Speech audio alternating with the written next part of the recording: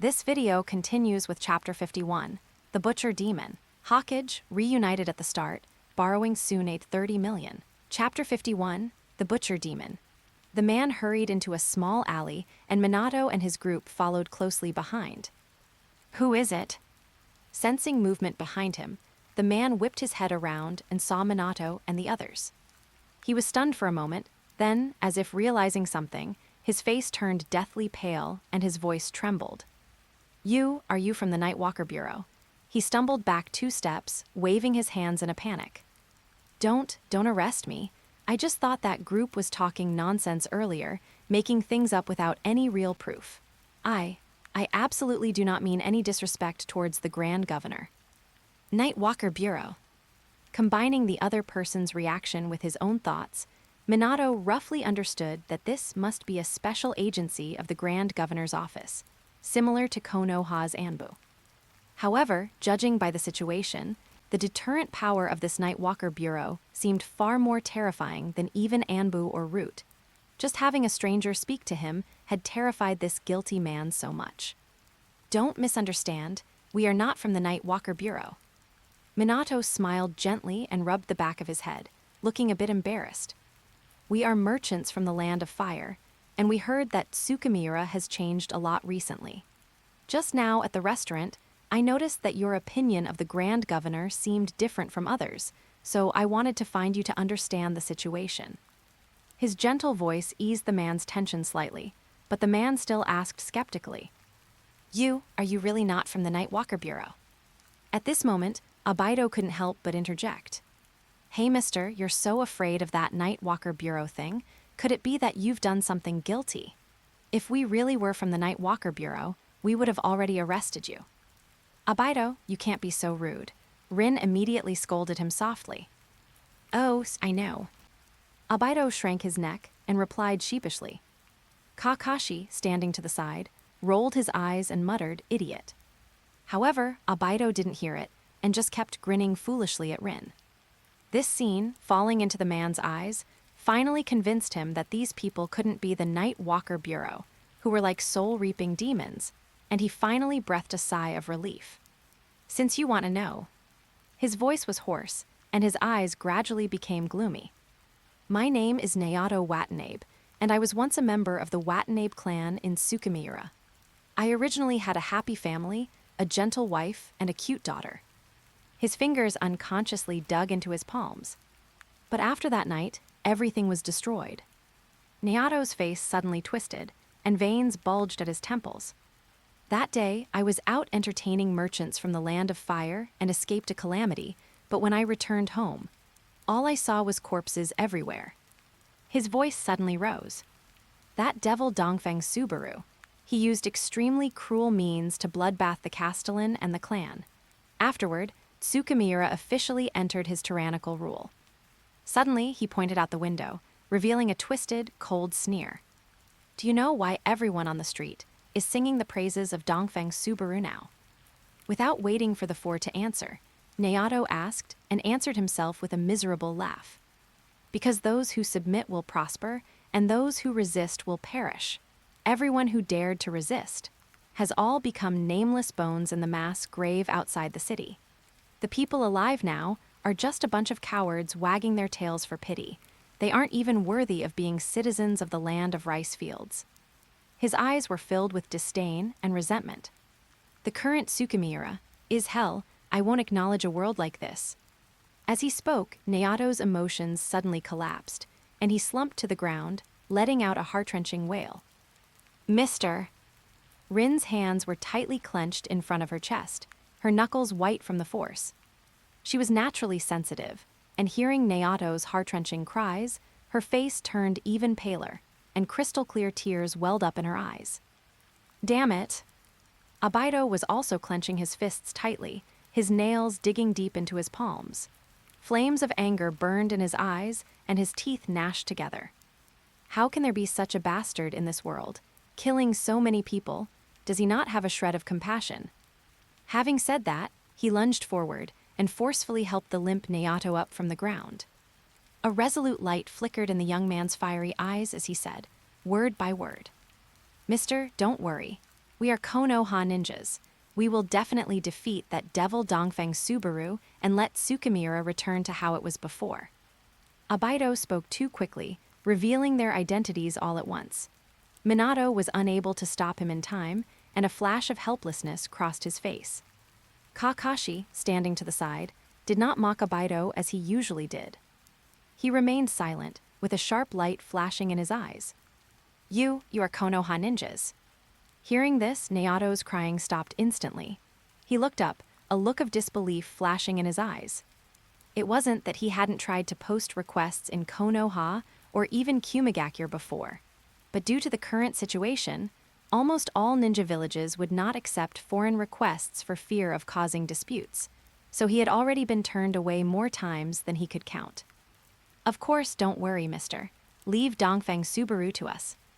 Obito patted his chest, then put one hand on his hip and gave a thumbs up with the other. The smile on his face, under the sunlight, was so radiant it seemed able to sweep away all gloom. For a moment, Naoto looked at Obito, feeling dazed in his heart, inexplicably having a sense of being redeemed. That's great."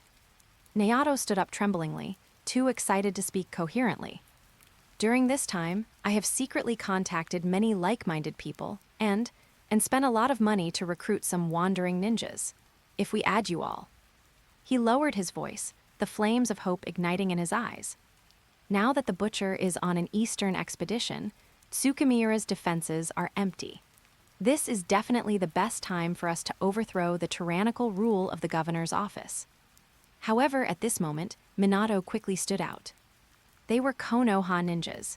Even if their goals were the same, it was impossible to get mixed up with foreign forces. "Mr. Naoto, I'm very sorry our target is Dongfang Subaru, and we will be leaving Tsukimiura shortly, so we cannot join you." Minato paused, his tone carrying a reassuring strength. "But please believe that as long as Dongfang Subaru is taken care of, the governor's office will naturally collapse. By then, Tsukimiura will surely be able to restore its former peace." Naoto was stunned, then took a deep breath, his eyes becoming resolute again. "I see. I hope you succeed, but this is also a once-in-a-lifetime opportunity, so we will not give up either." After speaking, Naoto turned and left, but as he was about to reach the alley entrance, he paused again. "I'm very glad to have met you today. If we can succeed, I will not forget you." After saying that, his figure disappeared at the end of their line of sight. Chapter 53, Detouring through the Grasslands. His gaze swept slowly across the map, finally landing on Ishihara, where the land of fire bordered the hinterland of the land of rice fields. Since a frontal assault was difficult to break through, it would be better to take a detour through the grasslands of the land of fire, drive straight in, and conduct a massive raid in the hinterland of the land of rice fields. Besides, the borders of the land of rice fields had no fortress walls to block them. Thinking of this, a flash of ruthlessness crossed Dongfang Subaru's eyes, and he immediately shouted, "Someone, summon all the commanders to discuss matters immediately." "Grand Governor." Before long, several commanders hurried into the camp tent and saluted in unison. Dongfang Subaru nodded slightly, then immediately ordered, since the garrison of the land of fire and the land of rice fields is cowering inside the pass and refusing to come out, we don't need to force an attack. Yasuke, Kyuzo, you are to immediately mobilize 3,000 troops from the Xinwu army and 10,000 from the Xingxi army. Have them rest and recuperate. Tomorrow, follow me to detour through Ishihara, strike directly into the hinterland of the Tian Kingdom, and catch them off guard." Upon hearing this, the two exchanged glances, their eyes filled with excitement. They had been holding back a belly full of anger because of those cowards, and now, hearing that they would be launching a surprise detour attack, their fighting spirit soared. They responded in unison, "Yes, Grand Governor." Dongfang Subaru then turned his gaze to Jishi, third commander of the Xinwu army, and Commander Changchuang, commander of the Shenji battalion, and said sternly, "Jishi, lead your troops to withdraw in an orderly fashion and quickly return to defend Tsukimiura, strictly guarding against another surprise attack from the land of fire. Commander Changchuang, you are to temporarily act as the general of Matsuo town, take command of the troops within the city, and ensure the defensive line remains stable." Afterward, Dongfang Subaru pondered for a moment, then issued orders to the newly promoted commanders, including Zhenin, Xianch, Zhijiu, Xiangping, and Tengjian. You are to immediately divide your troops to garrison Xia Town, as well as the cities of Songfeng, Yingchuan, Yingli, and Inari. You must defend them strictly. When our army takes the detour to break into the hinterland of the land of rice fields, you must not allow the Tsurumi Pass garrison to seize the opportunity to sally forth and capture the cities. We obey, everyone in the tent shouted in unison. Meanwhile, on the ramparts of Tsurumi Pass, a young soldier watched the Xinwu army below collecting corpses and dismantling their camp.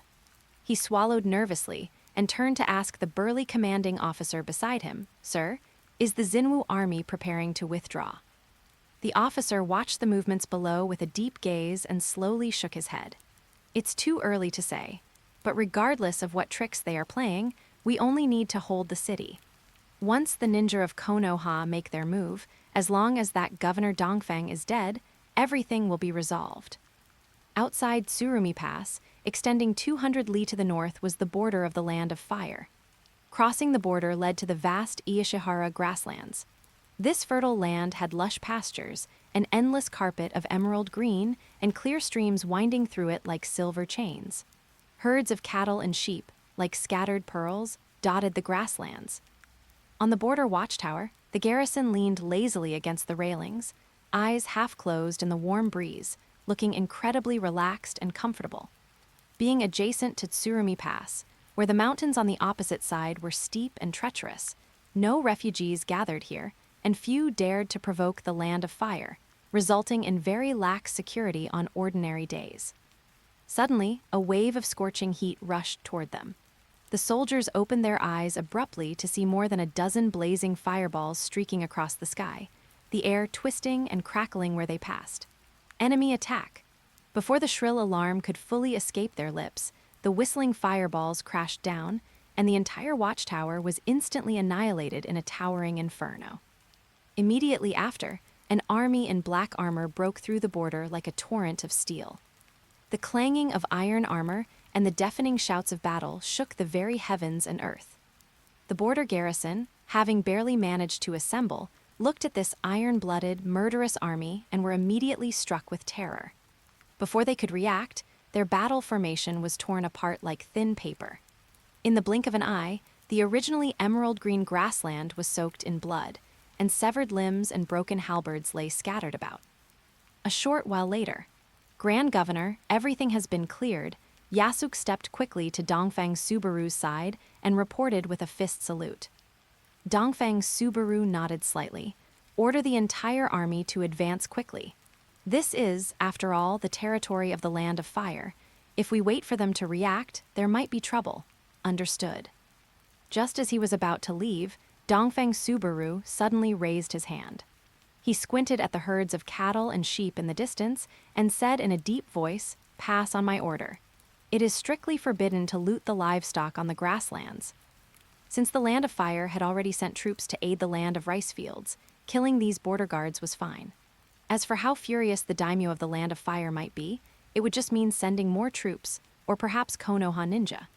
However, these cattle and sheep on the grasslands were the assets of merchants from the Land of Fire. Once they were angered, although they would likely swallow their pride and continue dealing with the governor's office for the sake of profit, it would still have some impact. Therefore, it was best not to touch them if possible, to maintain a good reputation among these merchants. If they wanted to loot, they could loot to their heart's content once they entered the hinterland of the Land of Rice Fields. On the other side, on the mountain road leading to Matsuo Town, Minato Namikaze looked at Obito, who was chasing and playing with Rin, and couldn't help but sigh softly. He rubbed his throbbing temples, beginning to regret bringing his students on this mission. It wasn't that he minded them holding him back, but the current situation had already exceeded expectations. Before they had even reached the halfway point, he heard the news that the Xinwu army had arrived at the foot of Tsurumi Pass. This sudden intelligence cast a shadow over his heart. However, thinking of this, Minato instinctively touched the ninja tool pouch at his waist. Fortunately, he had been cautious when leaving Tsukimiura. At that time, he had deliberately stayed in the shadows for a moment longer, and sure enough, he waited until a fast horse from the Nightwalker Bureau galloped out of the city gate. After dealing with the rider, the secret letter found on him was precisely the warning document written by Luzhin to Dongfeng Subaru. By intercepting this letter, Dongfeng Subaru would be unable to know his whereabouts and would be unable to prepare in advance. Otherwise, with the strength of the Xinwu army, if they were fully prepared, it would likely not be an easy task for him to deal with Dongfeng Subaru amidst that army of thousands. Just as Minato was pondering this and preparing to tell Obito and the others to hurry up, he suddenly sensed a sound of uniform footsteps approaching from a distance. Minato's expression changed abruptly, and he pulled his 3 students into the dense forest by the roadside with lightning speed. As the footsteps grew louder, the ground began to tremble slightly. In just a moment, a phalanx of the Xinwu army with a murderous look appeared on the main road. Their black armor reflected a cold light, their spears were like a forest, and every step they took shook the earth. Seeing this, Minato's expression suddenly turned grave. This was the attire of the Xinwu army.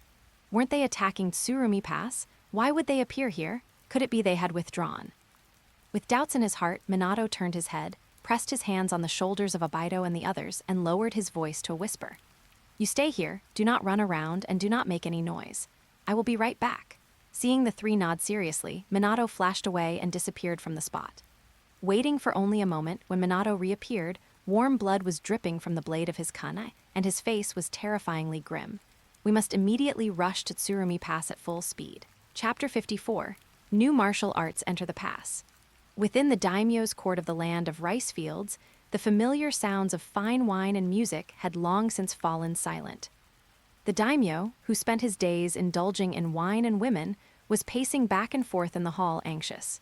He glanced toward the palace gates from time to time, his eyes bloodshot. The officials below were also filled with worry. Silence reigned in the great hall. "Report." As the messenger stumbled into the hall, seeing his pale face, the daimyo's heart skipped a beat.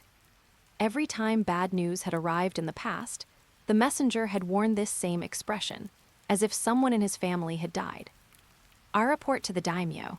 The messenger knelt, his voice trembling uncontrollably. "The Xinwu army, the Xinwu army."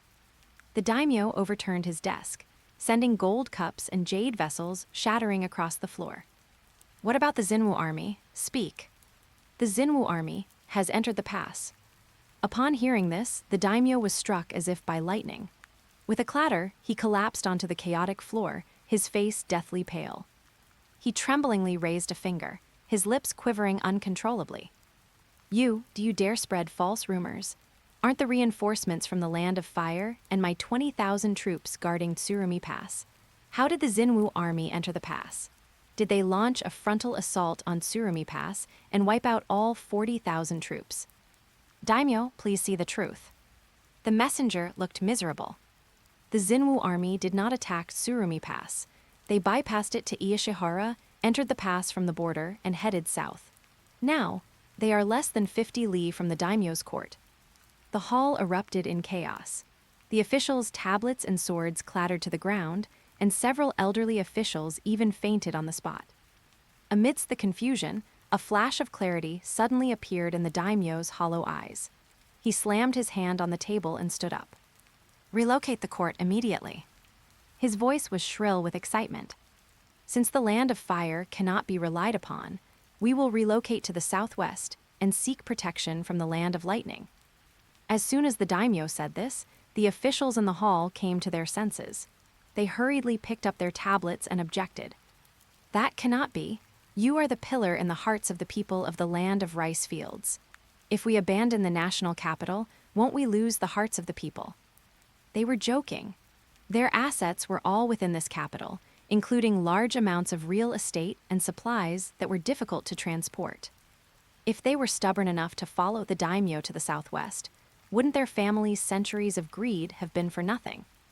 So they would rather stay in the capital.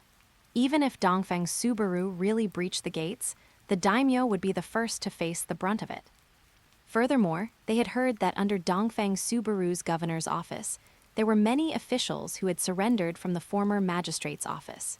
Perhaps after surrendering, they could find work under Dongfeng Subaru. Hearing the officials below objecting to the relocation, the daimyo's face turned bright red. "Bastards!" he shouted, his voice causing the Great Hall to tremble. "If we don't move west, then tell me, how will you stop Dongfeng Subaru when his troops are at the gates? By relying on your skills in drinking and chasing women." Silence fell over the hall. Everyone shrank back. Of course, they weren't agreeing to the move west. It was just that at this point, if the daimyo wanted to curse, let him curse for a while. He might not be able to curse much longer. At this moment, a steady-looking old official stepped forward and advised, "Daimyo, the situation is not yet so urgent that we must move west. For Dongfeng Subaru to advance to the daimyo's court in such a short time, the scale of the Xinwu army cannot be as massive as before. We should immediately seal the city gates, summon the clan ninjas to the city walls to use ninjutsu to defend, and delay for time. Once the guards at Tsurumi Pass react, perhaps we can surround Dongfeng Subaru and eliminate the threat once and for all." Upon hearing this, the daimyo's anger surged. In those cities that had been breached, which one didn't have ninjas? What use were these trash, rebel ninjas and wandering ninjas? But hearing the second half, a glimmer of hope ignited in his heart. That's right, there were still 40,000 troops stationed at Tsurumi Pass. If they could surround Dongfeng Subaru in the heart of the land of rice fields, would he still have a chance to survive? Immediately send an urgent order to Tsurumi Pass to return for reinforcements. The daimyo slammed the table, his sharp gaze sweeping over the officials. "I will dispatch all the clan ninjas in the daimyo's court to the city defense. None of your households are to hide a single one.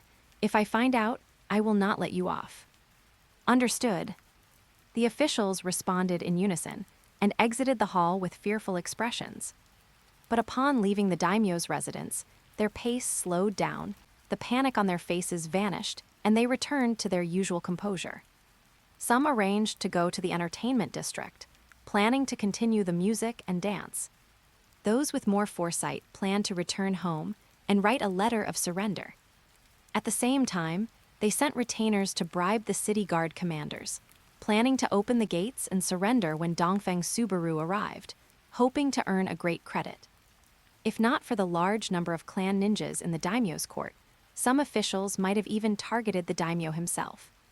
However, just as the daimyo, officials, and nobles were united in preparing to fight Dongfeng Subaru, they were stunned to discover that Dongfeng Subaru did not seem to be heading toward the capital. Dongfeng Subaru led his 3,000 Xinwu army and 10,000 Xingxi army, sweeping through the outskirts of the capital like a storm. They plundered the prosperous towns that were little different from the capital, turning everything in their path into scorched earth. This time, entering the pass, Dongfeng Subaru was only there to plunder, not to capture and govern, so he didn't need to be as cautious as before and simply let his troops off the leash. In fact, the Xingxi army, composed of former soldiers and young men of the land of rice fields, killed even more ruthlessly than the Xinwu army. They were all eager to use the corpses and heads of their former compatriots to trade for a chance to shed their Xingxi army status and become true Xinwu army soldiers. Thus, in one day, the Xinwu army breached Chibai City, seizing 1.68 billion ryo, 1,320 tons of grain, and capturing over 2,000 young men and women. On the second day, they breached Zhuge City, seizing 820 million ryo, 3,690 tons of grain, and capturing over 3,000 young men and women. On the third day, they breached the two cities of Yeye and Yunjin, seizing 2.94 billion ryo, 5,220 tons of grain, and capturing over 8,000 young men and women. Among these, armaments were piled like mountains, and supplies such as salt, iron, cloth, cattle, and sheep were countless. Within just 1 week, they had successively breached 9 important towns, and the once prosperous land was completely turned into scorched ruins. The daimyo of the land of rice fields, looking at the battle reports flying into the hall like snowflakes, had long lost his initial bravado. He hid in the inner palace all day, turning a deaf ear to the wails of his subjects, merely shivering while holding his concubines. Conversely, the officials were all restless. Some had even secretly sent envoys out of the city, preparing to welcome Dongfeng Subaru to take over the capital and abolish the old to establish the new. However, for the letters from these people, Dongfeng Subaru just sneered and threw them into the brazier. He wasn't stupid. If he really took the capital now and deposed the daimyo, he would definitely be putting himself on the hot seat, which would do more harm than good. Anyway, the land of rice fields had already been completely crippled by him. Keeping the daimyo as a signboard had more advantages than disadvantages. When he had accumulated enough strength to face the anger of several daimyos without changing his expression, taking the capital would just be a matter of convenience. Afterward, Dongfeng Subaru ignored everything else, burying his head in plundering cities. After ransacking the towns around the capital, he returned, escorting nearly 10,000 wagons loaded with goods, about 100,000 captives, and tens of thousands of livestock. The long procession stretched for more than 40 li, which was a magnificent sight. Route of entering the pass, Chapter 55, the Ninja Squad. The massive procession, stretching for 40 miles, walked brazenly through the heart of the land of rice fields. During their withdrawal from the land of rice fields, they encountered troops who had received the news and rushed over from Tsurumi Pass. However, facing the murderous Xinwu army on a flat plain with no geographical advantage, no one dared to step forward. From afar, they could hear the sobbing and wailing of the former citizens of the land of rice fields, their bodies trembling, yet no one dared to draw their blades. They could only watch helplessly as Dongfeng Subaru calmly crossed the border, carrying away a vast amount of wealth from the land of rice fields. The massive caravan slowly rolled over Ishihara, the heavily loaded carriages leaving deep ruts in the grass, and the chains clanking with the footsteps of the captives. Dongfeng Subaru squinted at the darkening sky and turned his head to the messenger. Pass the order down. The entire army is to make camp and set off again tomorrow morning. Understood. The heavy caravans slowly came to a halt, chains clanking, and the captives were herded into the center of an open field. Soldiers kicked aside the piles of grass and set up iron pots. Smoke from the cooking fires soon rose into the twilight, mixed with the sizzling sound of rice being added to the pots. Dongfeng Subaru did not join them. Instead, he took a dark pill from his bosom and tossed it into his mouth. This was a military ration pill. Although it tasted awful, a single pill could satisfy one's hunger and even restore a bit of chakra, making it very convenient. However, its production was extremely demanding. It not only required rare medicinal herbs, but also had to be crafted personally by a ninja with Yang-style chakra who was proficient in medical ninjutsu. Therefore, all major ninja villages considered it an important strategic resource and strictly controlled it. Even merchants from the Land of Fire could not get their hands on these items. The ones in Dongfeng Subaru's possession were crafted by Tsunade in her spare time, so the quantity was limited. Thus, they were generally consumed only by Dongfeng Subaru and a few commanders to save time for formulating strategic deployments. As the military ration pill went down, a warmth immediately spread through his stomach, not only dispelling his hunger, but also causing his depleted chakra to slowly recover. Dongfeng Subaru rubbed his stomach, feeling that much of the fatigue from a day's march had been dispelled, and then stood up to inspect the caravan.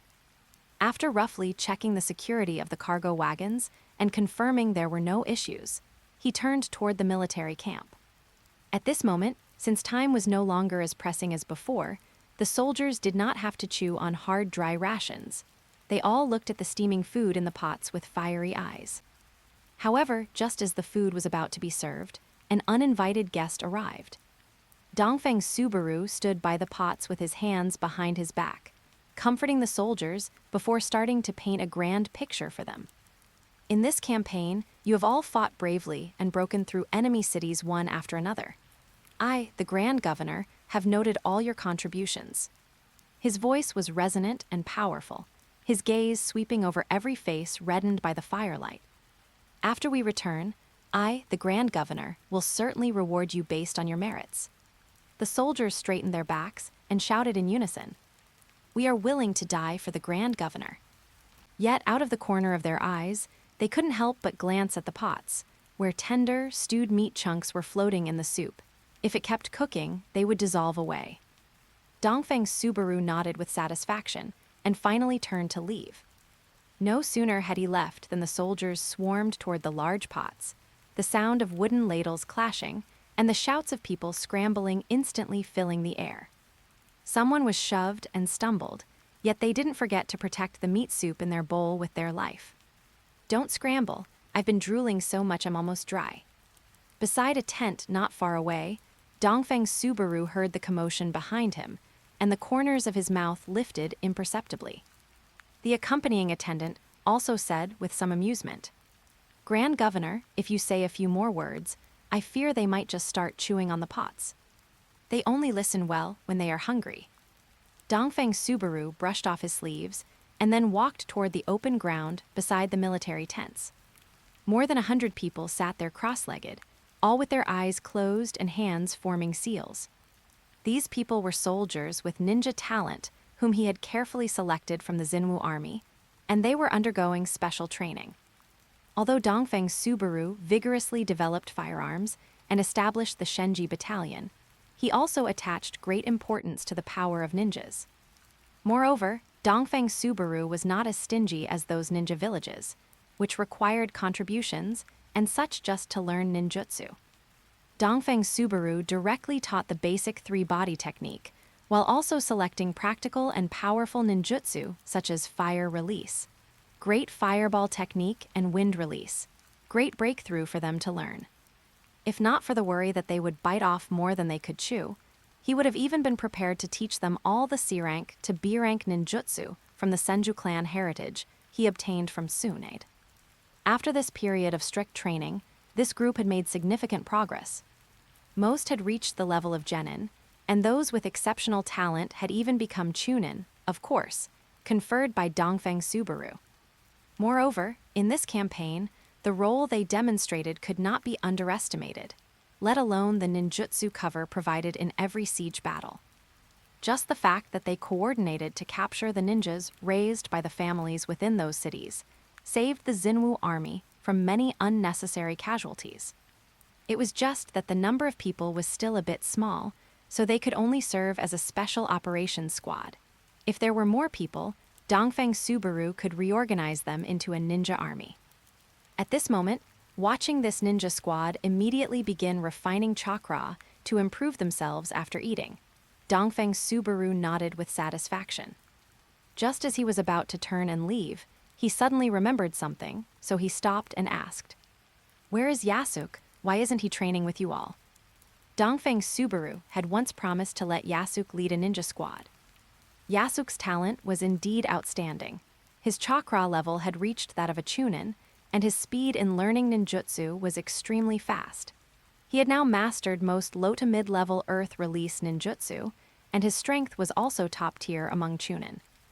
It was precisely because of this that Dongfeng Subaru felt at ease and trusting this squad to his management. However, at this moment, Yasuk was not here. Where on earth did this guy go instead of properly leading the team in training? Reporting to the Grand Governor, Lord Yasuk went to the prisoner camp. The prisoner camp, Dongfeng Subaru was stunned for a moment, then nodded and said, "Understood." He signaled for the squad to continue training, while he himself walked slowly toward the prisoner camp with his hands behind his back. The so-called prisoner camp was nothing more than an open space enclosed by the Xinwu army. He didn't have the time to build any tents for these captives. "Grand Governor." The sentry soldiers saluted to show respect. Dongfeng Subaru nodded in response and stepped into the camp. As soon as he stepped inside, a foul stench mixed with excrement hit his face. However, having been through many battles, he was long accustomed to this smell and continued forward without changing his expression. Most of the captives were squatting on the ground, and Dongfeng Subaru saw Yasuk's tall figure with a casual glance. At this moment, he was standing in front of a group of captives, though it was unclear what he was tinkering with. "What is it? Are you worried that the beauties I rewarded you with won't be to your liking when we return, so you plan to pick them yourself?" Dongfeng Subaru walked up to Yasuk and teased him with a smile. Upon hearing this, Yasuke instantly snapped back to reality, then hurriedly shook his head to deny it. Of course not. Grand Governor, you bestowed so many beauties upon me last time. I can barely handle them at home, so how could I have such thoughts? Chapter 56, Minato, Assassination. Then, why did you leave the ninja squad unattended and come here? This time, it was Dongfang Subaru's turn to be puzzled. Isn't it because you, Grand Governor, keep saying the ninja squad doesn't have enough numbers to build a new army, and I got anxious. I thought I'd come over to pick some out, see if there are any qualified ones, and drag them back to train them first. Yasuke scratched his head and laughed. Dongfang Subaru raised an eyebrow upon hearing this, feeling a bit skeptical. In truth, for the formation of the ninja army, he preferred selecting from the Xinwu army, which was recruited from refugees and the villages under his jurisdiction. These captives held quite a grudge against the Xinwu army, making them time-consuming and laborious to train, a thankless task. However, since Yasuke wanted to mess around with it, Dongfang Subaru let him be. Do as you see fit then, but you must keep a tight watch. If anything goes wrong, I will hold you accountable. Yasuke grinned upon hearing this, revealing a set of stark white teeth. Don't worry, Grand Governor. I led the Xingxi army before, so I'm familiar with this. I guarantee I'll have them trained to be completely obedient. Dongfang Subaru nodded slightly and was about to turn and leave. Suddenly, a bone-chilling cold shot up from his spine to the back of his neck, making every hair on his body stand on end. His pupils constricted, and he spun around abruptly. He saw a dark shadow erupt from the group of captives, a flash of cold light appearing. A sharp kunai tore through the air, aiming straight for his throat. Watching that cold star rapidly enlarging in his vision, Dongfang Subaru's muscles tensed instantly, and he twisted his body, trying to dodge. However, this strike was too tricky. The timing was precise, the angle ruthless, and the speed as fast as lightning. He barely tilted his head to avoid his throat, but with a puch sound, the cold kunai was already deeply embedded in his chest. The sharp blade pierced through his armor, spraying a blinding splash of blood. Grand Governor. Yasuke, standing to the side, was instantly incensed, roaring as he frantically performed hand seals. But the yellow-haired figure was faster. His form flashed instantly before Dongfang Subaru, and in his palm, a brilliant blue sphere of light had already condensed. He slammed it viciously toward Dongfang Subaru's head. However, at this moment, Dongfang Subaru, with his heart pierced by the kunai, suddenly raised his head. Chakra surged within him, and a majestic pressure appeared around his body, causing the surrounding air to distort slightly. He activated the strength of 100 technique, instantly unsealing the vast amount of chakra stored within the bewitching yin seal on his forehead.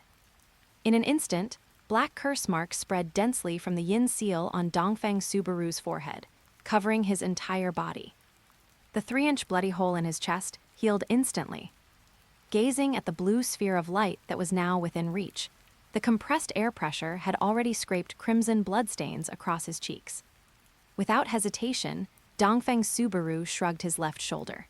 His well-proportioned, though not overtly muscular, arm shot out like a cannonball, carrying the roar of the air, and collided fiercely with the blue sphere of light. Boom! 2 violent currents of chakra collided with a roar, the blinding white light instantly tearing through the night sky, illuminating the surrounding 100 meters as bright as day. The shockwave from the explosion spread in a ring, causing the ground to crack inch by inch. Yasuke, who was halfway through his hand seals, was caught off guard and sent flying several meters away. The 2 combatants were also forced to retreat by the recoil, their feet carving deep trenches over 10 steps long into the ground. Resignation. Dongfang Subaru lowered his eyes to look at his mangled fist, where the skin was torn and the stark white finger bones were visible. His brows twitched slightly, but there was no trace of pain. Instead, he curled his lips into a playful smile. He slowly raised his head, his gaze piercing through the flying dust. The figure in front, though in tattered clothes, could not hide his striking blonde hair. The young man stood proudly, his cerulean eyes still bright as torches amidst the smoke. He already understood the other's identity. He had guessed that Konoha would send ninjas to deal with him. but he hadn't expected them to send Minato and to hide him among the captives, catching him off guard. If not for his own solid strength, he might have really ended up dying here today. One can only say, as expected of a professional, right?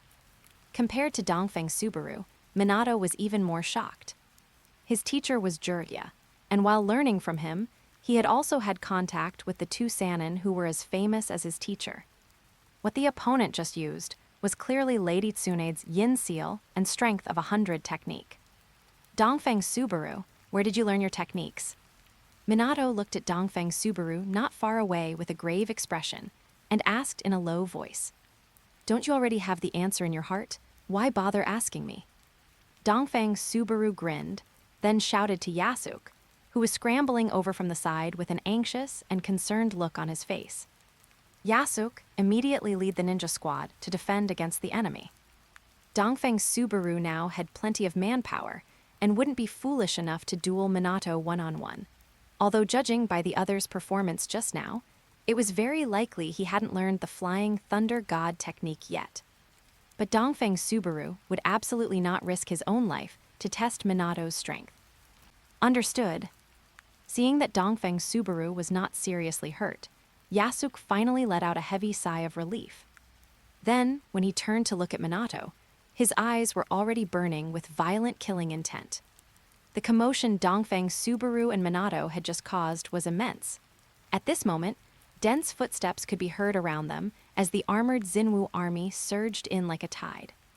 The 100 ninjas leaped into the air from the formation, guarding Dongfeng Subaru on both sides, staring fixedly at Minato with vigilant expressions. "Xinwu army, listen to my command. Form up, surround the prisoner camp." Yasuk, filled with rage, roared. The Xinwu army instantly turned into a moving iron wall, surrounding the entire prisoner camp completely. He drew his long sword with a backhand grip, the blade reflecting his scarlet eyes. "Ninja squad, follow me and kill."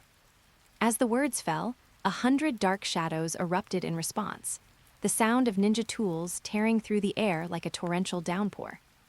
Yasuk took the lead, Chakra exploding under his feet, and he turned into a black bolt of lightning, charging straight at Minato. Seeing this, Minato's expression suddenly darkened. Although these people's strength was basically unpresentable, their sheer numbers were comparable to a small-scale ninja battle. He had not expected Dongfeng Subaru to have cultivated such a number of ninjas. This already exceeded the original intelligence by far. Had he known it would be like this, he definitely would not have brought those 3 students along, nor let them follow. But now, it was too late for him to think about so much. He bent his knees to gather strength and raised his kunai, preparing to counterattack, but just then, boom! Dongfeng Subaru's figure suddenly leaped over the ninja squad formation. A dozen blazing fireballs followed like falling stars, and 6 flaming dragons coiled around his body, roaring. Most terrifying of all was his left hand, which had regenerated as good as new. Black curse marks squirmed like living things, and it slammed down from above, carrying a suffocating gale. Minato's heart was shocked once again. To release so many ninjutsu in such a short time, could the opponent also perform ninjutsu without seals? He pulled his right arm back sharply, Chakra rapidly gathering in his palm, and the cerulean Rasengan formed once again, humming and rotating in his palm. But just at this moment, Dongfeng Subaru suddenly roared from the air.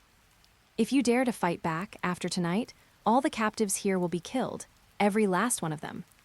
These captives were basically all able-bodied young men and women, each one a precious population resource. Dongfeng Subaru, of course, wasn't arrogant enough to kill all these people just to vent his anger. It was just that he knew Minato was kind-hearted, so he used this as a threat, wanting to shake his will to fight. If it worked, great. If not, it was just a waste of breath. Chapter 57, Obito spoils the show. Minato's heart shook violently upon hearing this, his pupils contracting sharply. Although he did not want to believe that Dongfeng Subaru could be so insane, he dared not gamble. That was 100,000 lives at stake. Damn it! He gritted his teeth hard. At the critical moment, he dissipated the rotating Rasengan in his palm, stomped his feet against the ground, and retreated like an arrow leaving a bowstring. A scorching fireball whistled past his flying golden hair, the searing heat wave making his forehead protector scalding hot. Boom! Dongfeng Subaru's punch missed its mark and smashed heavily into the ground, causing it to crack like a spiderweb instantly. A terrifying shockwave spread in a ring, lifting the ground within a radius of several meters entirely. A deep crater with a diameter of over 5 meters appeared abruptly amidst the billowing heat. Minato had narrowly avoided the strike, but there was no joy on his face. Instead, his brows were tightly locked, revealing a hint of bitter helplessness. I am a Konoha ninja. What is the point of threatening me with the people of the land of rice fields? He questioned in a deep voice, his tone laced with suppressed anger. Then you are free to strike back. Dongfeng Subaru sneered, exerting sudden force in his arm to pull his fist out of the deep ground, sending gravel flying. He quickly clasped his hands together, his chest suddenly expanding, and then he opened his mouth to spit out several more scorching fireballs, which whistled toward Minato. At the same moment, the ninja squad led by Yasuke followed up. Over 100 ninja shouted in unison, the sounds of them forming hand seals rising one after another. Fire release, great fireball technique. Water release, water wave. Wind release, great breakthrough. In an instant, over 100 ninjutsu of various attributes wove together into an overwhelming net of destruction. Fire, torrents, and wild winds tore through the air, illuminating the entire night sky as if it were daytime. A violent torrent of chakra swept over, engulfing Minato. Seeing this, Minato's expression darkened. With such dense ninjutsu coverage, it would not be easy even for him to dodge completely, not to mention the enemy's threat, which left him feeling restricted. It seemed that his plan to assassinate Dongfeng Subaru was no longer realistic. However, just as he was preparing to use the body flicker technique to retreat, "Damn you, Dongfeng Subaru. Minato-sensei, we've come to help you." A familiar roar exploded from the group of captives. Minato was shocked, turning his head in disbelief. He saw Obito, Rin Nohara, and Kakashi rushing out from the crowd. Obito was even brandishing a kunai, his face full of indignation. "Obito!" Minato shouted in disbelief while dodging the dense ninjutsu, his usually gentle face distorted by anger. He knew this mission was not easy, so he had settled them in a safe place. Yet these 3 troublesome students had secretly followed him and even mixed into the group of captives. It was not that he had not worried that his students might act on their own and follow him, but the convoy was simply too long, stretching for 40 miles. It was impossible for him to keep an eye on everything. And now, his worst fear had happened. "Didn't I tell you to stay put?" He practically roared at this moment, his voice laced with unprecedented severity and panic. "Who told you to follow?" Hearing Minato's roar, Obito's neck visibly shrank, because following Minato had been his idea. Seeing Dongfeng Subaru's massive procession at the time, he had thought it would not be hard to blend in just like Minato, so he had instigated Kakashi and Rin Nohara to secretly follow. To avoid being discovered by Minato, he had even specifically chosen a position near the back of the convoy. After blending into the prisoner camp, he heard the sobbing and wailing of the captives around him, and his blood boiled, but he had kept it in check. But when he saw Minato being surrounded by Dongfeng Subaru, he could no longer hold back and immediately rushed out. "Don't worry, Minato-sensei, we won't hold you back. We're here to help you defeat this despicable guy together." Seeing that Minato was truly angry, Obito hurriedly explained. Kakashi, standing to the side, felt somewhat helpless about Obito, but showed no fear, his eyes beneath his silver hair flashing with sharp light. Minato, on the other hand, felt his vision go dark upon hearing this. Did this Obito really think they were still playing some kind of ninja hero game? They were facing a maniacal thug who threatened him with 100,000 lives at every turn. At this moment, Dongfeng Subaru also reacted, his expression somewhat strange. Good grief, his team was full of holes. It was one thing for Minato to sneak in, but even 3 little brats had managed to infiltrate. But there was no helping it. After all, The Xinwu army and the Xingxi army combined had less than 20,000 men, so it was already quite difficult to keep these 100,000 captives from breaking out. Real-time monitoring was indeed unrealistic. At the same time, Dongfeng Subaru admired Minato for bringing 3 children along to assassinate him. It was clear he did not take him and the Xinwu army seriously. Since that was the case, Dongfeng Subaru decided not to disappoint Minato. "Yasuk, capture these 3 brats for me." "Understood." A cruel smile appeared on Yasuk's face. He then leaped forward, taking half of the ninja squad with him as they charged toward Obito and the others. "Come on." Watching Yasuk and the others charge over, Obito looked excited. Although he was a dead last, that was only relative to Minato's team.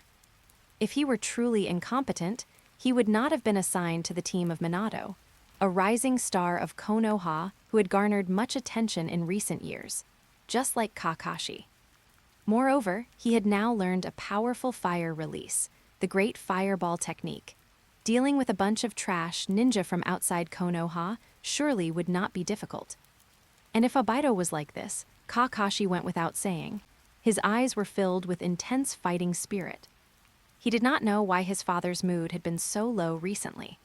The once spirited white fang of Konoha now seemed as dim as if his soul had been drained. He wanted to take this opportunity to complete the mission beautifully and make his father happy. However, in stark contrast to the high fighting spirit of Minato's team, Minato was anxious. He had already realized when he clashed with this ninja squad just now. Although Kakashi and the others might have the edge in individual strength, the opponents had mastered classic and powerful ninjutsu of every attribute from Konoha, coupled with the enemy's advantage in numbers and size. Kakashi and the others would definitely be no match. Without thinking, Minato wanted to rush over to rescue them. He no longer held any hope of assassinating Dongfeng Subaru now. He only wanted to rescue his 3 students quickly and then retreat safely. However, before he could move his feet, several thick earthen walls rose from the ground with a rumble, blocking his path.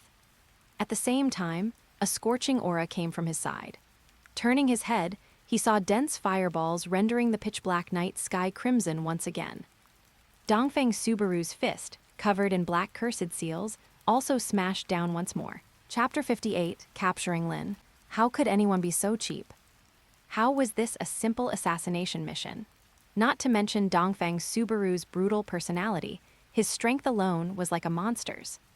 But seeing his 3 students being pushed back step by Yasuk and the others, no longer possessing their previous high spirits, Minato had no time to ponder. The Rasengan rotating at high speed in his right hand cut through the air, heading straight for Dongfeng Subaru's face. The moment the opponent dodged, he decisively bit his thumb and slammed his blood-stained palm onto the ground. Summoning Jutsu.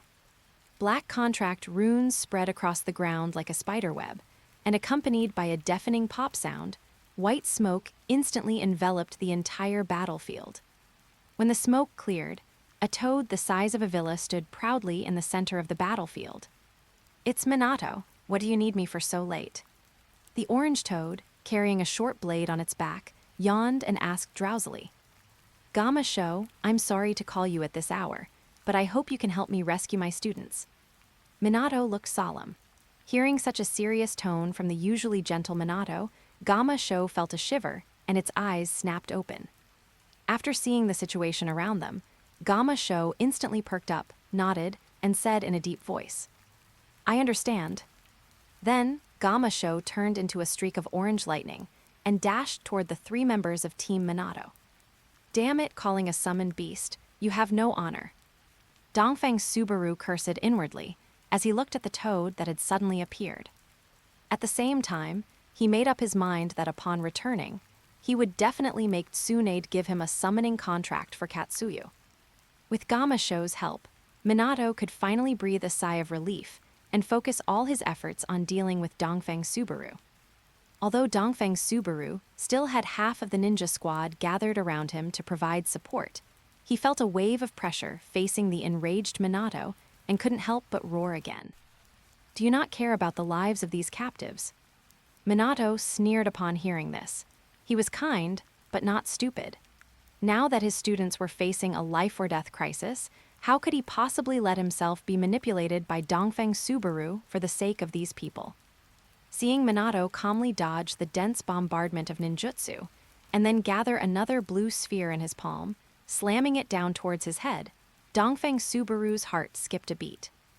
Minato's Rasengan was like it cost nothing. He kept releasing it without even needing hand signs. He just gathered chakra in his hand, rubbed it, and the sphere appeared. It was truly overpowered. The chakra he had stored in his yin seal was almost exhausted after several rounds of ninjutsu bombardment, and he dared not take Minato's Rasengan head-on. He immediately retreated and ordered the surrounding ninja squad to regroup quickly. At the same time, he secretly regretted not bringing the Shenji battalion along for the sake of being lightweight when entering the pass. Even if it wouldn't be very effective against someone of Minato's strength, a large-scale barrage of firepower would definitely disrupt the rhythm of a Minato who hadn't yet learned the Flying Thunder God. Combined with his own strength, he might have been able to take Minato down. However, it was useless for him to dwell on this now. Since there was nothing he could do, he might as well comply. He'd just let Minato take those 3 kids and get lost quickly, end this farce. However, just as Dongfeng Subaru intended to speak up and let Minato and the others leave, the struggle between Gamasho and Yasuke came to an end. Gamasho had already returned to Minato's side, holding both Obito and Kakashi in its hands. Minato, sorry, I only brought back 2 of the little ones. The other one was captured by them. Minato's breath hitched upon hearing this. On the other side, the ninja squad helped Yasuke back. Seeing the deep, bone-visible knife wound on Yasuke's chest, Dongfeng Subaru's eyes instantly turned red. The previous intention to let Minato and the others leave vanished without a trace. He was determined to keep Minato and his group here at any cost. Fortunately, after examination, it was discovered that although Yasuke's wound looked extremely gruesome and terrifying, it hadn't hit any vital organs. Dongfeng Subaru hurriedly cast the mystical palm technique, a crystalline green light shimmering in his hands as he covered Yasuke's wound. Instantly, pink, tender new flesh buds emerged from Yasuke's wound, intertwining and covering the injury. At the same time, some color gradually returned to his pale face. Yasuke slowly regained consciousness. Opening his eyes, he saw Dongfeng Subaru's concerned face and grinned foolishly. "GR, Grand Governor, Yasuke failed the mission. I only brought back 1 little girl. The other 2 were snatched away." Yasuke waved his hand, and a ninja grabbed the unconscious Rin and brought her before Dongfeng Subaru. Dongfeng Subaru, however, was overcome with rage. Ignoring Yasuke's injuries, he kicked him in the butt and cursed. "You idiot, I didn't ask you to sign a military pledge. If you couldn't grab them, you should have just let them go. You're leading the Xinwu army and the ninja squad for me. Do you have any idea how precious your life is? You risked your life just to bring a little girl back for me. Is your head filled with S***T? Although Dongfeng Subaru's insults were harsh, Yasuke could hear the concern in his words and felt deeply moved. He had just been focused on completing the Grand Governor's mission and hadn't thought much of it. Now, looking back, he realized it was indeed improper and could only scratch his head apologetically. "This subordinate has failed the Grand Governor's trust. Please punish me." "You." Dongfeng Subaru pointed at Yasuke, trembling, feeling a heart attack coming on. His mouth twitched, not knowing how to curse him further, so he just barked angrily at the ninja squad. "Take this bastard away. I don't want to see him right now." Seeing the Grand Governor's rage, the men supporting Yasuke quickly acknowledged the order and hurried to take him away. On the other side, Obito, held in Gamasho's hand, watched as the unconscious Rin was taken away and let out a heart-wrenching roar. "Rin!" Beside him, Kakashi didn't make a sound, but his eyes were fixed ahead, wide and bloodshot. Minato took a deep breath and stepped forward. "Grand Governor Dongfeng, please return my student, and I will retreat immediately." Dongfeng Subaru sneered upon hearing this. "It's only because Yasuke is fine. Otherwise, you'd all be staying here tonight. That little girl is Yasuke's war trophy and his achievement. There's no reason to return her. Chapter 59, The Tsukimiura Rebellion. Minato-sensei, I know I was wrong. Please save Rin. Obito suddenly broke free from Gamma Show's grip, scrambling and crawling to Minato's feet.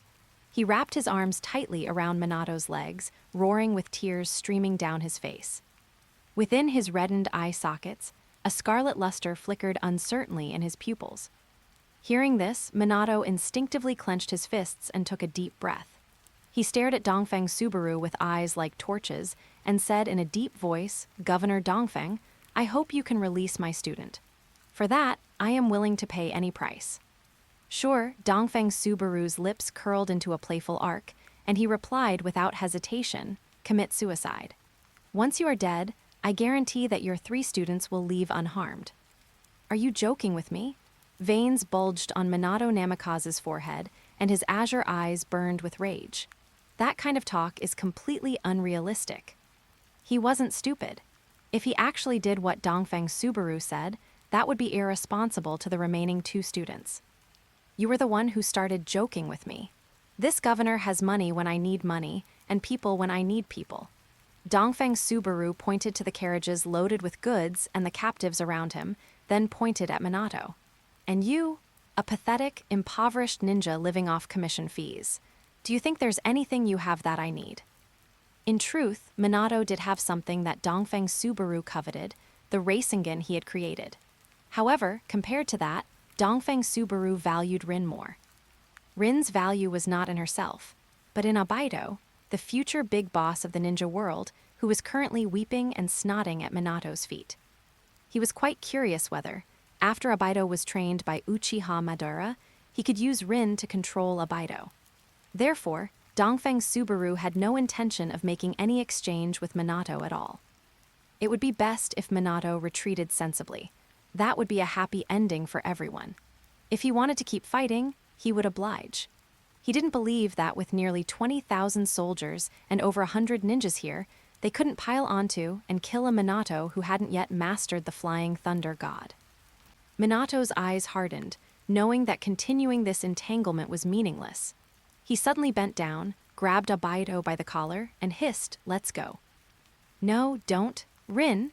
Obito struggled in Minato's arms, a heart-wrenching roar erupting from his throat.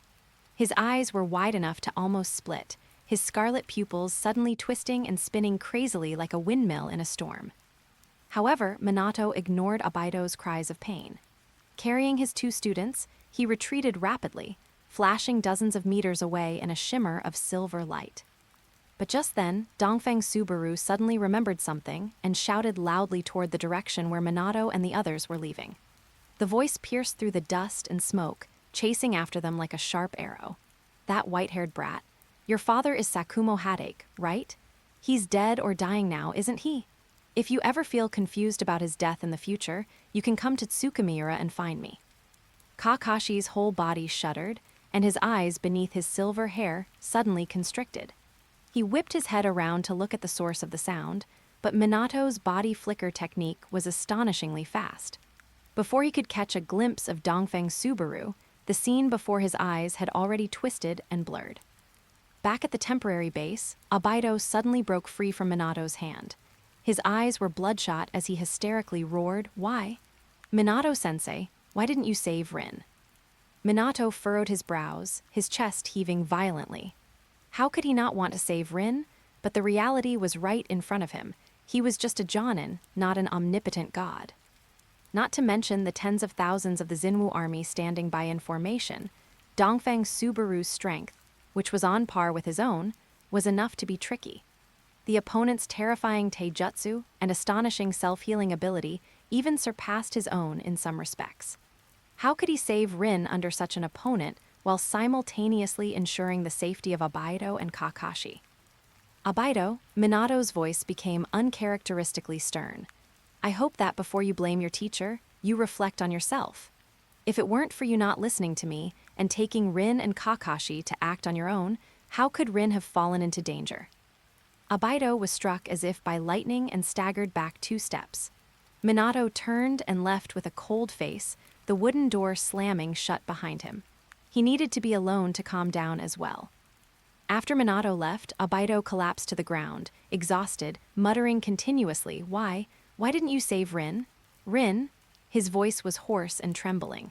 At this moment, dark, malicious thoughts were spreading and festering wildly within his heart.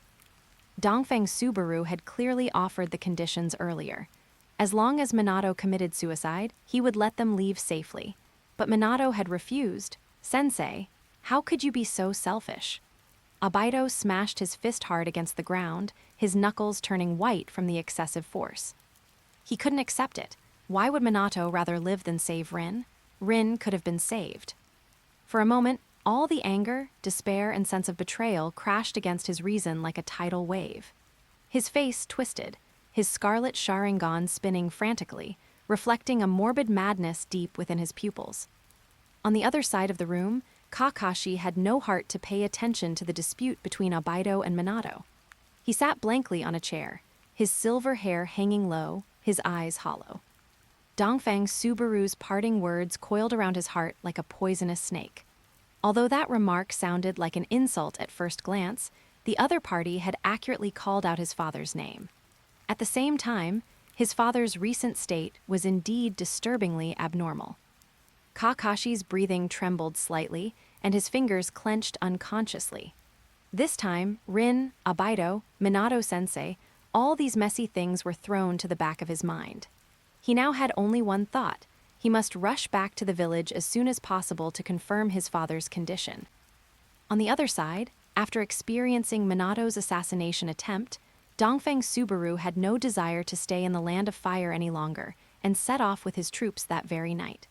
Although the border guards of the Land of Fire had increased their forces, when that dark, oppressive army approached, all the guards retreated in unison, silently opening the gates. No one dared to stop them. During this time, the news that Dongfeng Subaru had ravaged the hinterlands of the land of rice fields, and even nearly broken through the capital and captured the daimyo, had long since spread. Who would dare to cross him now? Moreover, the tragic scenes of the massacre at the border earlier were still fresh in their minds, and the smell of blood seemed to still linger in their nostrils. Therefore, when faced with Dongfeng Subaru's troops swaggering past them, the hands of these border guards, clutching their weapons, trembled slightly, but they couldn't muster even a shred of fighting spirit. Even if the daimyo was furious, so what? If they wanted to deal with Dongfeng Subaru, let the Konoha ninjas risk their lives. These ordinary people didn't want to die in vain. However, just as Dongfeng Subaru was triumphant, returning in victory with his spoils, an urgent report poured down on him like cold water. A rebellion had broken out in Tsukimiura. P.S. This doesn't count as forcing a smear on Obito, right? This is pretty much how it was portrayed in the original work. Obito fans, please spare me. Chapter 60, Tsunade demands people. This rebellion was organized by the remnants of the three great families that once resided in Tsukimiura. It included not only armored samurai, but also some rogue ninja. Although it was ultimately quelled by the ninja squad stationed in Tsukimiura and Tsunade, it inevitably caused significant damage to Tsukimiura. Upon receiving the news, a cold glint flashed in Dongfeng Subaru's eyes. He did not lose his temper immediately, but calmly began to make arrangements. He first dispatched elite troops to reinforce the defenses of each city, and then stockpiled most of the money, food, supplies, and prisoners of war captured during this campaign in Xia Town. This majestic city, located at the center of his current jurisdiction, had been selected by him as the new capital. Compared to the remote Tsukimiura, stationing himself here would allow him to more effectively govern the surrounding cities and towns. After completing these deployments, Dongfeng Subaru took only a few elite personal guards and rode quickly toward Tsukimiura. When his figure appeared on the outskirts of the city, the scene before him made him pause slightly. The area outside the city was already bustling with noise and excitement, with officials from the governor's office and the city residents gathering spontaneously to hold a grand victory celebration. At the very front of the crowd, that familiar, graceful figure was particularly eye-catching. The exhaustion from days of campaigning and the gloom and anger caused by the rebellion miraculously subsided the moment he saw Tsunade. "Subaru, you have worked hard." Tsunade moved forward with light steps, her fingertips gently brushing against Dongfang Subaru's cheek, which had become somewhat rough from the wind and rain during this period. During this time, everyone in the city was touting Dongfang Subaru's bravery and military achievements, but only she was concerned about the hardships hidden beneath these accomplishments. She was constantly worrying about whether Dongfang Subaru had eaten enough, whether he could sleep well while camping out, whether he encountered any difficulties when fighting the enemy, and whether he would be bullied or wronged. These various worries caused her to toss and turn every night during the days Dongfang Subaru was away, unable to sleep, her heart filled with lingering concern. Hearing this, Dongfang Subaru gazed at Tsunade's concerned expression, and a wave of warmth welled up in his heart. This feeling of being constantly cared for was truly not bad. Ha. He suddenly laughed out loud. Amidst Tsunade's caught-off-guard gasp, he wrapped his arm around her slender waist and, in full view of everyone, swaggered into the city gate. The onlookers burst into earth-shattering cheers at the sight, watching as Grand Governor Dongfang, with his arm around Tsunade, led the Xinwu army in a grand procession through the city gate. Not until they reached the governor's office did the city residents gradually disperse. Only then did Tsunade recover from her bashfulness and notice Rin Nohara, whom Dongfang Subaru had kept by his side for safety. The young girl before her wore a Konoha forehead protector, her youthful face filled with panic and helplessness. Tsunade's gaze paused on her, her expression slightly stunned, and she finally couldn't help but ask, "Subaru, who is this?" Dongfang Subaru did not hide anything, and simply recounted his previous encounter with Minato. Bastard, that old man. Although Tsunade knew that Dongfang Subaru would inevitably face retaliation for doing such a thing, she still felt a surge of anger. "I will go write a letter to scold that senile old bastard in a moment." Dongfang Subaru was stunned. Then, thinking that his use of the strength of 100 technique and the yin seal had been recognized by Minato, he realized there was nothing to hide, so he did not object. "After you finish writing it, let me see it. I'll help you polish it." When it came to scolding people, Tsunade could hardly compare to him, a veteran keyboard warrior. He had been caught off guard by Minato this time. If not for his strong constitution and Tsunade's secret technique, he would have been done for. Even though he had captured Rin Nohara, his anger had not yet subsided. He wouldn't miss any opportunity to scold Hiruzen. Tsunade nodded in agreement, but her expression suddenly turned stern. "Subaru, since Konoha already knows about our relationship, will they?" "It doesn't matter," Dongfang Subaru calmly interrupted, patting her shoulder with a smile. "Sister Tsunade, you know the current situation in Konoha. It's highly unlikely they will make a big move. Even if that old thing Hiruzen has truly lost his mind, I am not made of clay." Dongfang Subaru knew clearly that Hiruzen's personality leaned toward being conservative. Now that he had demonstrated a certain level of strength, it was basically impossible for the other side to make any unwise moves at a time when Konoha was at its weakest. "That's true." Tsunade nodded thoughtfully upon hearing this, thinking of Hiruzen's temperament. When she worked under Hiruzen before, she had often been anxious and irritated by his indecisiveness. But now, standing from an opposing perspective, Tsunade was surprised to realize. It seemed that her teacher was indeed the best Hokage in the eyes of everyone, except those from Konoha. Thinking of this, the sense of urgency in Tsunade's heart vanished quite a bit, and she turned her gaze to Rin Nohara, who was standing blankly to the side. The young girl seemed to be captivated by their conversation, even temporarily forgetting her previous fear. "Your name is Rin, right?" Tsunade crouched down, meeting the girl's eyes at eye level, her voice softening unconsciously. "I am Tsunade. You should have heard of me." Upon hearing this, Rin immediately nodded like a chicken pecking at rice. In Konoha, who didn't know Princess Tsunade, one of the legendary Sannin? Having been in a state of panic since being captured, although she did not understand why the Sannin Tsunade of Konoha would appear here, she felt as if she had grabbed a lifeline, and a sense of reliance unconsciously appeared in her eyes. To be able to go on missions at such a young age, your talent must be quite good.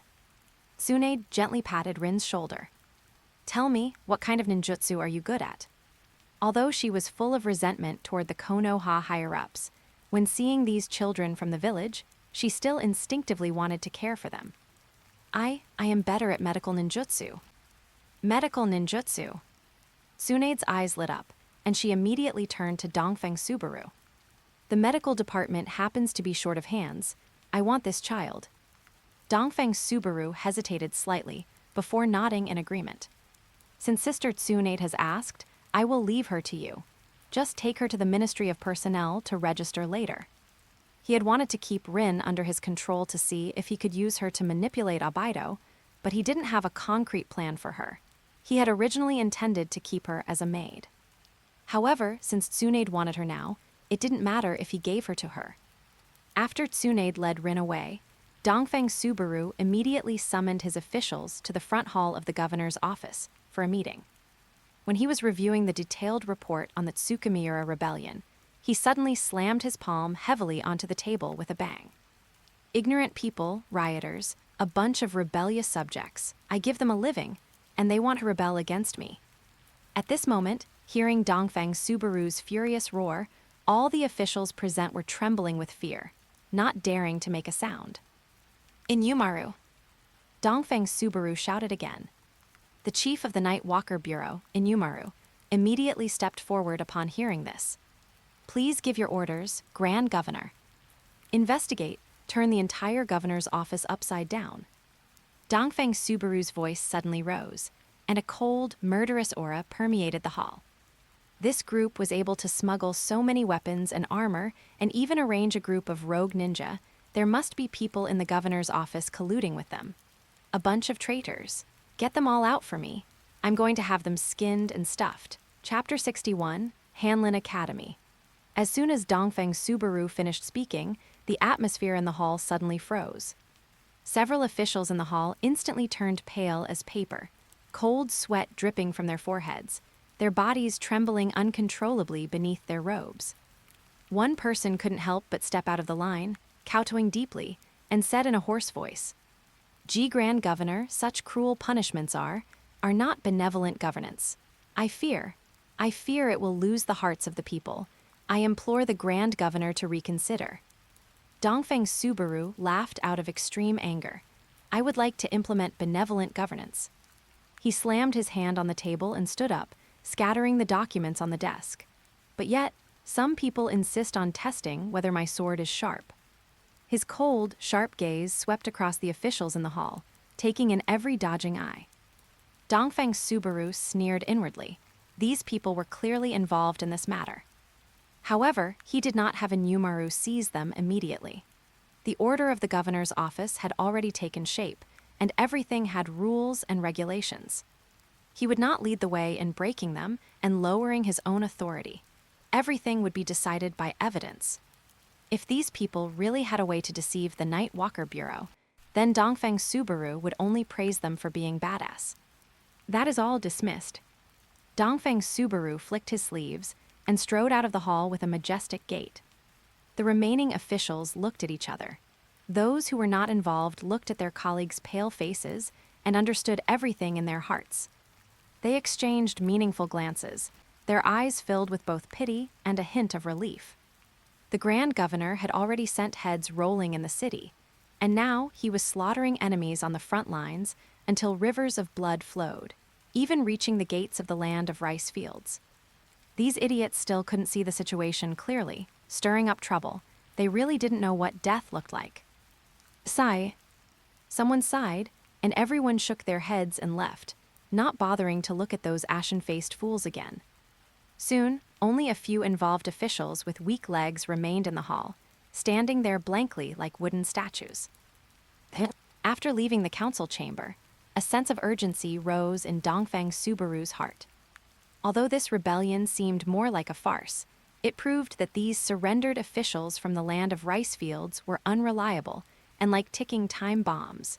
There was no telling when they would cause another major incident. He really didn't feel safe using them, and had to cultivate reliable people to replace them as soon as possible. Thinking this, Dongfeng Subaru quickened his pace. In the blink of an eye, the vermilion-painted gates of the Ministry of Rights were right before him. Lejin was buried in paperwork.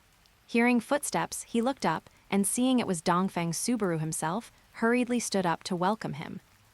Lejin, how is the Hanlin Academy doing now?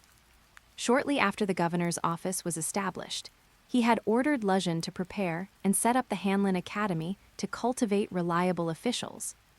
However, due to the war, he had never had time to ask about it.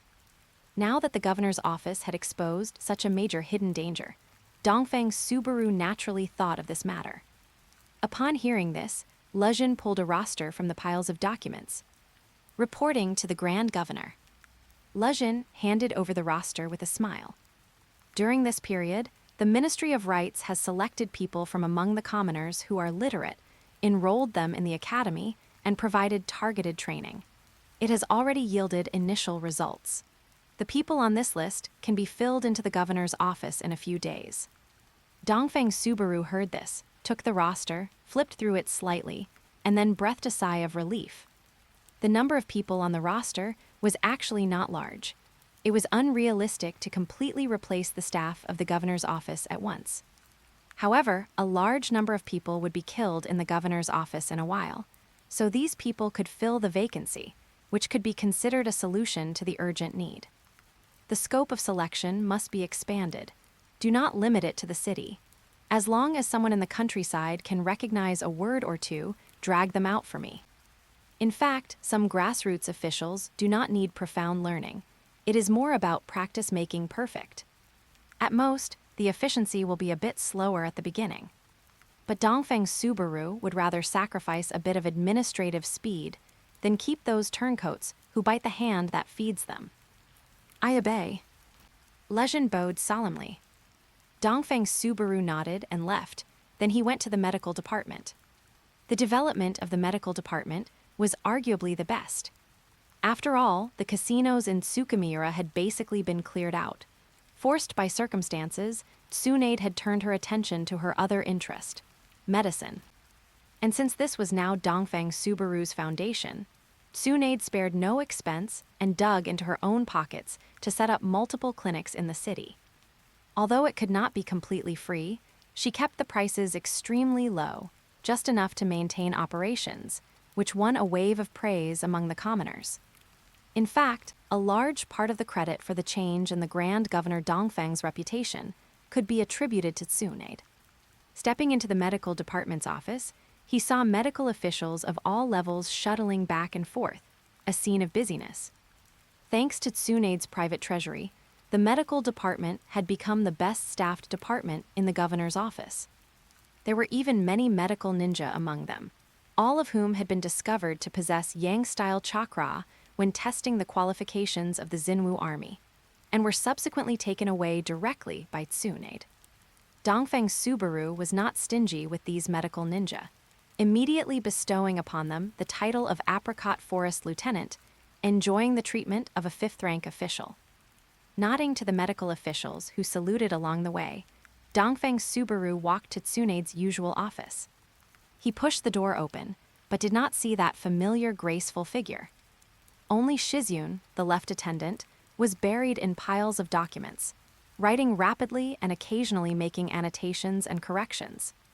Beside her was Rin Nohara, who had been registered by the Ministry of Personnel today, and was currently following Cession to familiarize herself with the affairs of the medical department.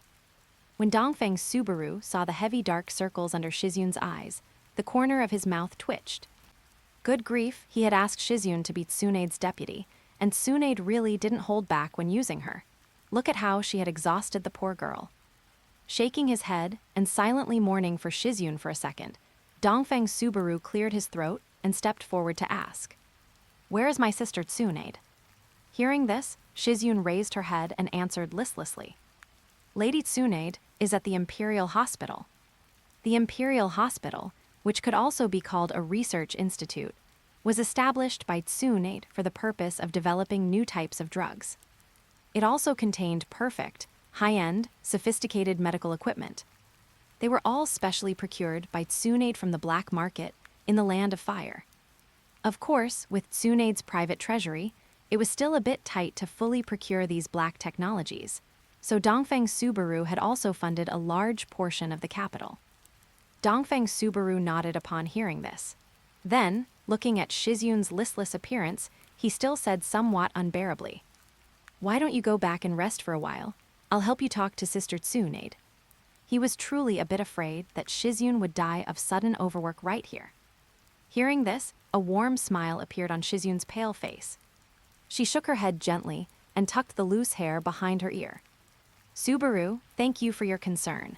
Once I finish checking the performance reviews of this batch of medical officials, I will go and rest." Chapter 62. Rin, do you like Obito or Kakashi? Seeing this, Dongfeng Subaru knew better than to push further and could only nod helplessly. "Take it easy then, if you really end up dying from overwork here." He paused, then said with a straight face, "It would look terrible for the governor's office if word got out." Before he could finish, the gentle smile on Shizun's face froze instantly. Her expression darkened, and she slammed the roster in her hands onto the desk with a loud thud. "Lord Dongfeng." She narrowed her eyes, a dangerous glint flashing through the slits. "If you don't know how to comfort people, you really don't have to say anything at all." Dongfeng Subaru blinked in surprise at her words, then suddenly reached out, pressed his hand onto Shizun's bird's nest of hair, and ruffled it unceremoniously. "Huh, you little thing. I haven't seen you in a few days, and you've actually developed some of the aura of the medical department's second in command. Not bad, right?" Because of Tsunade, the relationship between Dongfeng Subaru and Shizun was quite good, and they were very casual with each other. Shizun let him mess up her hair, merely rolling her eyes in annoyance. "If I could, I'd rather not be this second in command." Saying this, she slapped his hand away with a smack and buried her head back into the roster on the desk. "Stop bothering me. I need to finish reviewing these quickly so I can go back and catch up on sleep." Seeing this, Dongfeng Subaru stopped teasing Shizun and turned his gaze to the nervous Rin standing to the side. The young girl was timidly peeking at him, but seeing him look over, she immediately lowered her head like a startled deer. "What, are you afraid of me?" Dongfeng Subaru leaned down slightly, his voice tinged with amusement. Rin gripped her clothes tightly with her slender fingers, shaking her head like a rattle drum, though she dared not look up to meet his eyes. "Lift your head." The commanding tone made Rin tremble all over. Dongfeng Subaru's long fingers irresistibly lifted her chin, forcing those eyes filled with terror to meet his gaze. Rin's eyes were filled with helplessness, and she darted glances at Shizun, hoping she could help her out of this predicament. However, Shizun turned a deaf ear and continued burying herself in the documents. Just kidding, even Lady Tsunade couldn't stop Dongfeng Subaru from doing what he wanted, let alone her. At most, she could rely on her good relationship with Dongfeng Subaru to complain to him from time to time. As for Rin, she had better pray for her own luck. In any case, it was impossible for Dongfeng Subaru to do anything excessive to her here. Meanwhile, Dongfeng Subaru was examining this face, so close to him, with great interest. The young girl's face still retained its childishness, but her skin was as white as snow, her nose delicate, and her lips, unconsciously pursed, looked crimson and soft. From this, one could already glimpse what a beauty she would become in the future. Dongfeng Subaru couldn't help but click his tongue. "You really are a beauty in the making. No wonder that black-haired brat was screaming so heart-wrenchingly back then." Are you talking about Obito?" Rin had been knocked unconscious when she was captured and didn't know what happened afterward. Hearing Dongfeng Subaru say this, she was stunned for a moment, then gathered her courage to ask.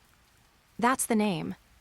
Dongfeng Subaru nodded, then stared at Rin with curiosity, asking the century-old question that had troubled countless netizens. "By the way, do you like Obito or Kakashi?" Rin was stunned at first, then her whole face flushed red. Shame and anger instantly overwhelmed her fear, and she said urgently like a puffed-up cat, "Kakashi Obito and I are just friends, companions who fight side by side." Dongfeng Subaru nodded and continued asking, "So, which one of those two do you like?" Rin stomped her feet in anxiety, her eyes misting over. "Kakashi Obito and I really are just companions." However, Dongfeng Subaru was very dissatisfied with this answer. "Just kidding. Obito was going to destroy the world for you in the future, and you're telling me this. Speak up, you must choose one. Otherwise, I will remove you from the medical department, make you a maid again, and have you serve me every day. Well, hearing that she had to serve this bad guy who captured her every day, Rin trembled in fear, bean-sized tears welling up in her eyes, and she said with a choked voice, What I said is true. Kakashi is very excellent, and I admire him very much. Obito is like a little brother, very cute, but I haven't thought about those adult matters yet. Dongfeng Subaru frowned slightly, thinking to himself, could it be that this girl is still too young and hasn't yet developed romantic feelings? But with such an excellent opportunity for gossip right in front of him, how could he easily let it go?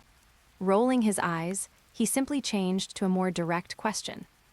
Then let me ask you, if you absolutely had to choose one to marry and have children within the future. He deliberately dragged out his tone. Would you choose Kakashi or Obito? Rin was struck as if by lightning, her whole face turning bright red. At her age, how could she withstand such explicit teasing? She immediately screamed, violently broke free from Dongfeng Subaru's hand gripping her chin, darted behind Shizune like a startled rabbit, and buried her burning face tightly into her robes.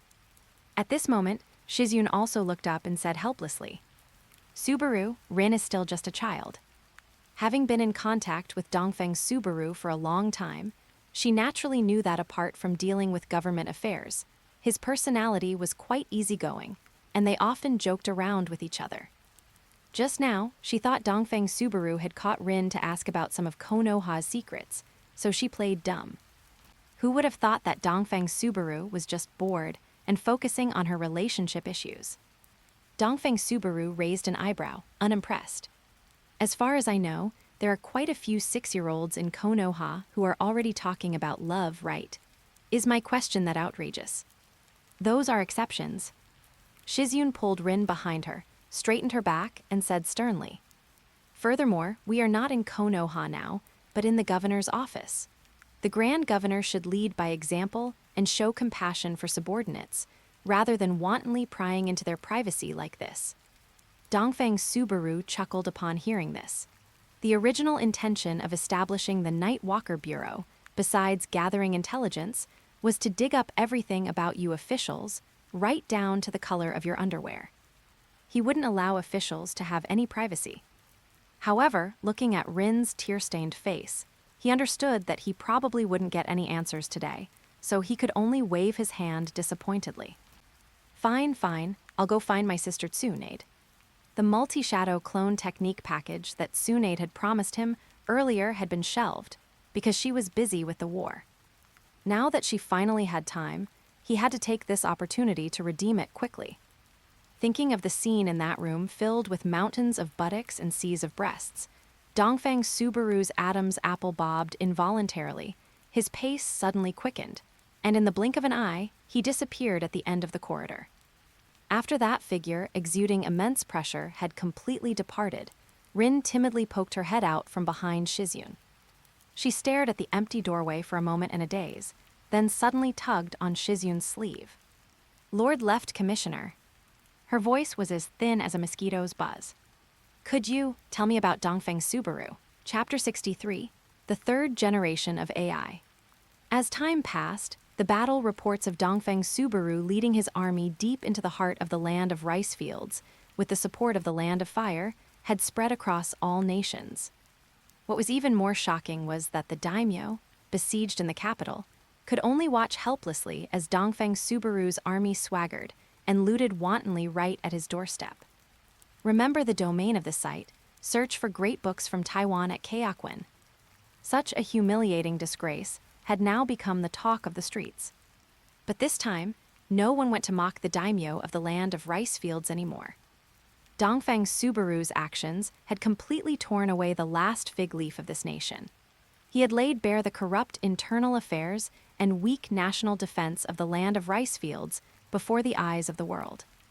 He had also shattered the daimyo's last shred of dignity with his cruel methods. The outcome of this war caused the powerful figures of various nations to fall into a simultaneous silence in their council chambers. Fear began to take root in their hearts, the fear that what happened in the land of rice fields would repeat in their own nations. They wished they could dispatch a great army right now to help the land of rice fields annihilate Dongfeng Subaru. Yet they had to admit that unless they deployed regular ninja legions, their own vulnerable standing armies, no matter how numerous, would be completely powerless against Dongfeng Subaru. There was even a saying circulating now. The Xinwu army is not full at 10,000, but if they reach 10,000, they are invincible. The mockery that once existed in secret had now turned into dread for this Grand Governor Dongfeng. Even the Land of Fire, which had always considered itself the hegemon, upon learning that Dongfeng Subaru completely disregarded the Land of Fire, unscrupulously breached the border defense line of the Land of Fire, and swaggered through Iyashihara. The daimyo flew into a rage within the daimyo's court.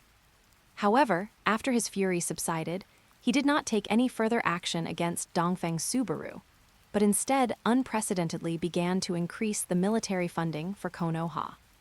It was not just the Land of Fire. The daimyos of other nations also simultaneously lifted budget restrictions on their own ninja villages.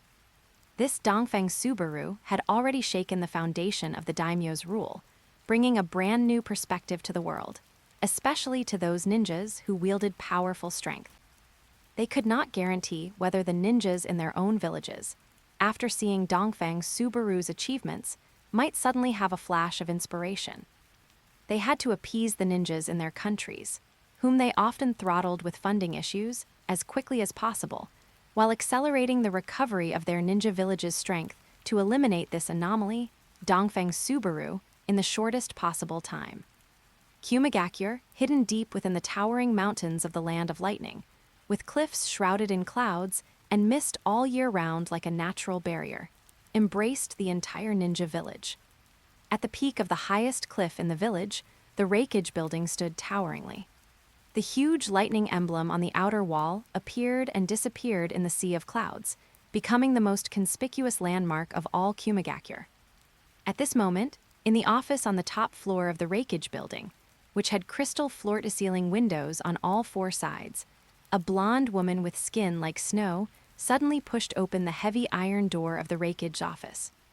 "Lord Reikage, that's great. The funding from the daimyo's court has finally been approved, and our research on new ninjutsu can continue." Excitement sparkled in the woman's azure eyes, and her voice could not hide her joy. Standing before her was Third Reikage A, whose body was covered in knotted muscles. Against his dark skin, he resembled an iron tower cast from bronze and iron, with thick white whiskers on his chin adding to his majesty. Yet he did not show the joy he usually had when hearing about approved funding. There was no ripple of emotion on his resolute face, his gaze was calm, and his heart seemed to be without a single ripple. The blonde secretary saw this, her smile slightly faded, and her eyes carried a hint of confusion. After a moment of silence, Third Reikage A slowly stood up from his seat, walked to the spacious floor-to-ceiling window, and gazed through it, looking far towards the location of the daimyo's court of the Land of Lightning. "Druid, how is the matter I asked you to investigate going? How does that Dongfeng Subaru manage the cities under his rule without relying on noble families?" Third Reikage A was not some pedantic and conservative old stubborn man like the Third Hokage, who stared at his own tiny plot of land every day. His ambition was immense, and he was very eager to strengthen Kumigakure, but he was often restricted by the daimyo's funding, which resulted in him not achieving a brilliant situation during this second ninja war, which could be described as starting with a roar and ending with a whimper. It even caused the village to suffer considerable losses. This made him feel extremely stifled, and he had been thinking of ways to break through the current predicament. But the appearance of Dongfeng Subaru gave him a brand new train of thought. It seemed that the development of his Kumigakure did not necessarily have to depend on the daimyo. If the daimyo did not cooperate, couldn't he do it himself?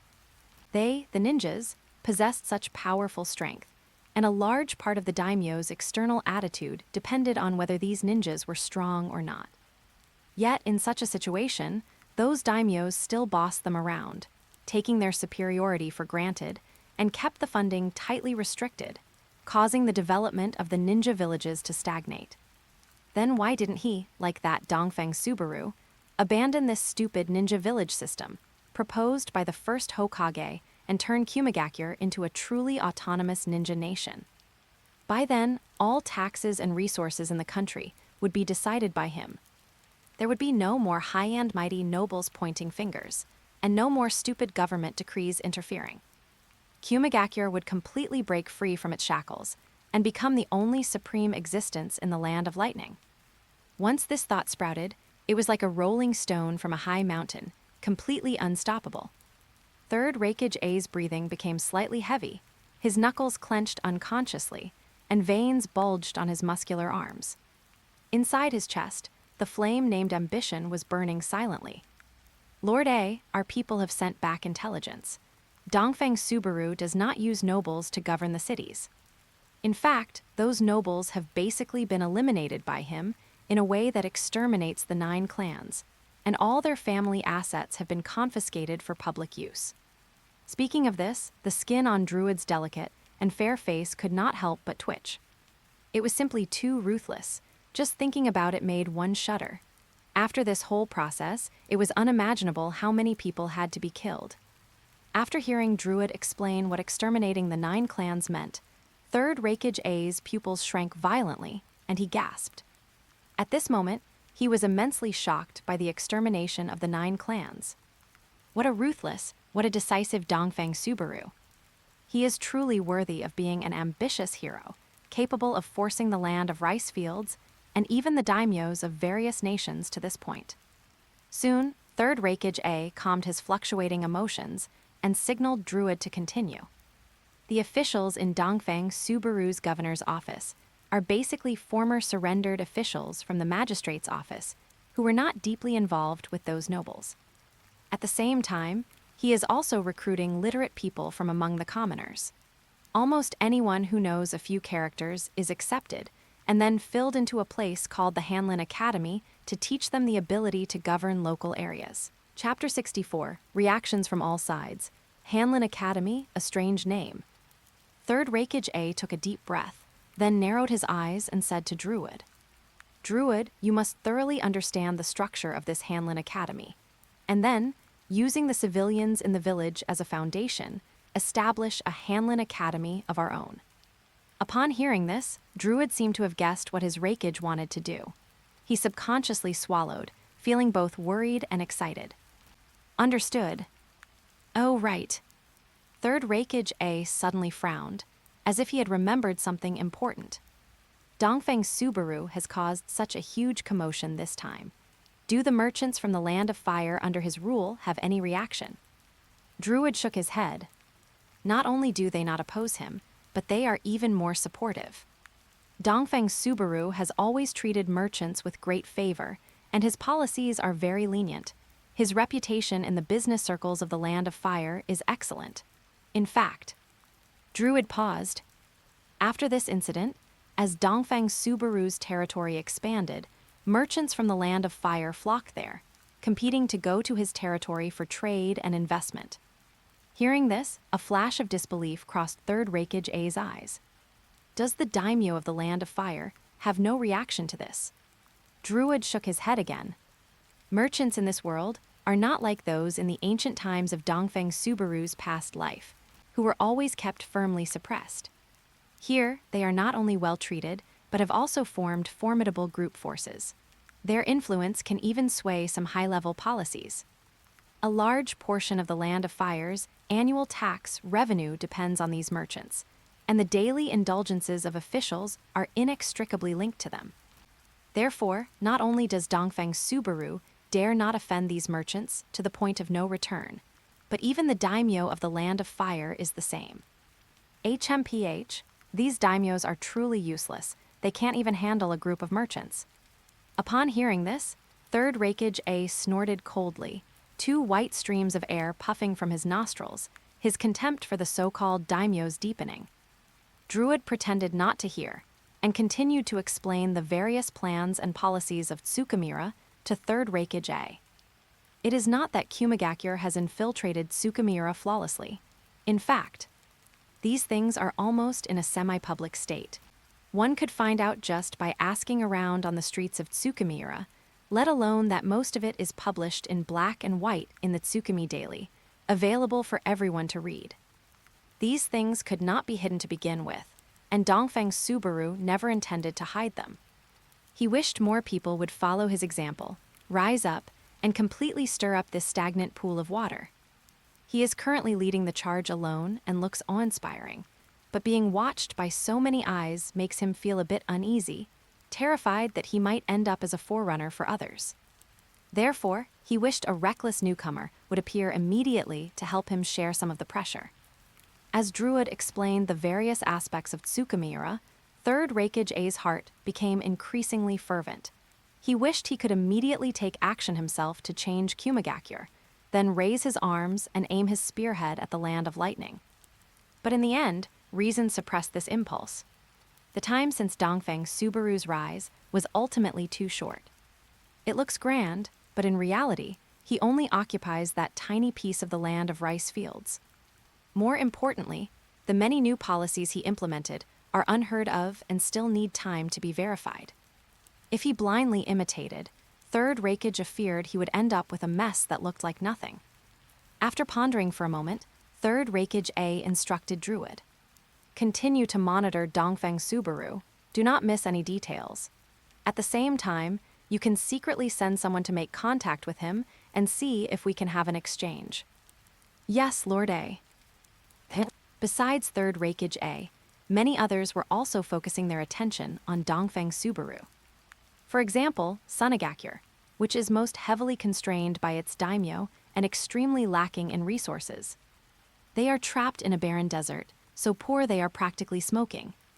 And that old man with a young heart, the Tsuchikage with ambition no less than Third Reikage A, Anoki. As for the 5 great nations, there is our most magnificent Konoha village. The high-ranking officials of Konoha, led by Hiruzen Sarutobi, were gathered in the Hokage building, surrounding the funding documents, celebrating their good fortune, and full of praise for the daimyo's generosity.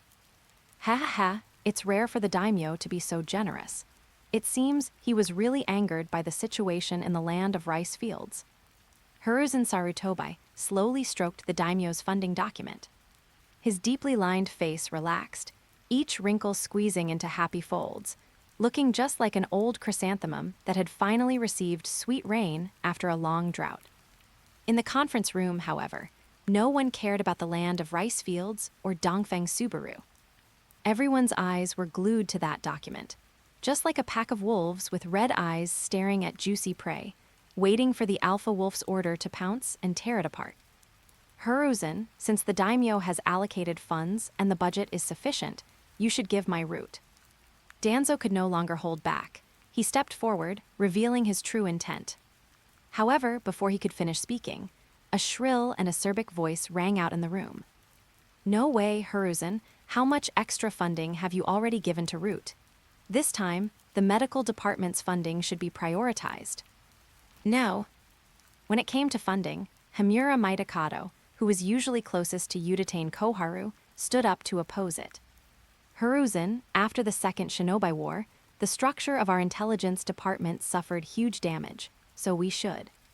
Sitting on the Hokage's seat, Hiruzen Sarutobi watched his 3 old friends arguing until their faces were red over the funding, the smile on his face already stiff.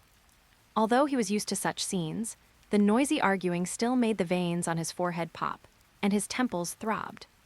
He took a deep breath and slammed his palm onto the desk. Enough. The dull thud brought the argument to an abrupt halt.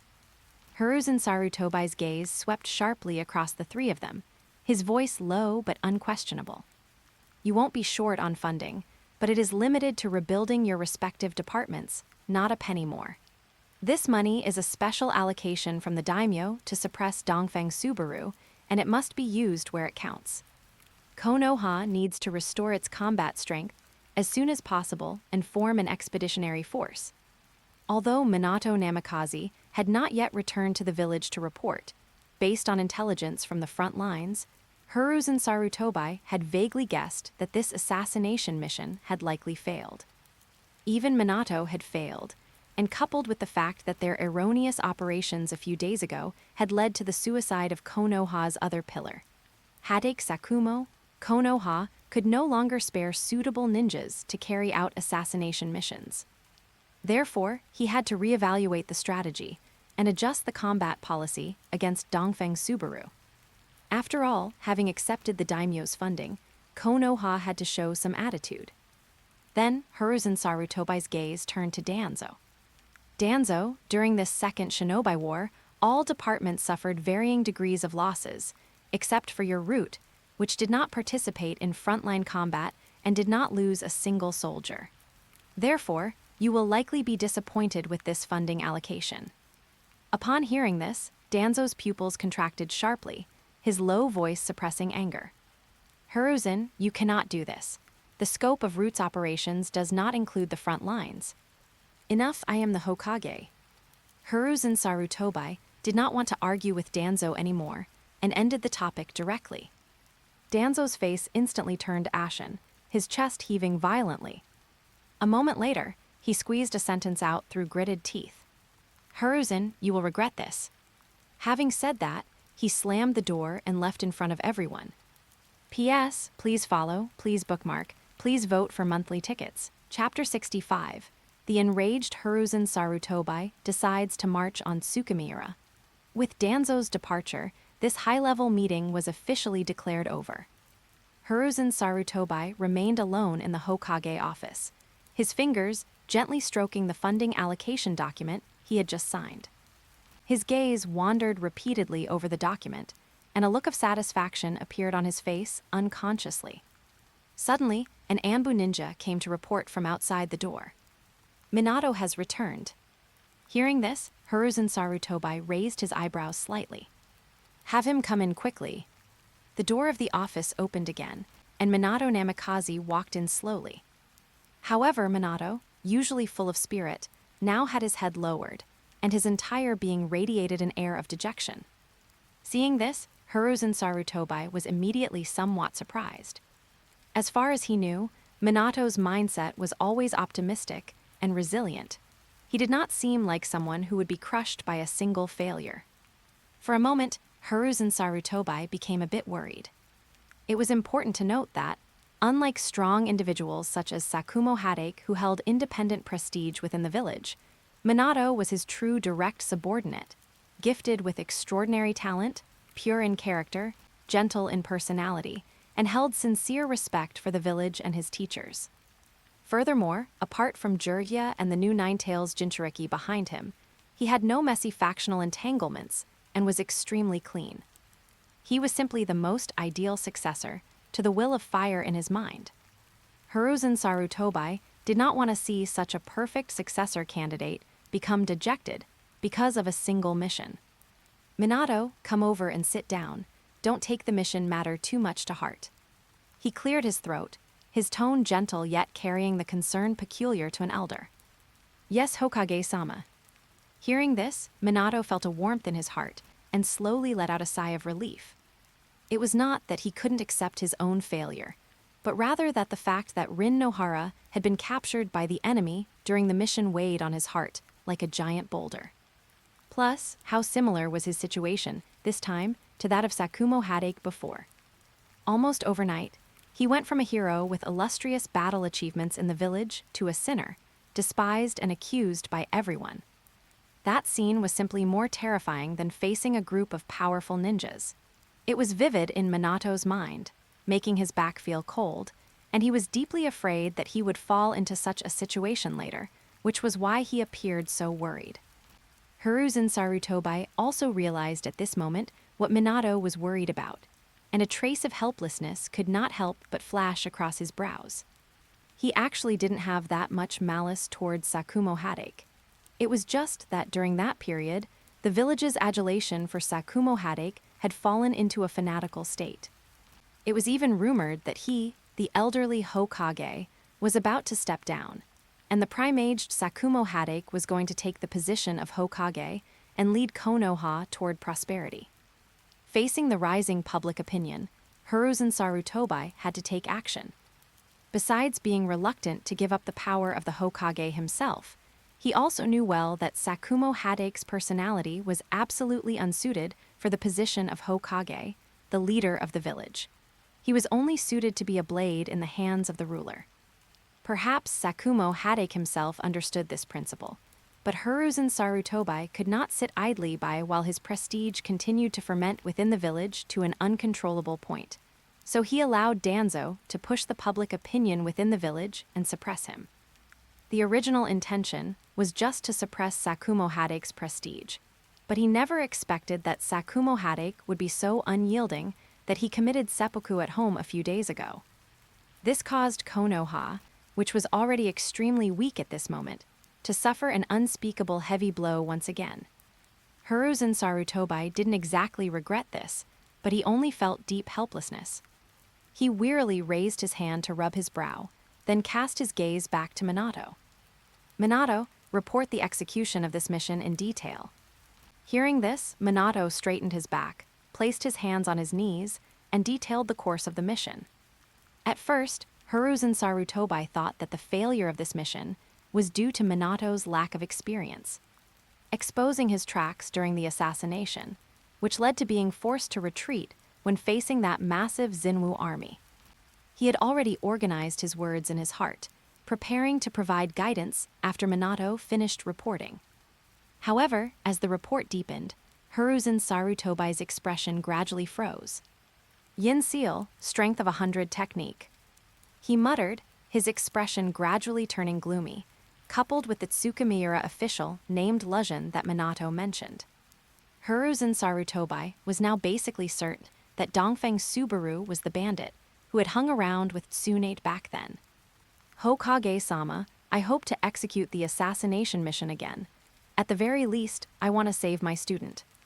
After finishing the account of this trip, Minato stood up and looked at Hiruzen Sarutobi with a determined face. However, the other party slowly shook his head. No need, the daimyo has already allocated special funds for the crusade against Dongfeng Subaru, and Konoha will immediately send an army to attack Tsukimiura. I will appoint you as the commander of the army at that time. Hiruzen Sarutobi's voice was somewhat gritted at this moment, and a trace of anger flashed in his aged eyes. Originally, when the daimyo allocated the funds, he just wanted to put on a show, focusing more on restoring Konoha's own strength. Konoha nowadays really could not afford any more turmoil. But now he learned that his student, the former Senju princess of Konoha, was actually hiding among that rebellious army. And furthermore, the leader of that rebel army was actually taught by Tsunade herself.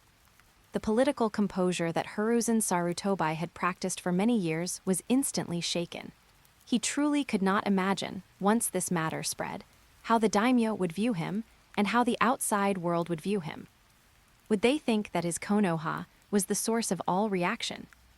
By then, not to mention Konoha facing the hostility of the daimyos of various countries, his lifelong reputation would also cease to exist.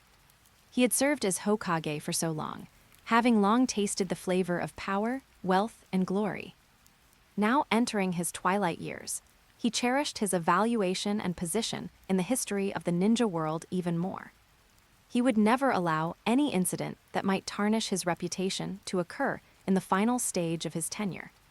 He must become the greatest Hokage of Konoha, both now and in the future. Therefore, he had already made up his mind at this moment that he must immediately annihilate Dongfeng Subaru before this news spread. Hearing this, Minato's eyes also flashed, and he replied with a serious expression. I understand, Hokage-sama. This time I will not let you down again. However, just as Minato was about to leave, Hiruzen Sarutobi suddenly called him back again. Under the other party's puzzled gaze, he took out a scroll from under the table and handed it over. This is the Flying Thunder God technique, created by the second Hokage, which once shook the ninja world. Now I am handing it to you, hoping that you can carry forward this ninjutsu again. Originally, with Minato's mission failure this time, he wanted to wait and see a bit longer, and hand this forbidden technique to Minato after some time. But due to Sakumo Hadake's suicide, Konoha's top combat power now had a vacuum, which was an extremely terrifying thing, so he had no intention to drag it out any longer. With Minato's talent for space-time ninjutsu, coupled with the extremely massive reserve of sealing techniques from his partner Kushina, he could be said to be the person most suitable for cultivating this flying thunder god technique. The next chapter is Shenhe. Please wait a moment. Chapter 66. A battle that will shake the ages. With Hiruzen Sarutobi formally issuing the appointment and granting the flying thunder god technique, Minato gradually shook off his previous state of despondency. He regained his self-confidence and displayed a proactive stance in preparing for the upcoming military operation. However, the other two students who returned to Konoha with him found themselves in completely different situations. Inside the room, a pair of eyes hidden in the darkness stared eerily at Obito below, who would occasionally punch the wall and roar in a frenzy, and at other times collapse to the ground, clutching his head and sobbing. The observer couldn't help but fall into deep thought. Black Zetsu had actually noticed Obito a long time ago. The other's yin chakra with such great potential, along with his rich yet extremely sensitive and fragile emotions, all signaled that he was the best candidate for its and Uchiha Madara's plan. But not long after this person was selected, it seemed like an accident occurred. According to news from White Zetsu lurking beside Obito, a crucial link in the future plan, that key used to stimulate Obito's ocular power, Rin Nohara, had met with trouble. Black Zetsu stared at the emotionally out-of-control Obito. The Tamo in his Sharingan were rotating at an abnormal frequency, and Yin Chakra was surging violently within his ocular power, yet it could never break through the final boundary. Good news, Obito's talent exceeded its expectations. Rin Nohara was only captured, and his ocular power had already strengthened to this extent. The future was promising, perhaps it could even accelerate its plan. Bad news, Rin was only captured and did not die before Obito's eyes, so the stimulation seemed insufficient. Now, Obito's ocular power was like being constipated, stuck in limbo. What should it do?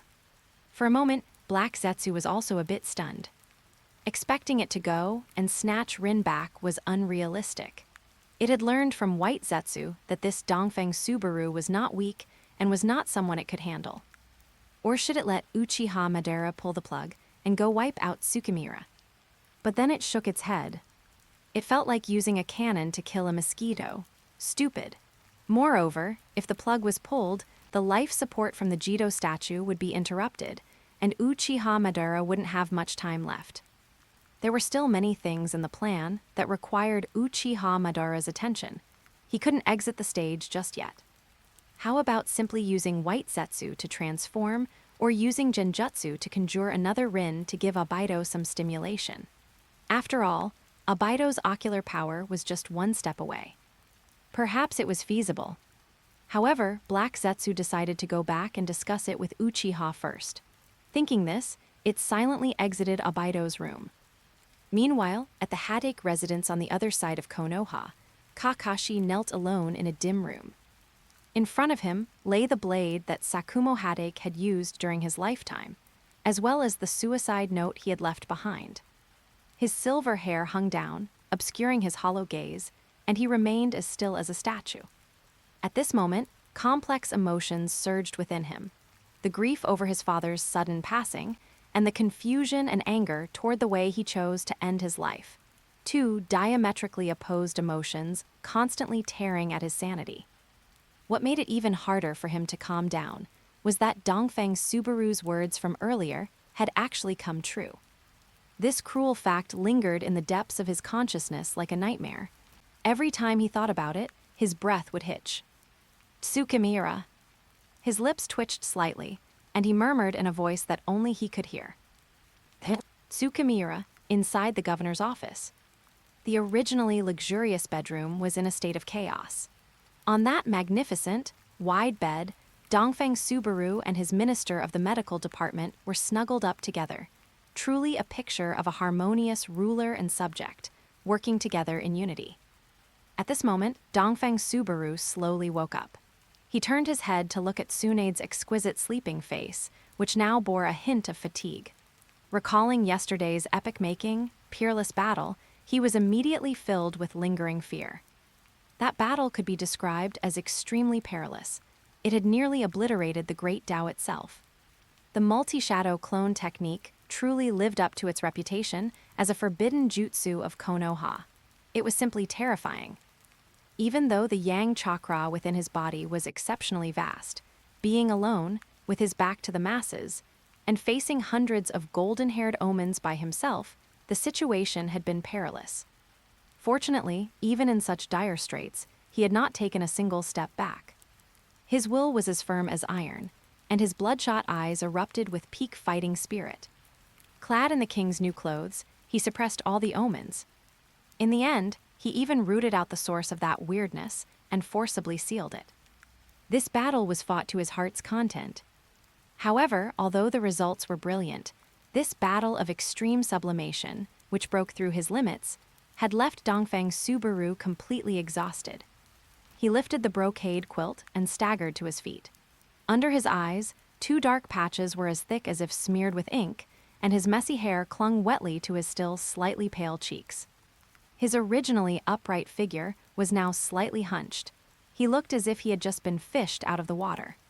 Subconsciously touching his side, the sharp pain made Dongfang Subaru's mouth twitch, and he gasped sharply.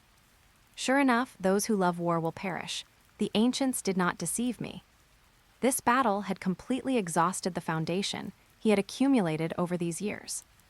Not daring to think any further, for fear of waking the weird source sleeping within, he hurriedly pulled the quilt up to Tsunade's neck, reinforcing the seal. Dongfang Subaru washed up simply, took off the new clothes, changed into old robes, and strode out the door. Upon arriving at the front hall of the governor's office and seeing Inumaru, who had been waiting there for a long time, Dongfang Subaru's unfocused gaze immediately refocused, becoming piercing and full of sharpness. "Governor, it has been investigated. Please take a look." Taking the roster handed over by Inumaru and flipping through it, a cold sneer curled the corner of Dongfang Subaru's mouth, and he then tossed it back into Inumaru's arms. Confiscate all their property, execute their 9 generations, skin the ringleaders and stuff them with straw, turn them into effigies, and hang them in the main halls of every city's yamen. Let them see clearly the consequences of rebellion. Understood. Upon hearing this, Inumaru's eyes erupted with a chilling, murderous intent, and he bowed and retreated. Dongfang Subaru then returned to his seat, but the anger in his heart had not yet dissipated. One must know that he did not blindly impose high pressure on the officials of the governor's office. He knew that corruption was a problem that had remained unsolved for thousands of years, so as long as it was maintained within a controllable limit, Dongfang Subaru would turn a blind eye. This was also to appease those surrendered officials, allowing them to work with peace of mind. But this group of people was greedy, did no work, and even, damn it, colluded with the remnants of the Tian kingdom to rebel. Then don't blame him for using a blade to sever the ties of their 9 generations. However, although these pests had been rooted out, this did not mean the hidden dangers were cleared. Don't forget, how long had he been in control of Tsukimiura, and there were still so many people who didn't fear death. That was not even mentioning the other newly occupied areas. PLS, requesting monthly tickets, requesting follow-up reads, requesting favorites. Chapter 67, Growing Hair and Changing Clothes. Dongfang Subaru sat in his seat, deep in thought for a long time, then a cold glint flashed in his eyes, and he took a deep breath. He knew that once this decision was made, the territory that had finally settled down would likely descend into chaos again. But there was no other way. The current situation looked stable, but in reality, there were undercurrents surging. Take this time, for example. He had only just left for a short while, and someone couldn't wait to stir up big trouble for him.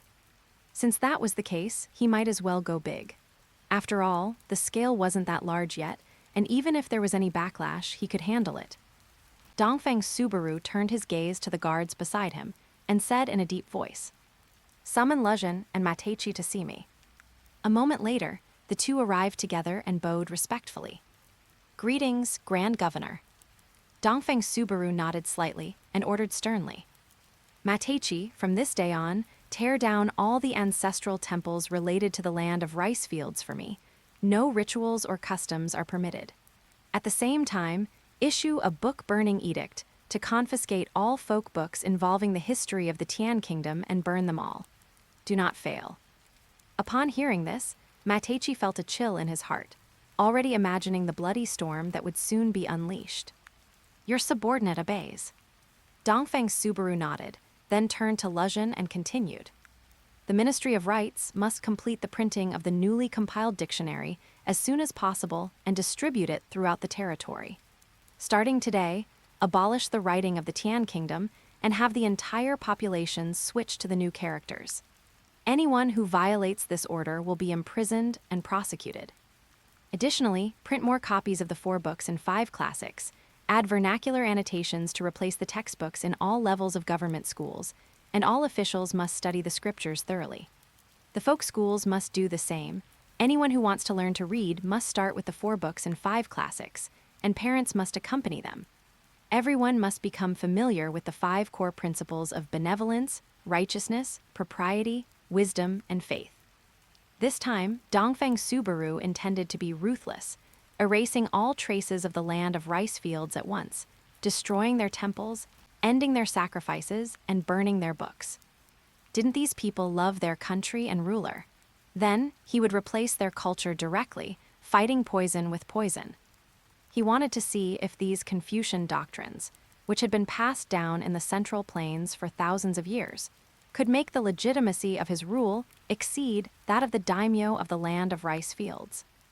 Luzhin was stunned upon hearing this, then a fanatical light burst forth in his eyes. He had studied the book 5,000 Years of History that Dongfeng Subaru gave him, and although he understood some of the dangers of Confucianism, he was even more aware of its terror. Even if foreign races ran into the Central Plains, they would eventually have to change their core. As long as he could master this double-edged sword well, why worry about the territory not being stable? Your subordinate accepts the order. Luzhin bowed excitedly, a chilling, murderous intent flashing in his eyes. Anyone who dared to block the roots of Confucianism from taking hold had to die. By the way, while the Ministry of Rights is spreading Confucian teachings among the people and building Confucius temples, don't forget to build some Taoist temples as well. Confucius and Mencius were undoubtedly true sages, but that couldn't stop those disgusting people from maliciously misinterpreting them. Perhaps he would encounter such problems in the future, so he might as well plant a seed now. If things really got out of control, if he could prop up Confucianism, he could also prop up legalism or Taoism. Let the 100 schools of thought contend. I accept the order. However, since the Grand Governor wishes to establish rights and laws, the current situation of collapsing rights and music in the territory should be rectified. After Luzhin accepted the order, he bowed again, causing Dongfeng Subaru to be slightly stunned. What do you mean? Nowadays, the common people have no rules and wear strange clothes. This is a great violation of the moral order. I believe we should unify our clothing and emulate the attire of the Han people. Dongfeng Subaru pondered for a moment, then immediately nodded and slapped the table. Excellent. In that case, the Ministry of Rights shall proceed to rectify the people's clothing, unify the upper and lower garments, grow long hair, and wear caps and belts. Those who keep their hair and wear caps will live. Those who shave their heads will die. Speaking of this, Dongfeng Subaru paused, his eyes flashing. The Ministry of Rights should also compile the 100 family surnames for me and distribute it to the people. Those without surnames will be given one, and those with surnames must all change them. Since they were already growing hair and changing clothes, he might as well light the final fire, directly making everyone change their ancestors and start their own genealogies.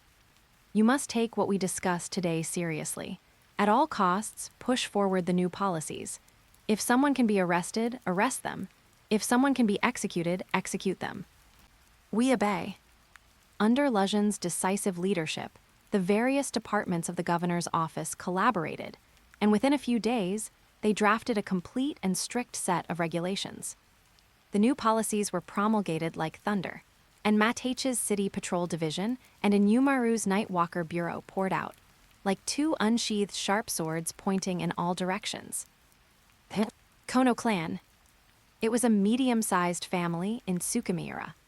Their ancestors were illustrious, with many capable people emerging from the clan, holding important positions in the daimyo's court for generations. Unfortunately, a certain family head was arrogant and offended the daimyo, causing the vast family to collapse in an instant. Now, this branch of the clan had been exiled to the remote Tsukimiura, and the family had fallen into decline. However, the Kono clan did not give in. After generations of painstaking management, the family finally showed signs of improvement. They secretly sent money to the daimyo's court, pulling strings everywhere, hoping that one day they could return to the center of power and reproduce their former glory. However, just as the Kono clan's generations of painstaking management were about to pay off, and the current daimyo no longer held grudges against them, with the family's revival in sight. Grand Governor Dongfeng came over with a big knife. He shattered the Kono clan's dreams in one fell swoop. It was only because they were lucky at the time, and the current family head, Kono Fujima, was able to read the situation and kneel fast enough that they escaped that shocking purge. However, although they saved their lives, the hard work of generations of ancestors had all gone down the drain. How could Kono Fujima be reconciled? When he heard that the remnants of the Watanabe family were secretly raising money and food, intending to resist the governor's office, he immediately helped them in secret. However, being cautious by nature, he did not come forward himself, only providing secret funding. Sure enough, this rebellion, which was like a mantis trying to stop a chariot, was suppressed by thunderous force in an instant. And Kono Fujima, due to his proper handling, once again led the Kono clan to escape a disaster. At this moment, he sat alone in the hall, with delicacies laid out before him, but he found them tasteless. The scene at the execution ground, a few days ago, lingered in his mind.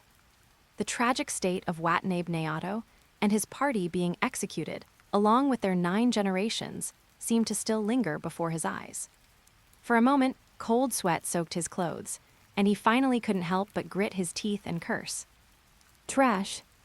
This curse was both a disdain for Watanabe Nayato's stupidity and a hatred for the incompetence of the land of rice fields.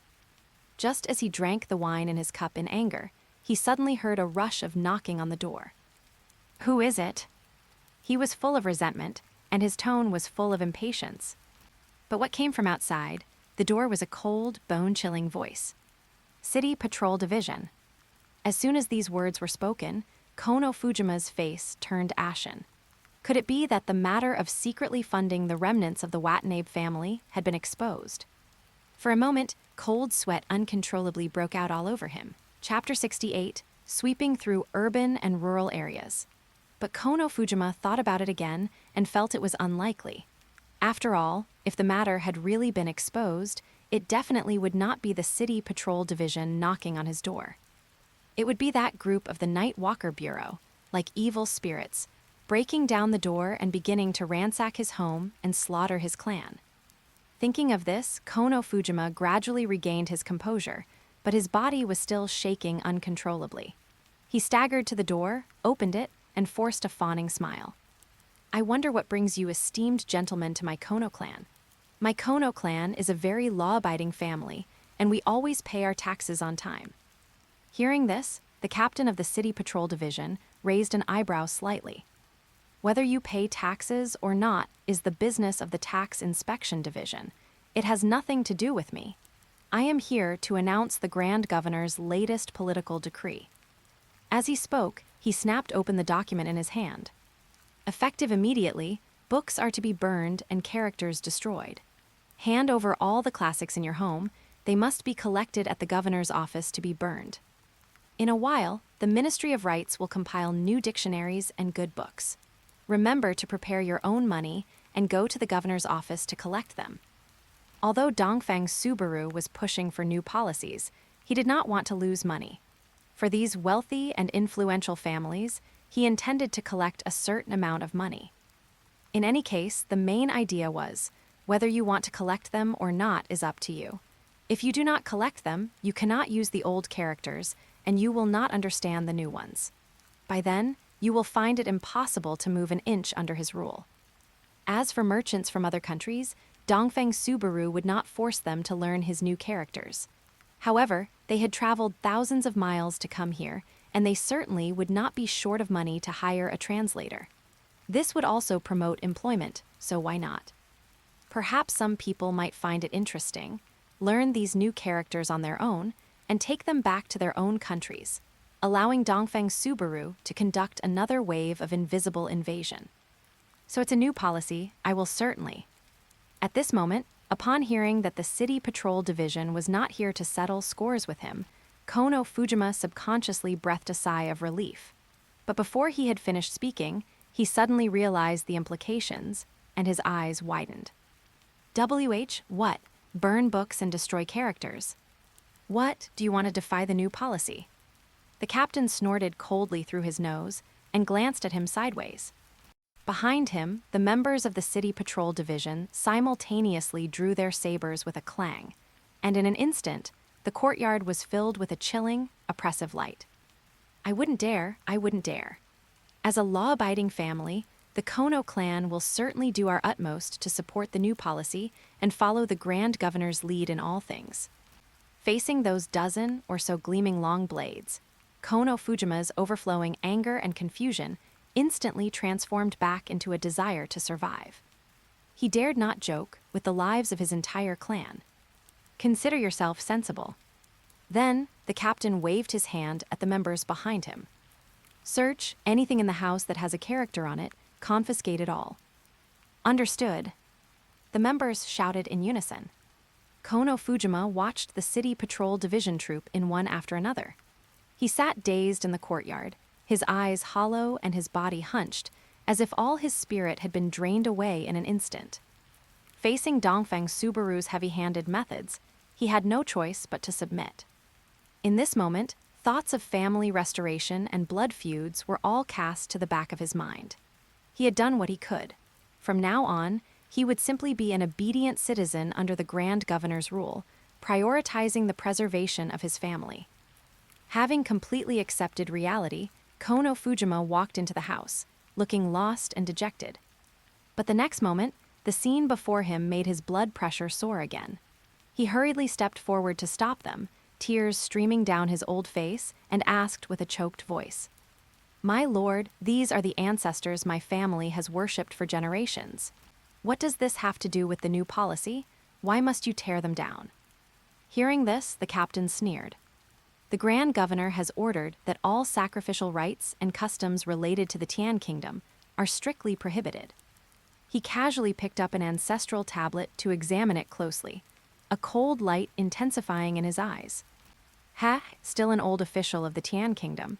Then it is even less acceptable to keep this. Having said that, he threw the tablet onto the ground and shouted sternly, "Tear it all down." The soldiers responded with a roar and pounced toward the ancestral hall like wolves and tigers. When the dust settled, Kono Fujima collapsed to his knees, staring blankly at the scattered fragments of his ancestors' tablets, the last glimmer of light in his eyes extinguishing along with them. Before the captain led his team away, he tossed a booklet in front of Kono Fujima. This is the Book of Surnames. The Grand Governor has ordered that all those under his rule without a surname must adopt one, and those who have one must change it. Choose a surname from inside and go to the governor's office tomorrow to register.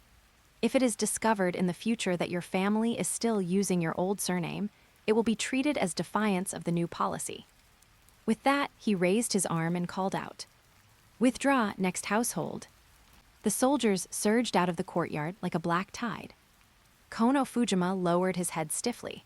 His trembling fingers opened the Book of Surnames, and when he saw the unfamiliar characters like Zhao, Kaiyan, Li, Sun at the beginning, Kono Fujima could no longer hold back. He felt a sweet, bloody taste in his throat. With oath, he spat a mouthful of blood onto the booklet. Then, his vision went black, his legs kicked out, and he fainted dead away. This was not the only family to face such an encounter.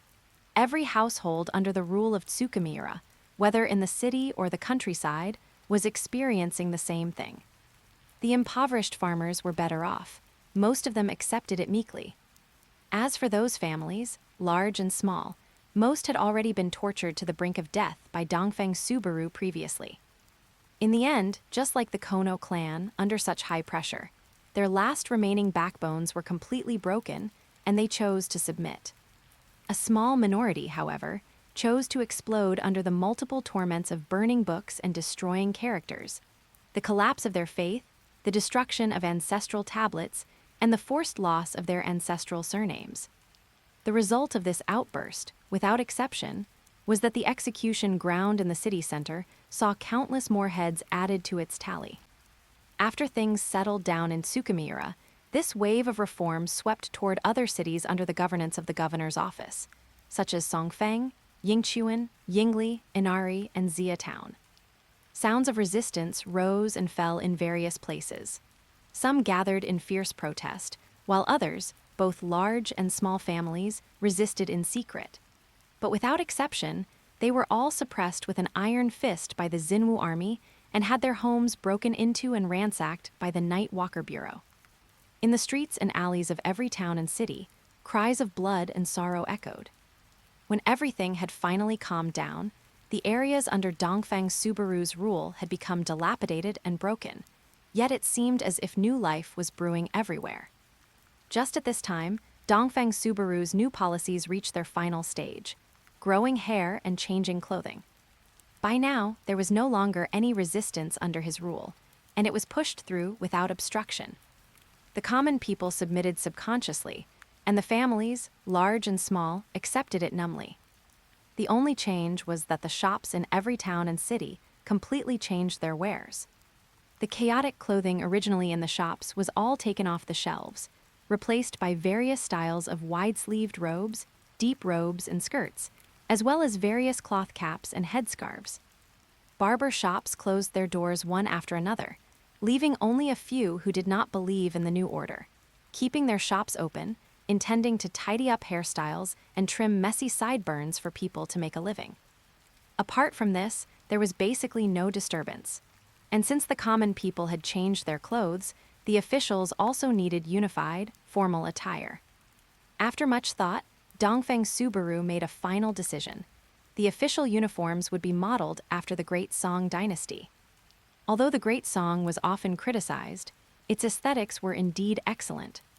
Winged caps and round-collared robes paired with jade belts. Restrained and dignified, simple and elegant, it displayed the authority of officials without being too oppressive or intimidating. It was much better than those other ostentatious official uniforms embroidered with all sorts of beasts. However, unlike the Great Song, Dongfeng Subaru did not use the color of the official uniform to determine rank. All official uniforms were uniformly black. Official rank was distinguished only by the color on the front of the collar. First rank, crimson red. Third rank, indigo blue. Fifth rank, orange. Seventh rank, moon white. Official uniform, Chapter 69, Konoha troops. Dongfeng Subaru's recent vigorous reform measures were making quite a stir, and Konoha village, which was actively preparing for war, naturally received detailed intelligence. Bang! Inside the Hokage office, Hiruzen Sarutobi slammed the intelligence scroll onto the desk heavily, causing ripples to spread across the water in his teacup. Simply insane, he clenched his pipe tightly, unable to refrain from cursing aloud. Even with his knowledge as the professor of ninjutsu, he could not find a more fitting term at this moment to describe Dongfeng Subaru, this madman whose monstrous sins were too numerous to record. What worried him even more was that the deeper the sins the other party committed, the more fatal the impact on Konoha's reputation would be once his connection with Tsunade was exposed in the future. Thinking of this, the wrinkles on Hiruzen Sarutobi's forehead deepened, and an unprecedented sense of urgency surged in his chest. He took a deep breath, then immediately ordered his personal guard beside him to summon Minato. Hokage-sama. Before long, Minato stepped into the office and bowed respectfully to Hiruzen Sarutobi. Hiruzen Sarutobi nodded slightly and asked in a low voice, "Minato, how is the war preparation progressing?" Minato reported with a serious expression, reporting to Hokage-sama strategic supplies such as explosive tags and military rations are all ready. As for the ninja forces, they have also been reorganized. 750 genin, 200 chunin, and 50 special jonin, totaling 1,000 combatants. They have been divided into 3 battalions, with each battalion commanded by 6 elite jonin. In addition, 50 elites have been drawn from both the intelligence division and the sealing team, ready at any time. This assembled ninja force was already 1/3 of the combat power that Konoha could mobilize after being severely damaged by the Second Ninja World War. Such a scale of military mobilization showed how much importance Hiruzen Sarutobi placed on Tsukimiura. Hiruzen Sarutobi nodded with satisfaction upon hearing this, not thinking there would be any surprises in pacifying Dongfeng Subaru this time. But soon, remembering something, a trace of worry flashed between his brows. That was the issue of how to deal with the other party once Dongfeng Subaru's forces were defeated. The ninjutsu that Dongfeng Subaru was currently displaying were all created by Tsunade, which showed how much Tsunade valued him. And Tsunade was not only his student, but also the Senju princess, having a blood relationship with the daimyo, and was even conferred the title of Princess Tsunade by the daimyo. If this issue was not handled well, it would become quite troublesome. After thinking for a while, Hiruzen Sarutobi sighed and said, "After the rebels are pacified, you will likely meet Tsunade. Do not get into a conflict with her. Bring her and Dongfeng Subaru back to the village first." Minato was stunned upon hearing this, then nodded heavily. "Yes, Hokage-sama." He didn't actually have much hatred for Dongfeng Subaru. It was more anger over the other party abducting his student. As long as he could bring Rin back safely on this trip, it didn't really matter to him whether Dongfeng Subaru was killed or not. Everything would be based on Hiruzen Sarutobi's orders. Hiruzen Sarutobi had originally expected that Minato would have resentment towards Dongfeng Subaru. But seeing that Minato was so understanding of the big picture and did not question his decision because of personal emotions, he couldn't help but be even more satisfied with him, the corners of his mouth lifting. Go. Tsukimiura, Governor's Office. Wearing a crown and a dark red, wide-sleeved robe, Dongfeng Subaru stepped into the front hall, a faint smell of gunpowder smoke still lingering on him. Last night, another terrifying dark turmoil had erupted in his room. The battle was so tragic that it was shocking, but fortunately, his great accomplishment kidney body ultimately prevailed, sealing that source of ominousness that had revived once again. Greetings, Grand Governor. At this moment, in the hall, except for the Minister of the Medical Department, who had been suppressed and put into a deep sleep by Dongfeng Subaru through forceful means, the rest of the officials had all arrived. Seeing Dongfeng Subaru arrive, they bowed their heads in salute. "Sit." Dongfeng Subaru waved his hand to signal everyone to be seated, then returned to the main seat. The implementation of these new policies, although there were some ripples, has generally gone smoothly. However, do not think that everything is perfectly fine just because the decrees have been issued. This is a protracted war, and there will surely be recurring growing pains in the future.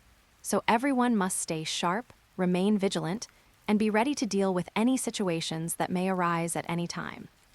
The officials heard this and immediately shouted in unison, "We obey your command." Seeing that the officials showed no obvious signs of slackness, Dongfeng Subaru nodded with satisfaction, then added, "Then let us begin today's meeting. However, let's put the daily mundane matters aside for now. I, the Grand Governor, have a piece of good news to announce first." Everyone listened attentively upon hearing this. However, Dongfeng Subaru did not state it immediately, but looked at the Minister of the Ministry of Works in the left row and smiled, "Masao, you say it." Once these words were spoken, everyone was stunned, then cast their gaze towards Masao, who was usually inconspicuous because he buried himself in the Ministry of Works all day and rarely walked outside. They couldn't help but secretly speculate. Could it be that the firearms valued by the Grand Governor had made new progress? Actually, they guessed correctly.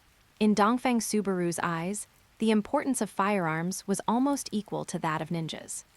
Therefore, when purchasing black technology such as medical equipment for Tsunade, Dongfeng Subaru had also additionally bought a large amount of technology related to steam engines and a series of related skills. Although due to the new policies, Dongfeng Subaru did not have time to develop industrialization in his territory. The Ministry of Works had already started using it.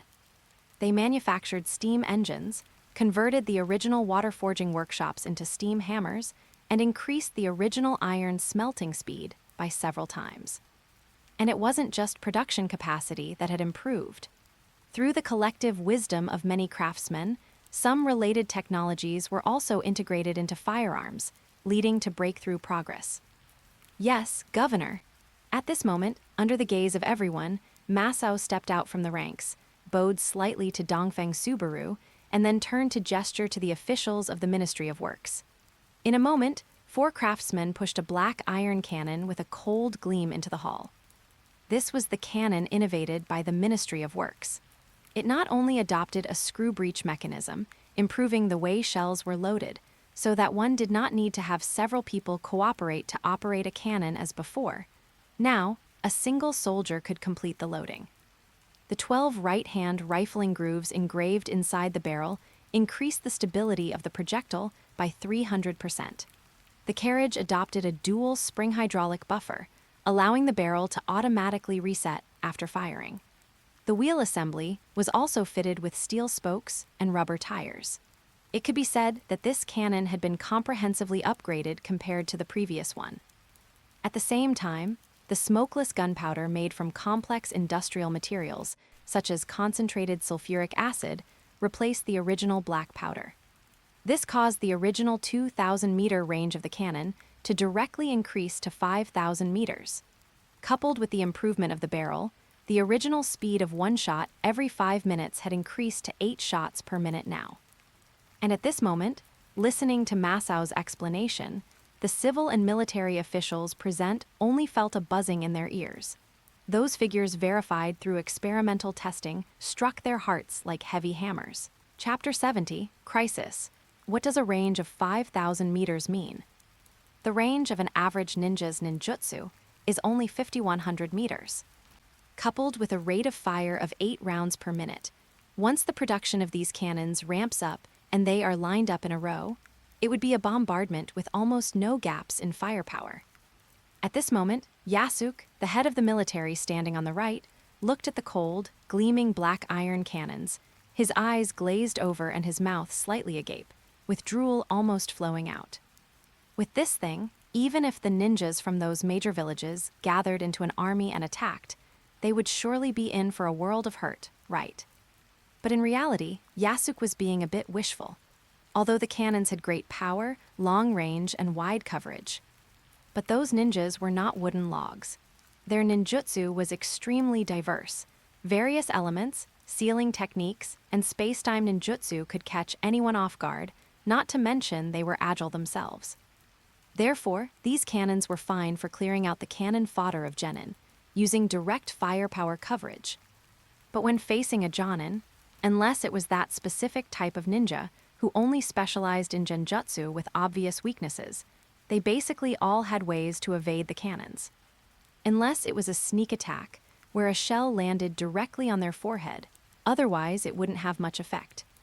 But even so, Dongfeng Subaru was very satisfied.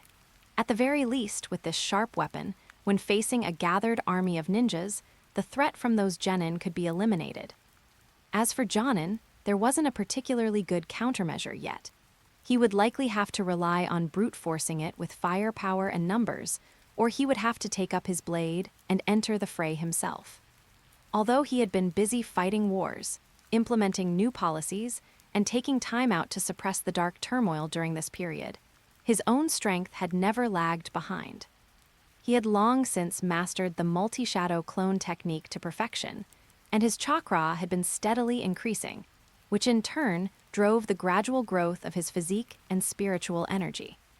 Moreover, Tsunade also placed great importance on his strength. Apart from triggering the dark turmoil, she would additionally conduct practical combat training with him. This made his practical combat ability, and his various applications of ninjutsu and taijutsu, increasingly perfect.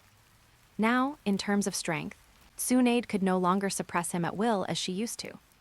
He secretly estimated that with his current chakra reserves and physical strength, Even calling himself Little Hashirama didn't seem too excessive. If he were to encounter Minato again, he might even be able to stop him, or at the very least, not let him leave so easily. Therefore, he currently possessed a certain ability to withstand the risks posed by ninja troops.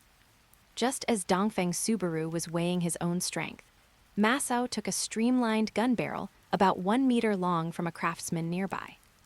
After hearing the other party's explanation, Dongfeng Subaru's eyes lit up again. He hadn't expected that, since the Ministry of Works brought out those matchlock guns last time, they had actually skipped over flintlock guns and brought up a bolt-action rifle. Even the bullets had been improved, with smokeless powder and specially made metal casings.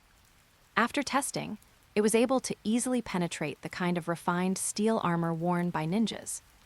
It was just that large-scale industrialization had not yet been achieved under his rule, and production capacity could not keep up. Otherwise, Dongfeng Subaru would have wanted to phase out all the cold weapons in the Xinwu army. However, production capacity was not a big problem. Under his rule now, almost everyone had been worked to death by him, so even if another new policy were introduced to promote large-scale industrialization, it would not encounter any difficulties. These people had already accepted their fate, so there was no need for further revolution. In short, Dongfeng Subaru felt very satisfied with what the Ministry of Works had presented this time, and he couldn't help but clap his hands and laugh aloud. Good, good, good. Masao, your Ministry of Works has performed a great service this time. With this sharp weapon, the strength of my Xinwu army will surely rise to a new level. Hearing Dongfeng Subaru's hearty laughter, the ministers below reacted faster than anyone, immediately shouting in unison. We congratulate the Grand Governor. We congratulate Lord Masao. Faced with the praise from Dongfeng Subaru and his colleagues, Masao, now influenced by Confucianism, felt a bit embarrassed and bowed modestly, saying, I have merely done my duty. What do you mean by just doing your duty? A merit is a merit, and a merit deserves a reward. Dongfeng Subaru slammed the table and then continued. Masao, Minister of the Ministry of Works, for your meritorious service in casting weapons, you are awarded 5 million taels, 50 beauties, and the title of Grand Master Craftsman. Upon hearing this, Masao's hands under his sleeves trembled uncontrollably, and his cheeks flushed with excitement. He knelt solemnly on the ground, his forehead touching the floor, and said loudly, Your subordinate thanks the Grand Governor. Dongfeng Subaru raised his hand in a gesture, his eyes smiling but containing a deeper meaning. Get up, but... He tapped his fingertips on the table. Don't think about just resting on your laurels and retiring. The research and development of firearms must continue. I would not dare to slack off, even if it cost me my life. Masao suddenly looked up, his eyes burning with a fervent light. The development of firearms will surely improve with each passing day. Seeing his appearance, Dongfeng Subaru nodded in satisfaction. He waved his wide sleeve and was about to dismiss the meeting, but just then, a member of the Night Walker Bureau suddenly burst in. Report to the Grand Governor, urgent news from the Fire Country. Hearing this, Dongfeng Subaru raised an eyebrow, a bad premonition rising in his heart. Read it. Mr. Kaido, a merchant from the Fire Country, sent a message stating that Konoha has reorganized its military. The commander is the Konoha Jonin Minato Namikaze, who has led over 1,000 ninjas to march on Tsukimiura. They are already halfway there and will soon reach the border. What? Konoha has sent troops. This. Hearing this news, the hall immediately erupted in chaos. For a moment, everyone was whispering, and expressions of worry flashed across their faces from time to time. Even Luzhin, who was usually calm and unhurried in the face of anything, had his expression turn grave. Dongfeng Subaru's brow was also tightly furrowed at this moment. He had not expected Konoha to be so bold and so obedient to the daimyo, forcing a deployment despite the village's severely damaged vitality. Was Hiruzen Sarutobi not afraid that Kumigakure would get the news and take the opportunity to launch a sneak attack on Konoha? However, it was meaningless to dwell on these things now. Since Konoha had already sent troops, They had to come up with a countermeasure as soon as possible. After some thought, Dongfeng Subaru immediately looked at the Night Walker Bureau member beside him. You must immediately rush to the Hidden Cloud Village and deliver this letter to the Rakeage without changing a single thing. Understood. The Night Walker Bureau member hurriedly retreated. Dongfeng Subaru's action was, of course, not a vain hope that the Hidden Cloud Village would come to help him. However, he had had some contact with the people of Kumigakure during this period, and knew that their cage likely had quite a bit of ambition. Now that Konoha's main forces were pressing on the border, and its interior was empty, the Rakeage would likely not miss this opportunity to severely damage Konoha. In this way, it was possible that Konoha would be forced to return, but Dongfeng Subaru could not pin all his hopes on such an uncertain factor. He still needed to make full preparations to ensure that Tsukimiura could independently face this crisis. Chapter 71, Countermeasures. Dongfeng Subaru immediately ordered someone to spread out a map. Staring at the location of Tsukimiura, his expression grew increasingly grave. Tsukimiura was not only the place where he rose to power, but also the political center maintaining his current rule. If it were to become a battlefield, the consequences would be unimaginable. Fortunately, he had long since designated Xia Town as the new capital, and during this time, he had already been gradually relocating most of his resources there. Now, if he needed to urgently evacuate the governor's office administration, there was still time. With his thoughts settled, Dongfeng Subaru no longer hesitated. He raised his head and swept his gaze across the ministers below the hall, who were silent as cicadas in winter. Luzhin immediately arranged for all key personnel of the governor's office to relocate to Xia Town. Aside from the officials maintaining basic administration in Tsukimiura and essential daily supplies, everyone else is to evacuate. Once you arrive at Xia Town, Tsunade, minister of the medical department, will temporarily oversee the government. You must all assist her wholeheartedly. Entrusting Tsunade with overseeing the government was not only out of absolute trust, but also, naturally, due to Tsunade's own capabilities. Although Tsunade appeared scatterbrained, she definitely possessed the ability. According to the original timeline, she had even served as Hokage. Coupled with the assistance of Luzhin and the others, helping him stabilize his territory would not be an issue. She was arguably the best candidate. Luzhin, at this moment, also wore a serious expression and respectfully replied, "Your subordinate acknowledges the order." Dongfeng Subaru nodded slightly, then looked toward the commander of the Shenji Battalion on the right. "The Shenji Battalion will stay with me to defend Tsukimiura. Shortly, the inventory of the Ministry of Works will be fully distributed. Commander Changchuang, you must lead your soldiers to familiarize themselves with the new firearms as quickly as possible." This general acknowledges the order. Finally, Dongfeng Subaru paused, then looked at the group of commanders. Within those pitch-black eyes, a terrifying, frantic light was flickering. "Yasuk, Kyuzo, you are to lead half of the ninja squad, 10,000 soldiers of the Xinwu army, and 50,000 of the Xingxi army to immediately station yourselves in Matsuo Town. Once the Konoha troops cross the border, your unit will immediately head north and break into the hinterland of the Land of Fire from Iashihara." His voice was like a sharp blade slicing through the heavy air, every word carrying a resolute killing intent. The entire army is to break into smaller units and fight separately. I want you to cause the maximum amount of destruction to the Land of Fire in the shortest possible time. Facing an army composed of thousands of ninja, Dongfeng Subaru had absolutely no confidence in being able to hold them off. Aside from the Shenji Battalion, the remaining Xinwu army facing those ninja wouldn't even count as a mantis trying to block a chariot. Since that was the case, Dongfeng Subaru decided to just go crazy. Taking advantage of the fact that Konoha's main force was on an expedition, he wanted Yasuk to ignite the flames of war in the hinterland of the Land of Fire, both to vent his anger and to prepare for a rainy day.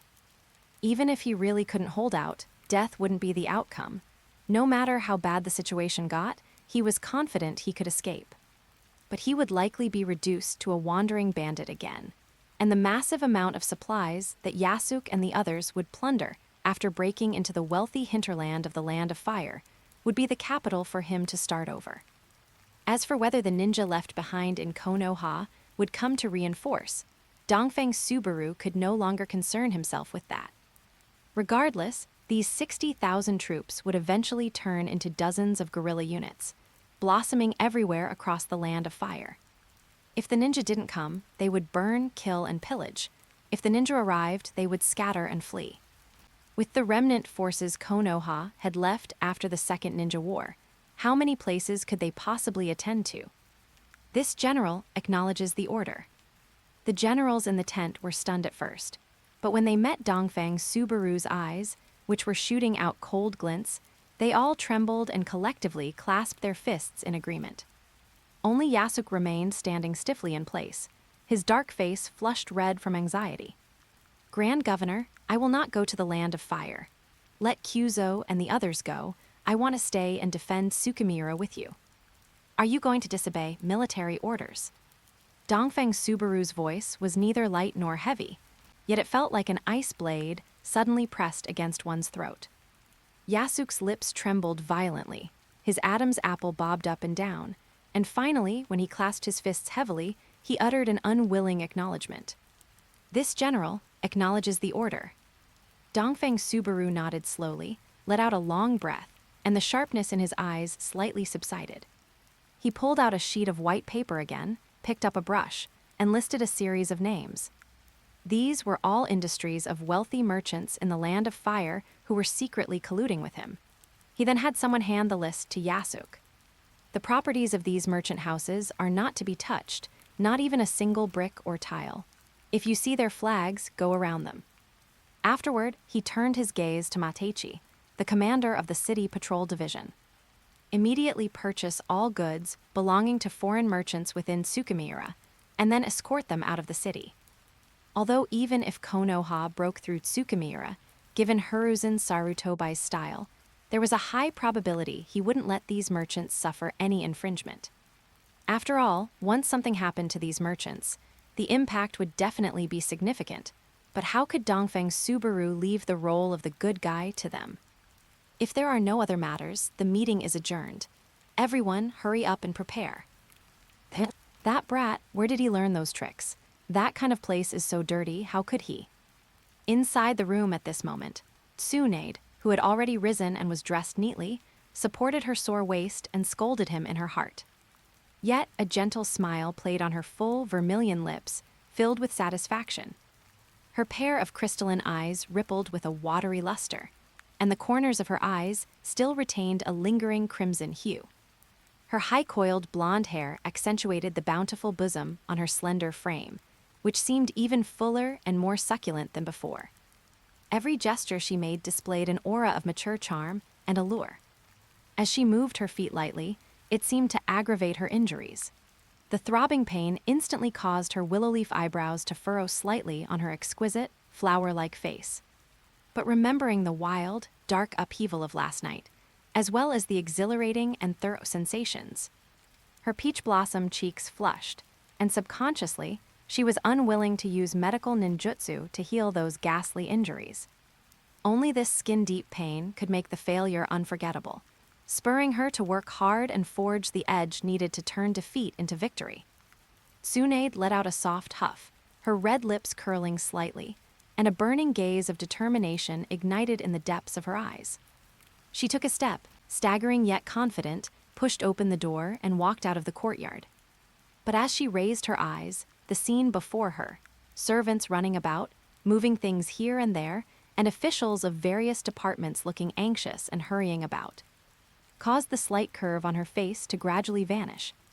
Tsunade grabbed an official passing by in a hurry and demanded sternly, "What is going on?" The official was so startled he shuddered, but after seeing it was Tsunade, he breathed a sigh of relief and hurriedly bowed. "Oh, it is Minister. Currently, the large Konoha army is pressing on our border, and the governor has ordered the immediate relocation of the capital to Zia Town." He wiped the cold sweat from his forehead and added, "The governor specifically instructed that you are to head to Zia Town immediately to oversee the government. I hope you will make preparations early, my lady."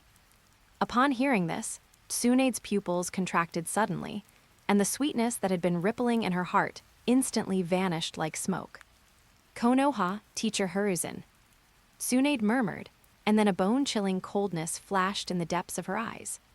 Tsunade had watched with her own eyes as Dongfeng Subaru built the governor's office from nothing, step by step, and she had participated in it as well.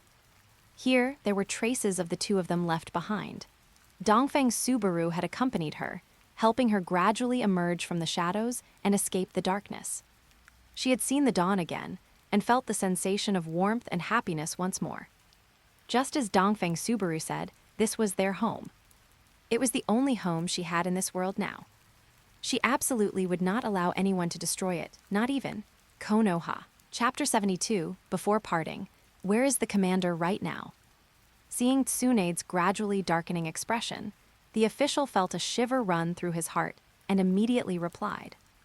The commander has already gone to the military camp to personally oversee the Shenji battalion as they adapt to the new firearms.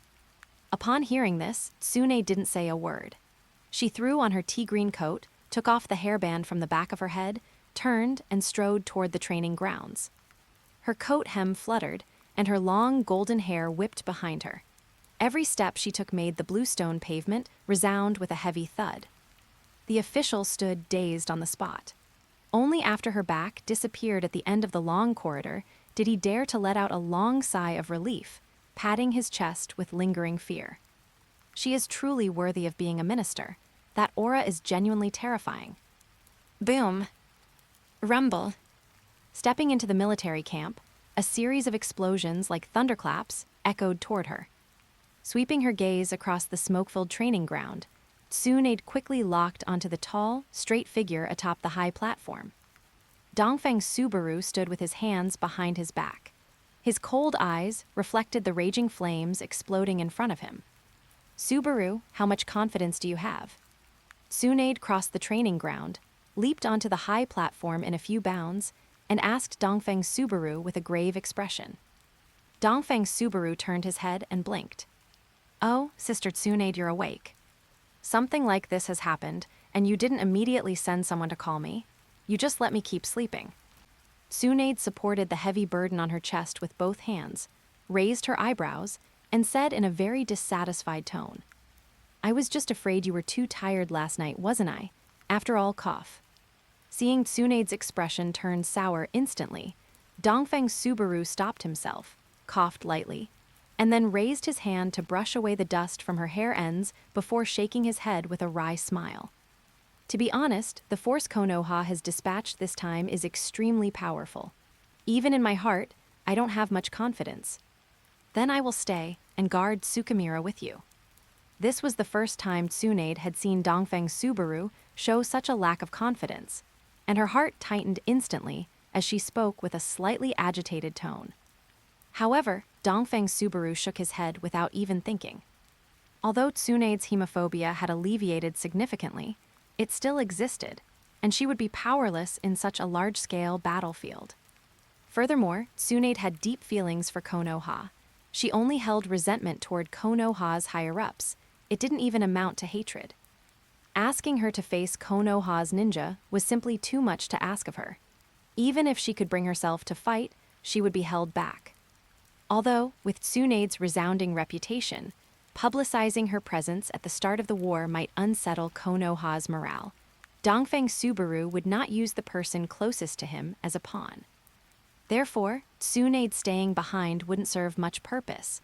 It would be better to have her hold down the fort in the rear. Dongfeng Subaru looked directly into Tsunade's gaze, which was starting to turn unfriendly, and explained. "Sister Tsunade, you are the person I trust the most. Only with you holding down the fort in Xia Town can I rest easy. Your task is very important." Dongfeng Subaru's voice became low and firm. "After arriving in Xia Town, you need to help me complete the transfer of the military and political systems as quickly as possible, stabilize the populace who are panicked by the war, and guard against those who intend to take advantage of the situation to cause trouble." "But," Tsunade had originally thought Dongfeng Subaru was considering that her hemophobia hadn't fully healed and was worried she would be a burden. Or perhaps because of her relationship with Konoha, he feared she wouldn't be able to strike. That was why he was transferring her away from Tsukimiura. But after hearing the words "the person I trust the most" and realizing her importance to him, those doubts vanished into thin air.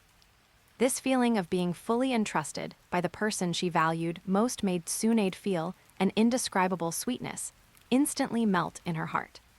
But this sweetness only lasted for a moment before a layer of gloom stained it. A worried look appeared between her brows. She was still uneasy about leaving Subaru behind in Tsukimiura. But Dongfeng Subaru spoke up, interrupting Tsunade, who was about to say something. "Sister Tsunade, rest assured. I'm not a fool. Since I've already shifted the focus to Xia Town, it means I won't be foolishly holding onto Tsukimiura to the death. If things become impossible, I will naturally relocate. Otherwise, who would I be making wedding clothes for with this foundation I worked so hard to build?" Dongfeng Subaru laughed and patted his chest. "Don't forget, with my current strength, plus Lady Katsuyu, if I want to leave, who among those Konoha people can stop me?" Upon hearing this, Tsunade was stunned for a moment, then felt that it seemed to be true. Now, after her testing, Dongfeng Subaru's strength could be considered quite formidable. And furthermore, Dongfeng Subaru had also signed a contract with Shikatsu Forest. With his massive amount of chakra, he was already able to summon 1/15 of Katsuyu's main body, and he would soon catch up to her. With such methods, Tsunade couldn't immediately think of anyone in Konoha who could keep Dongfeng Subaru there. In truth, she was just flustered because she cared. Dongfeng Subaru had a powerful physique, the yin seal, and the strength of 100 technique, and now adding Katsuyu to the mix. It could be said that, apart from a few monsters in the ninja world, Dongfeng Subaru's various methods were an extremely disgusting existence for other ninja. Then you must be careful. If it doesn't feel right, you must evacuate immediately. Though her heart was slightly more settled, Tsunade still reminded him with some lingering worry. Then, thinking for a moment, she said with some difficulty, "Right, Subaru, you've entrusted such important matters to me. I don't know if I can handle them well." Aside from handling matters of the medical department, she basically spent her days idling away. With Dongfeng Subaru suddenly dumping so many things on her head, she was somewhat lacking in confidence. Rest assured, Shizyun is a smart child, and Luzhin and the others will also assist you in taking over the administrative affairs. Furthermore, I have formulated detailed procedures. If you really don't understand, just follow what I've written, and that will be fine." Dongfeng Subaru said to comfort her, and even, to lower Tsunade's psychological pressure, reached out and gave a heavy squeeze to the pert curves behind her. "It still hurts." Tsunade backhanded and slapped away Dongfeng Subaru's mischievous hand, casting a coquettish, reproachful glance at him. The shy reproach mixed within her flowing gaze displayed the charm that seeped into her bones to the fullest extent. This made Dongfeng Subaru inevitably lose his focus for a moment. After Dongfeng Subaru's mischief, Tsunade's nervous mood gradually calmed down, and she nodded slowly at him. Then I will head to Xia Town now. You must be careful. Absolutely no accidents can occur, do you understand?" Tsunade urged him again, uneasy. Dongfeng Subaru's eyes curved slightly as he raised his hand to gently stroke her hair. "All right." Finally, until that beautiful figure completely disappeared outside the camp gate, Dongfeng Subaru shifted his gaze back to the training ground ahead.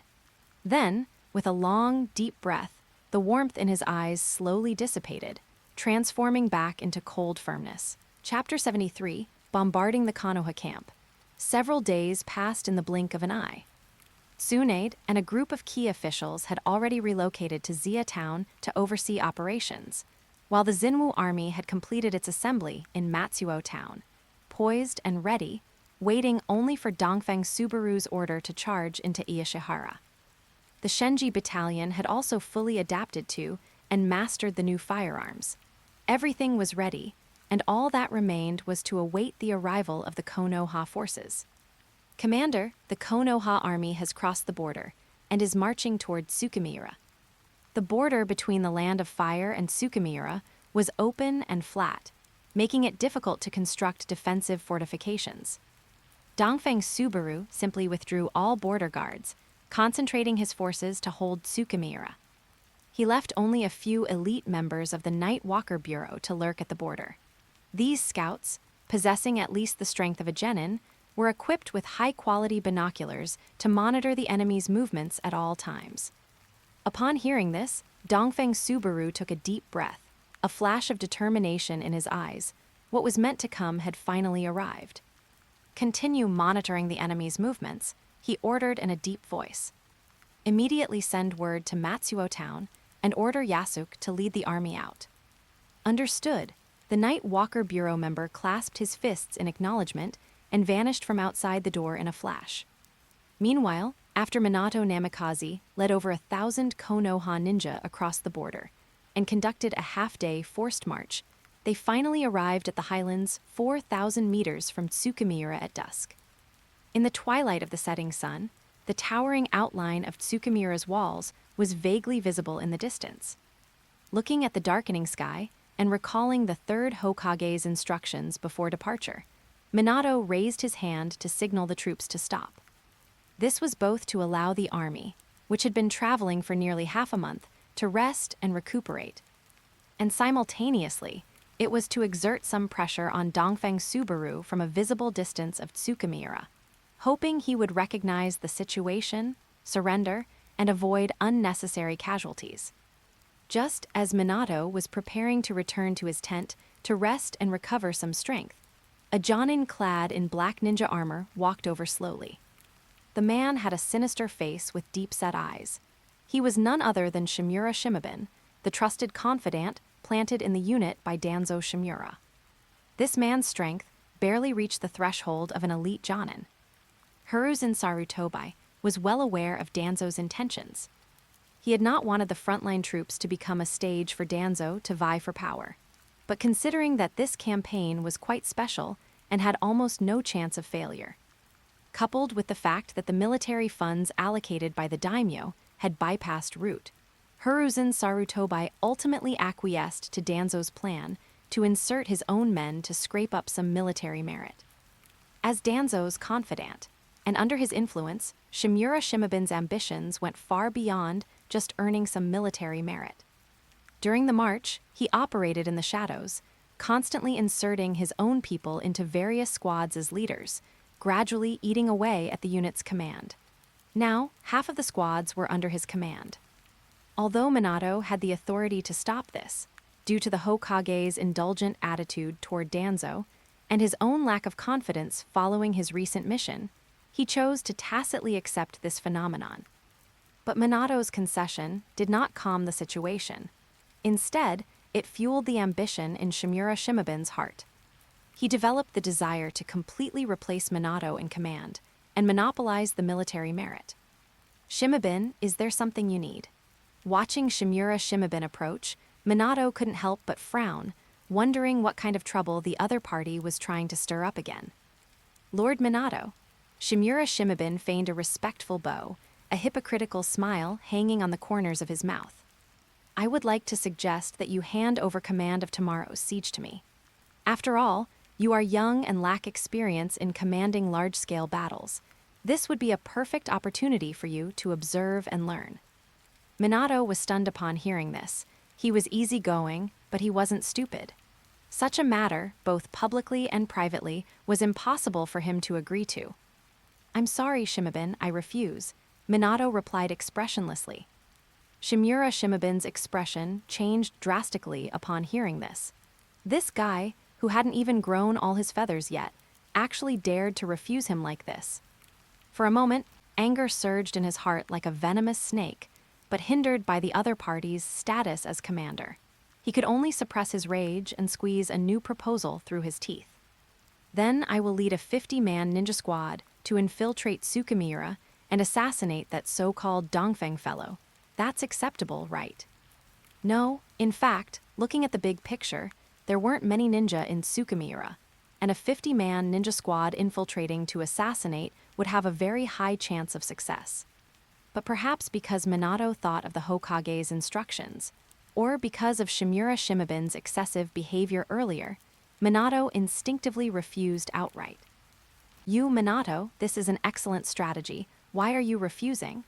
Shimura Shimabin was so angry that his fingers were trembling, his eyes wide with rage. "Shimabin, you must remember, I am the frontline commander." Minato chose not to answer, only speaking with a detached attitude. You will regret this."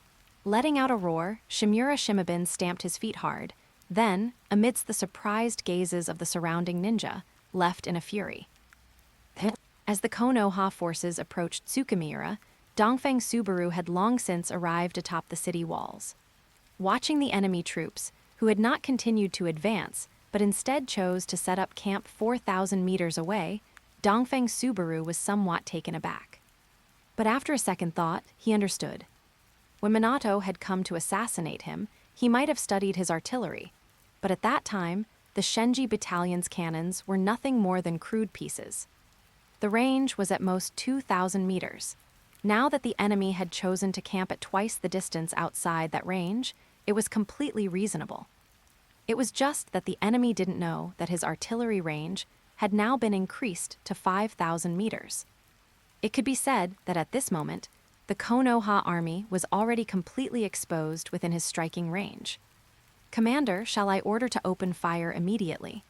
Commander Changchuang, standing to his side, had also realized this and was immediately quite tempted. Upon hearing this, Dongfeng Subaru looked up at the sky, then shook his head. "It's too early. Wait until late at night, when their vigilance has dropped to its lowest, then launch the attack." "Understood." The night was as dark as ink, swallowing the outline of Tsukimiura. Inside the Konoha army's camp outside the city, apart from a few ninja on guard duty, the rest of the exhausted ninja, worn out from days of traveling, were lying helter-skelter in simple tents, with snoring beginning to rise. On the city wall, Dongfeng Subaru held binoculars, the lenses reflecting the sporadic campfires of the Konoha camp. A curve appeared at the corner of his mouth. "Prepare."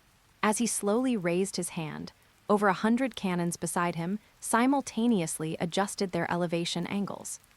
The iron-cast barrels gleamed with a chilling cold light under the moonlight, as if they were abyssal maws waiting to devour lives. "Fire!" Boom! Following Dongfeng Subaru's shouted command, the first cannon blast exploded in the night sky like a thunderclap, shaking the very earth. The tents on the east side of the Konoha camp instantly turned into a sea of fire. The ninja in their sleep hadn't even had time to open their eyes before they were blown away by the shockwave, their broken limbs tossed into midair like shattered dolls. Chapter 74, Weapons of Inhumanity, Enemy Attack. It was unclear who had screamed at the top of their lungs, but the shout was quickly drowned out by a continuous series of explosions. Fiery shrapnel fell like a torrential rain, piercing through tents and embedding itself into the unprepared bodies of the ninja. At this moment, the Konoha camp was in chaos. Some Chunin and Jonin were doing better.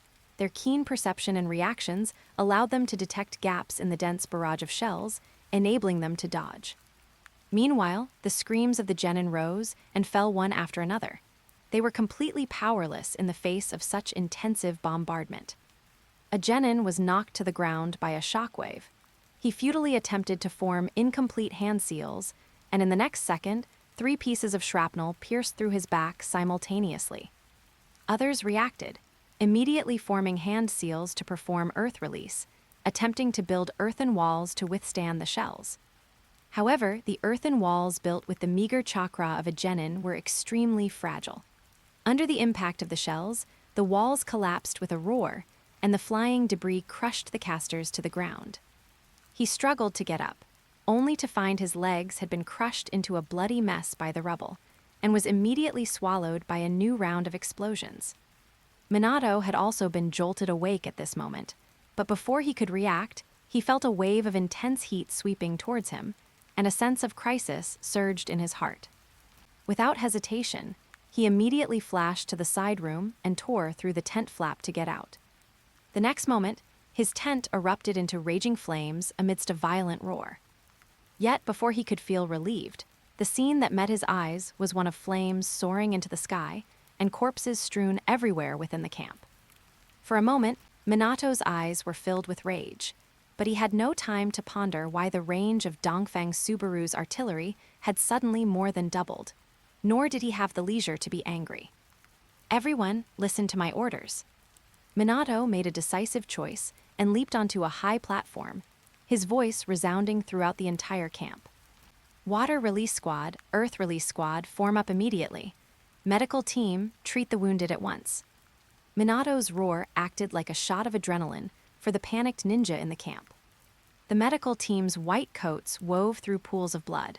The medicine kits at their waists clattered, and blood-stained bandages fluttered in the moonlight. The ninja of the Earth Release and Water Release Squads quickly formed up. Their palms were pressed tightly together, veins bulged on their foreheads, and chakra surged at their fingertips like electric currents. Earth Release, Earth Wall. Water Release, Water Formation Wall. Amidst the overlapping shouts, the earth cracked open with a roar. Brown earthen walls burst from the ground, rising layer upon layer toward the sky, standing before the camp. At the same time, a deep blue water curtain shimmered with rippling light in the night. When the shells struck the earth walls, they blasted gravel into the sky, and spiderweb-like cracks instantly appeared on the sturdy earthen walls. The shells that slammed into the water formation walls caused the water to burst into thousands of droplets. Watching this scene, the ninja in the camp were all terrified. But fortunately, these defenses ultimately served their purpose. The shells, originally as dense as a torrential rain, were now blocked by the barriers, and the offensive became scattered. Those shaken genin finally had a chance to catch their breath. Even the genin were barely able to dodge the bombardment. Dongfang Subaru, who had been constantly observing the enemy situation with binoculars, noticed this situation, and a flash of madness instantly crossed his eyes. Load the white phosphorus bombs and fire them into the sky for me. In order to severely damage Konoha's army, Dongfang Subaru directly brought out this forbidden weapon that existed in his past life, which had been developed by the Ministry of Works under his guidance. He no longer had the time to consider the question of whether it was inhumane. At this moment, Commander Changchuang of the Shenji Battalion, who was standing to the side, felt his heart tremble violently upon hearing the words white phosphorus bomb, followed by a flash of fanaticism in his eyes. Understood. Before long, the artillery on the city walls adjusted their elevation angles again, and then let out another ferocious roar, firing towards the sky above the Konoha camp. Dozens of shells trailing pale white flames bloomed into eerie fire lotuses above the Konoha camp, and tens of thousands of white phosphorus particles poured down. Everywhere they landed, eerie green flames ignited. A genin had just looked up, when white phosphorus particles splattered onto his face. Instantly, he let out a shrill scream, his hands frantically clawing at his face, trying to pat away the burning white phosphorus. But once white phosphorus adheres, it is like a maggot on a tarsal bone. The more one struggles, the more violently it burns. He rolled on the ground in agony, his skin burned to a charred, curled black, his facial features gradually distorting and deforming, and incoherent wails issued from his mouth. "Save me, save me." But his companions nearby dared not approach, and could only watch in horror as he died in agonizing pain within the flames. Another Chunin, in order to avoid the white phosphorus, hid inside a tent. However, the white phosphorus pierced through the canvas and landed on his back.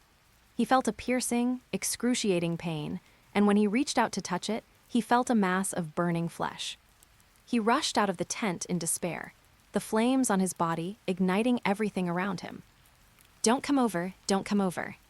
He waved his arms, trying to scare away the companions who wanted to come close to rescue him, but finally collapsed to the ground, completely swallowed by the flames. The entire camp was plunged into chaos and terror. The ninja fled in all directions, with nowhere to hide. They watched as their companions struggled in agony under the burning white phosphorus, emitting inhuman screams, their hearts filled with fear and despair. Some timid genin collapsed directly to the ground, trembling all over. their eyes filled with terror and helplessness.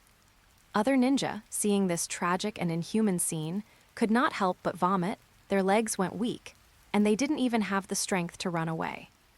Minato stood in the center of the camp, his eyes trembling wildly at this moment. He had never seen such a cruel weapon.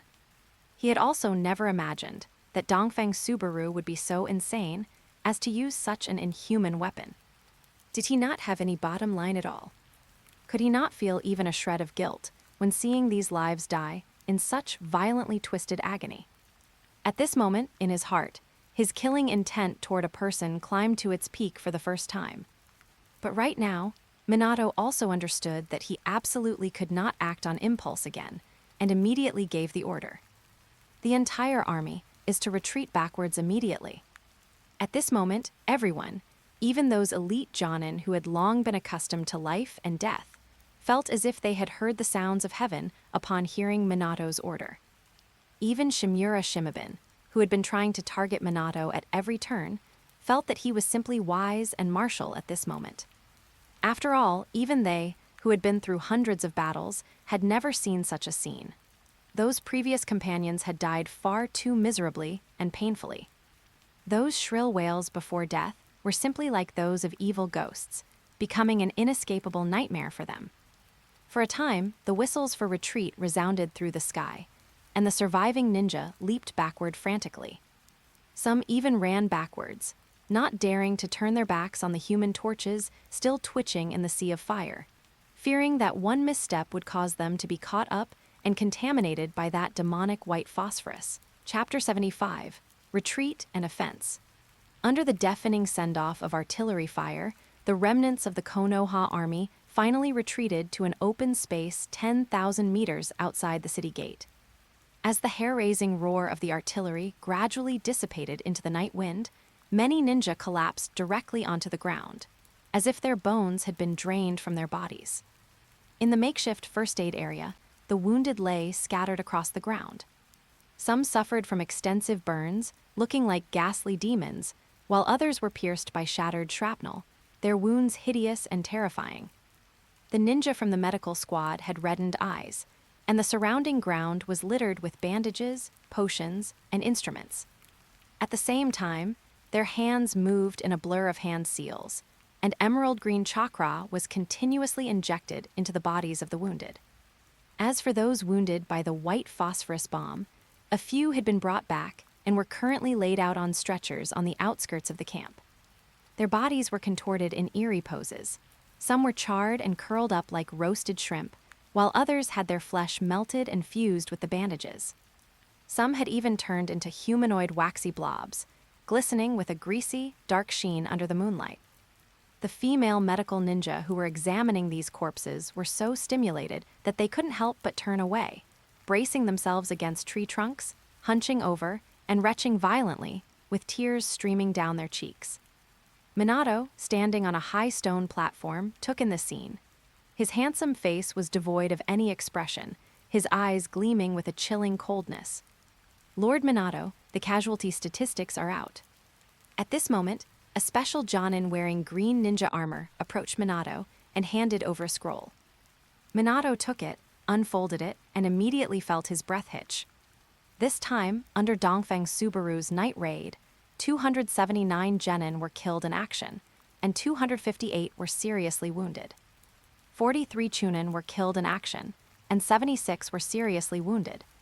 It could be said that the chunin and genin forces had been nearly wiped out in a single night. There were only a few left who still maintained combat capability. Even 3 special jonin and 1 elite jonin were lost.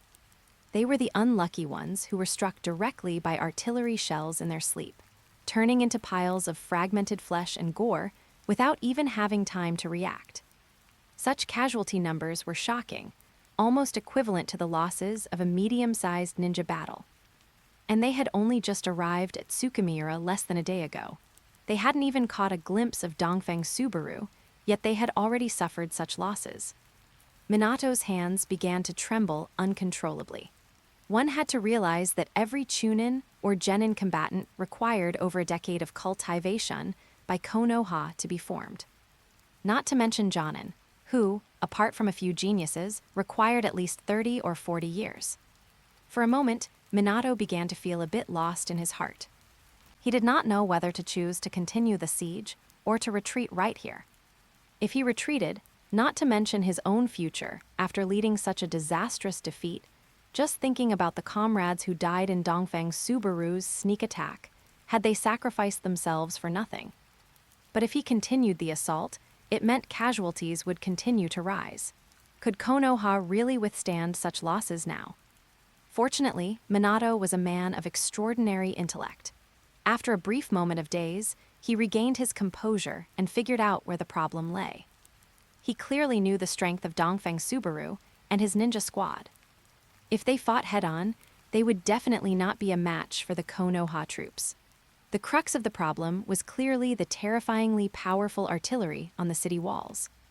After thinking for a moment, Minato made a decisive decision and gathered all the remaining special Jonin who were proficient in Earth Release.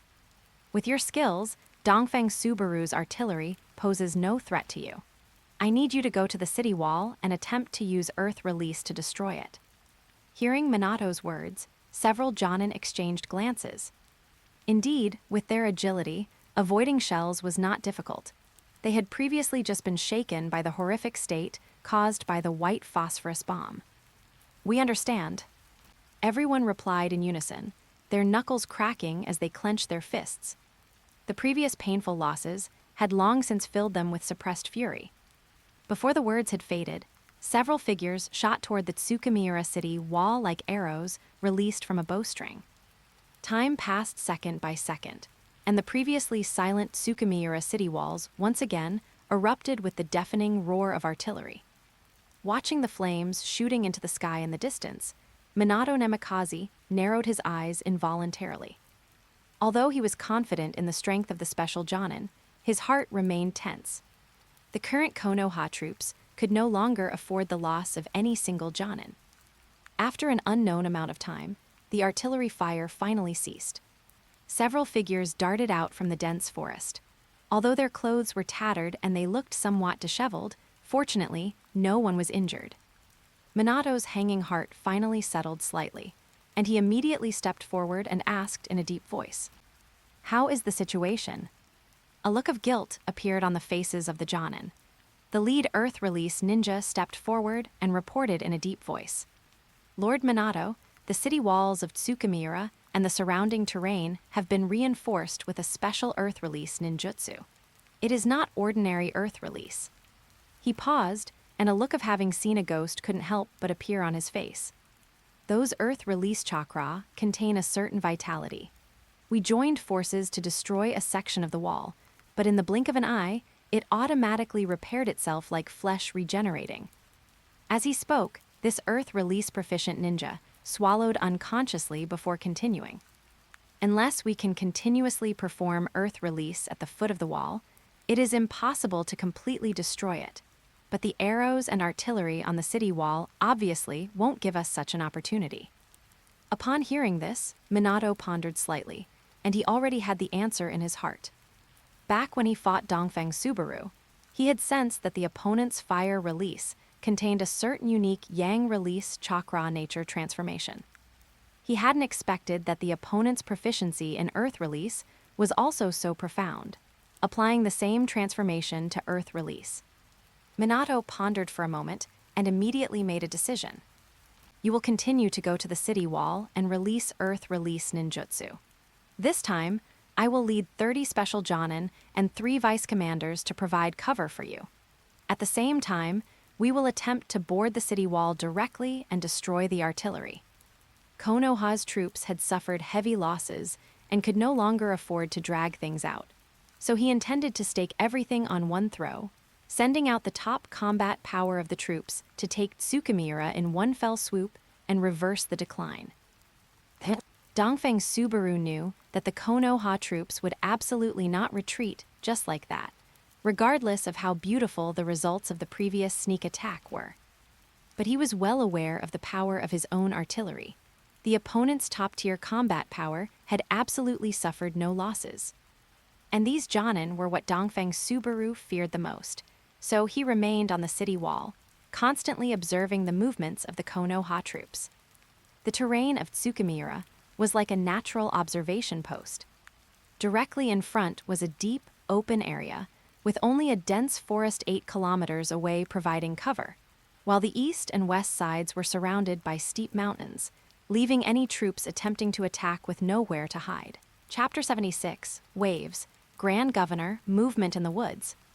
The sentry's urgent shout pierced the silence atop the city wall. Dongfeng Subaru, who had been resting with his eyes closed on a lounge chair, snapped his eyes open and leaped up with a nimble spring. He snatched the binoculars from the sentry and peered intently outside the city. Within his field of vision, about 50 figures were darting out from the forest. At their lead was none other than the man with the iconic golden hair, Minato Namikaze. Seeing this, Dongfeng Subaru's heart sank. The thing he feared most had happened after all. Facing the group of Jonin led by Minato, he had absolutely no confidence in being able to hold them off. Even if he could actually block them, he couldn't stop these ninja from scaling the city wall and destroying all the artillery pieces atop it. Once they did that, and redeployed the remaining Konoha forces, Tsukimiura would truly be indefensible. Dongfeng Subaru tapped his knuckles against the crenellations of the wall in a rapid rhythm. Strategically speaking, he was actually already in an invincible position. By now, Yasuk's surprise attack force should have penetrated deep into the heart of the Land of Fire, and Minato's troops had suffered heavy losses. As long as he abandoned Tsukimiura and retreated to the rear cities, once news arrived that the Land of Fire was in flames, the Konoha ninja would naturally retreat without a fight. That was the logical approach, but Dongfeng Subaru was unwilling to just give up Tsukimiura like that. His new policies had only been implemented for a short time, and public sentiment was already restless. If he just left, abandoning the city and its people, it would be a severe blow to his prestige. Thinking of this, Dongfeng Subaru steeled his heart and decided to bite the bullet and put up some resistance. Just as he was about to wave his hand to signal the Shenji battalion to open fire, he suddenly realized that dodging artillery for these Jonin was probably just a warm-up exercise. It wouldn't be effective at all. Silently lowering his hand, Dongfeng Subaru's thoughts raced like lightning. Suddenly, as if he had thought of something, his eyes lit up, and a cruel smile curled at the corners of his mouth. Minato had brought so many Jonin out, which meant the defensive forces at their camp must be empty, right?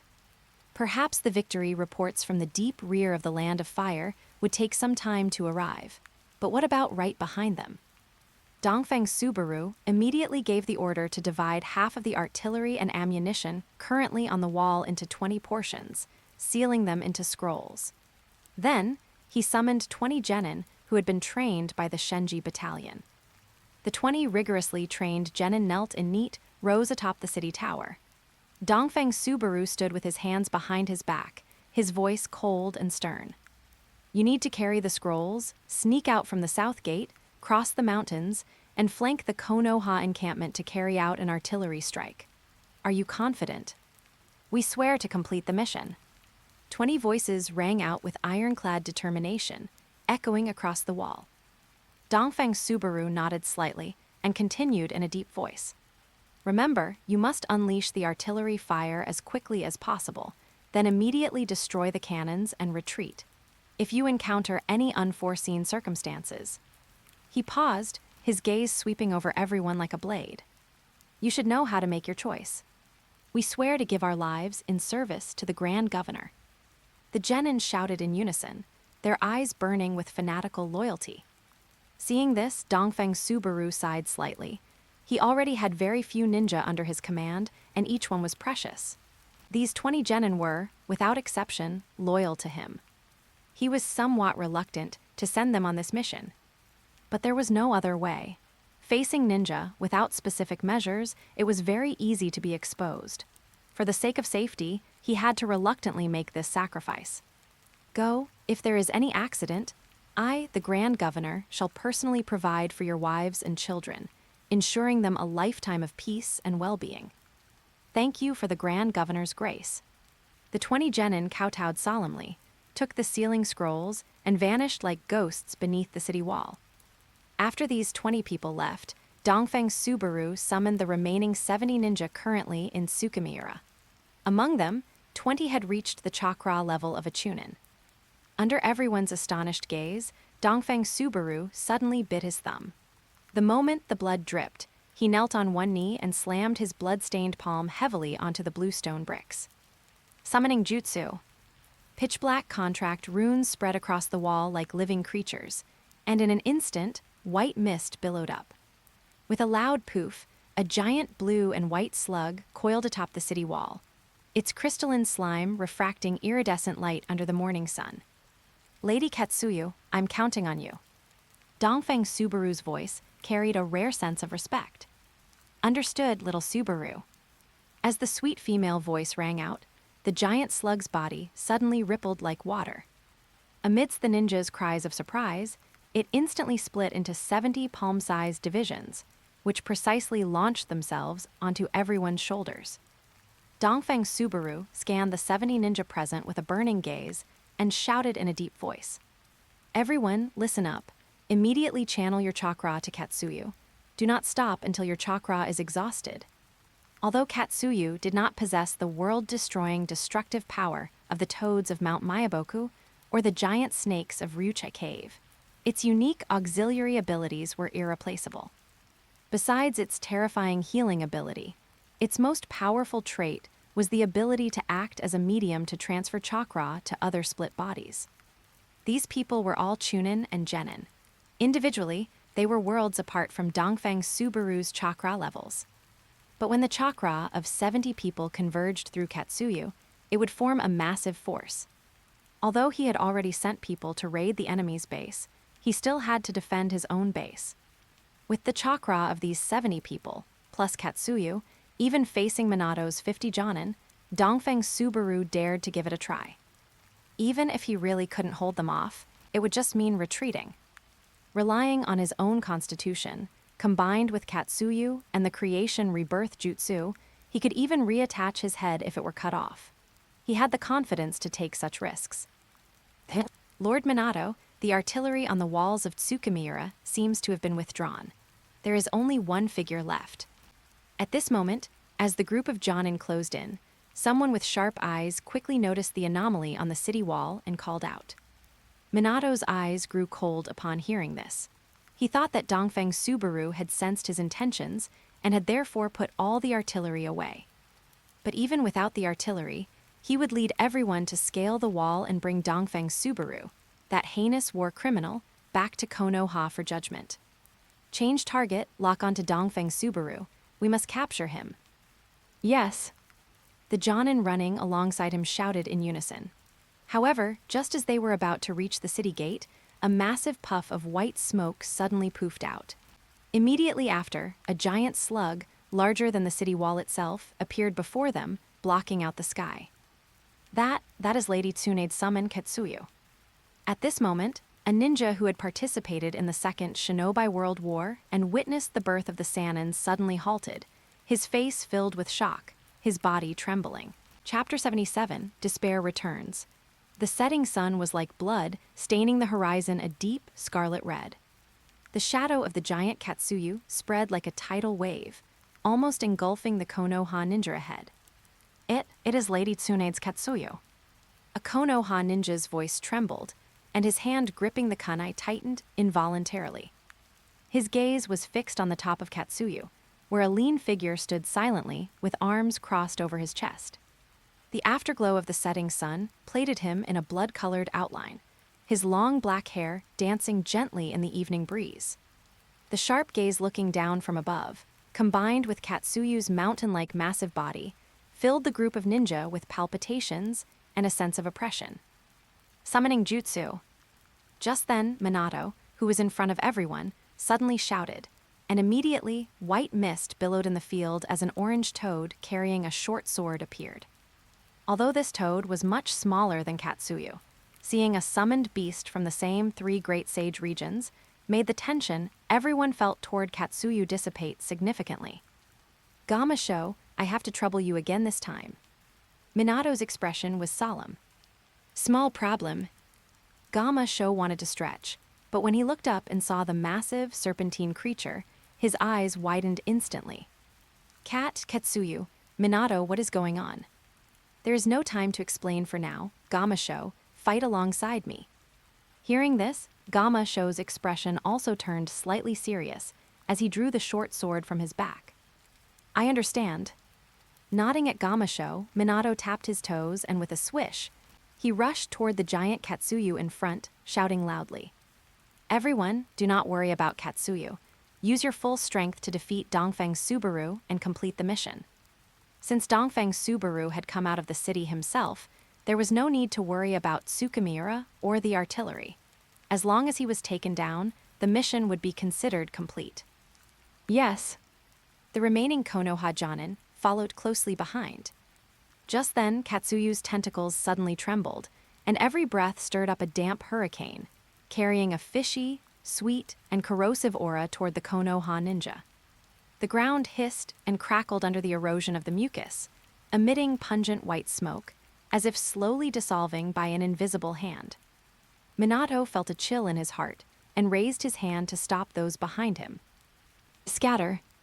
As soon as the order was given, Katsuyu suddenly contracted its body, crashing toward the ground like a landslide. Boom! A giant wave of mucus exploded, and dozens of Jonin leaped into the air to dodge, but were entangled by sticky threads around their ankles midair. Dongfang Subaru's figure emerged from the mucus. Knowing he could not kill Minato in one blow, he appeared like a teleportation in front of a special Jonin who was controlled by the sticky threads, and raised his left fist, wreathed in the azure chakra of the strength of 100 technique, to strike directly at the man's face. The special Jonin's pupils constricted, and he tried to find some balance while being restrained, raising his arms to block. Bang!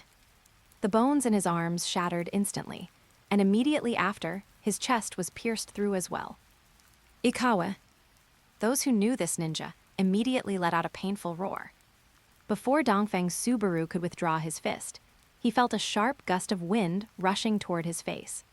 Turning his head abruptly, he discovered that an enraged Minato was already holding an azure Rasengan, bearing down on his face. Dongfang Subaru wanted to retreat, but it was too late to dodge, and the Rasengan slammed heavily onto his chest. Bang! Dongfang Subaru was sent flying backward for dozens of meters, falling back beneath the city wall. Puffed. The excruciating pain in his body made him unable to help but feel a sweetness in his throat, and he spat out a mouthful of bright red blood, staining the ground red. Looking down, he could see that the armor on his right chest was completely shattered. His flesh was a blurry mess, and he could even see his stark white ribcage. And this was not the end. At this moment, the enraged Konoha ninja broke free from the sticky threads, their figures flashing as they bypassed the massive and cumbersome Katsuyu. For a moment, a dense barrage of ninja tools, mixed with various elemental ninjutsu, shot toward him. However, facing such a terrifying offensive, there was not a trace of panic on Dongfang Subaru's blood-stained face as he clasped his hands together. Ninjutsu, creation rebirth.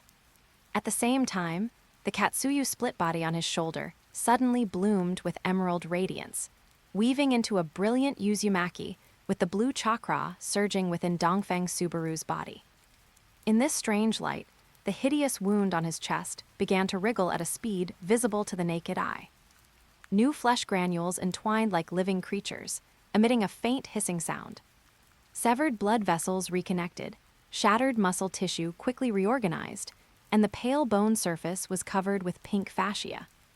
The entire process took only a few breaths, and the shocking wound had already healed as before, leaving only the newly formed skin glowing with a pearl-like luster.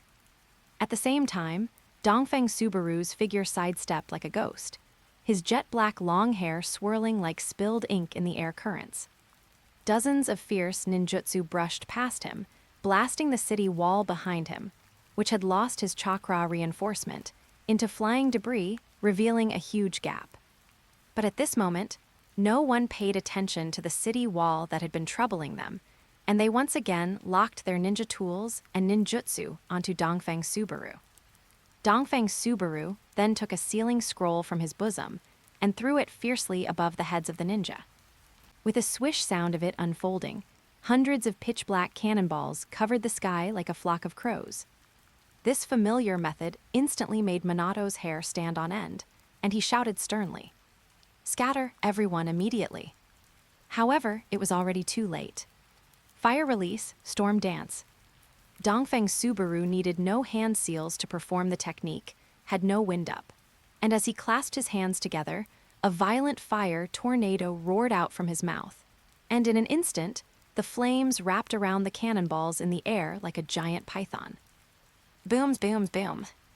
White lotuses bloomed across the sky, the blinding white light illuminating the battlefield, and those eerie sparks that had once brought nightmares to everyone at the Konoha base drifted down again.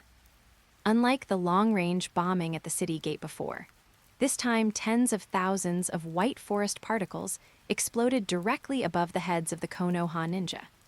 The burning poisonous fire poured down like a waterfall, almost filling every inch of the air. At such close range, with such dense rain of fire, dodging became extremely difficult. In an instant, some were unable to dodge in time, turning into white human torches, rolling in pain amidst wails. The remaining ninja, except for some who were proficient in earth release and cast earth wall to cower beneath them, were otherwise helpless. The rest were too busy to help themselves, dodging and weaving through the rain of fire in extremely twisted postures, searching for the extremely tiny gaps in the fire rain, not daring to let even a drop touch them, fearing that one careless mistake would lead them to follow in the footsteps of those human torches, and Minato was no exception. But Dongfeng Subaru did not choose to watch from outside the rain of fire. Instead, he made another astonishing decision. He tore off his battered armor from his chest, revealing his lean upper body, and then leaped, actively charging into that deadly rain of fire. Chapter 78, Chakra Attribute Fusion. The rain of white phosphorus fire dripped mercilessly onto Dongfeng Subaru's exposed skin, emitting a sizzling, burning sound. His flesh twisted and charred under the high heat, the intense pain causing him to knit his brows tightly. But in an instant, the surging chakra within his body flowed wildly. Under the dual effect of Katsuyu and the creation rebirth technique, the charred wounds healed back to their original state at a speed visible to the naked eye. Hattie. Dongfeng Subaru's lips curled into a cruel arc, his figure suddenly accelerating, breaking through the curtain of fire like a cannonball. A Jonin who was dodging in a sorry state felt a blur before his eyes. That demonic figure was already close at hand. What are you trying to do? The Jonin's pupils contracted violently, his voice distorted by fear. Answering him was a palm that gripped his neck like an iron pincer. Dongfeng Subaru suddenly tightened his 5 fingers, actually ripping the opponent's head and cervical spine out by force. The gushing fountain of blood steamed into a scarlet mist amidst the rain of fire. After the headless corpse stiffened for a moment, it collapsed into the sea of white phosphorus fire, instantly swallowed up by the pale white flames.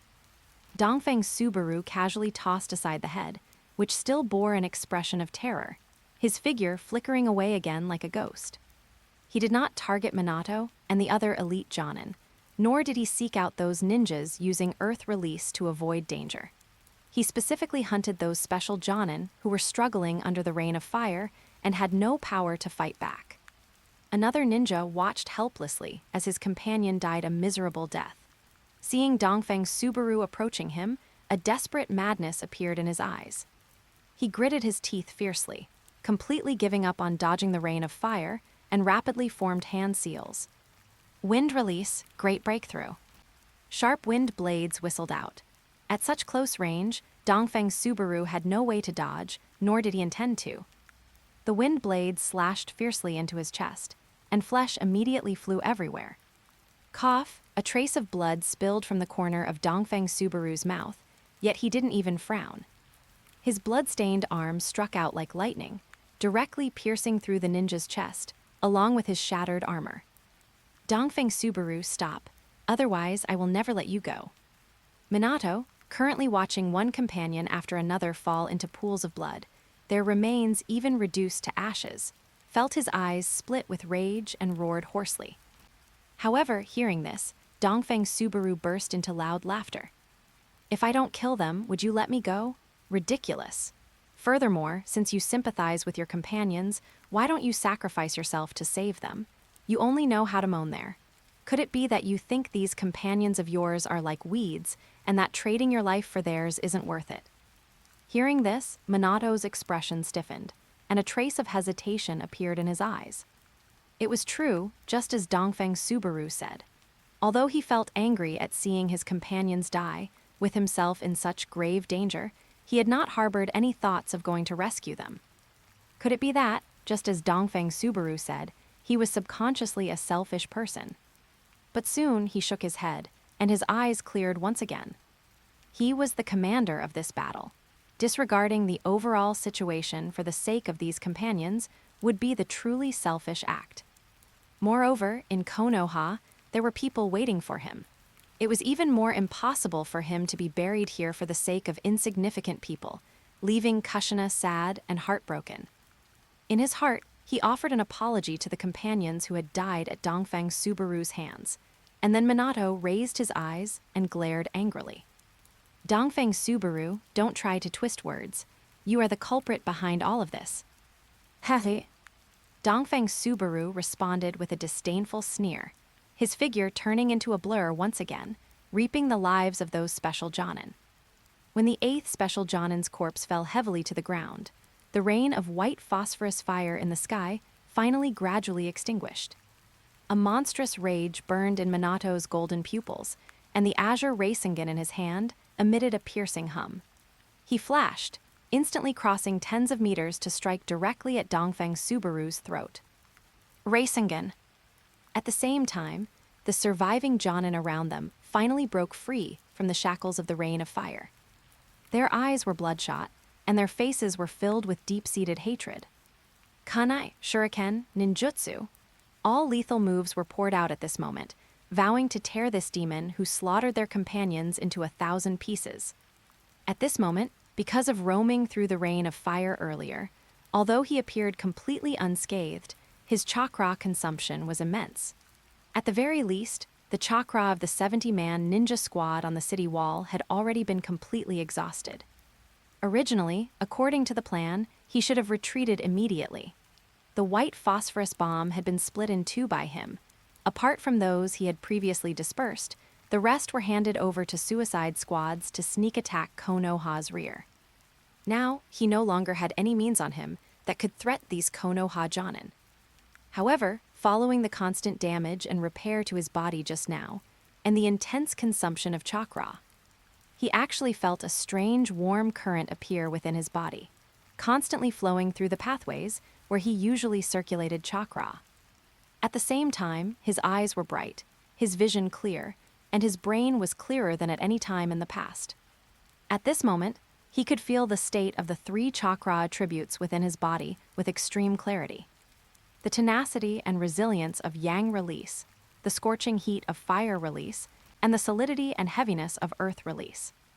The 3 types of chakra were unprecedentedly active, and the barriers between them seemed to be slowly dissipating, gradually merging. Feeling the changes within his body, Dongfeng Subaru was silent for a moment, then immediately abandoned the idea of retreating. He raised those reddened eyes, looked at the Konoha ninja swarming up, and his eyes were stained with a layer of bloodthirsty killing intent. Dongfeng Subaru stepped with footwork, dodging and moving amidst the dense offensive. He clasped his hands together, and fire release ninjutsu gushed out from his mouth one after another, while simultaneously controlling the ground to continuously protrude sharp earth spikes and thick earth walls. In the distance, the giant Katsuyu split into dozens of smaller individuals, continuously spraying corrosive mucus. However, facing dozens of Jonin working in tacit cooperation, these counterattacks ultimately seemed inadequate. Katsuyu's mucus was far less lethal than white phosphorus, and the Konoha ninja could easily avoid it.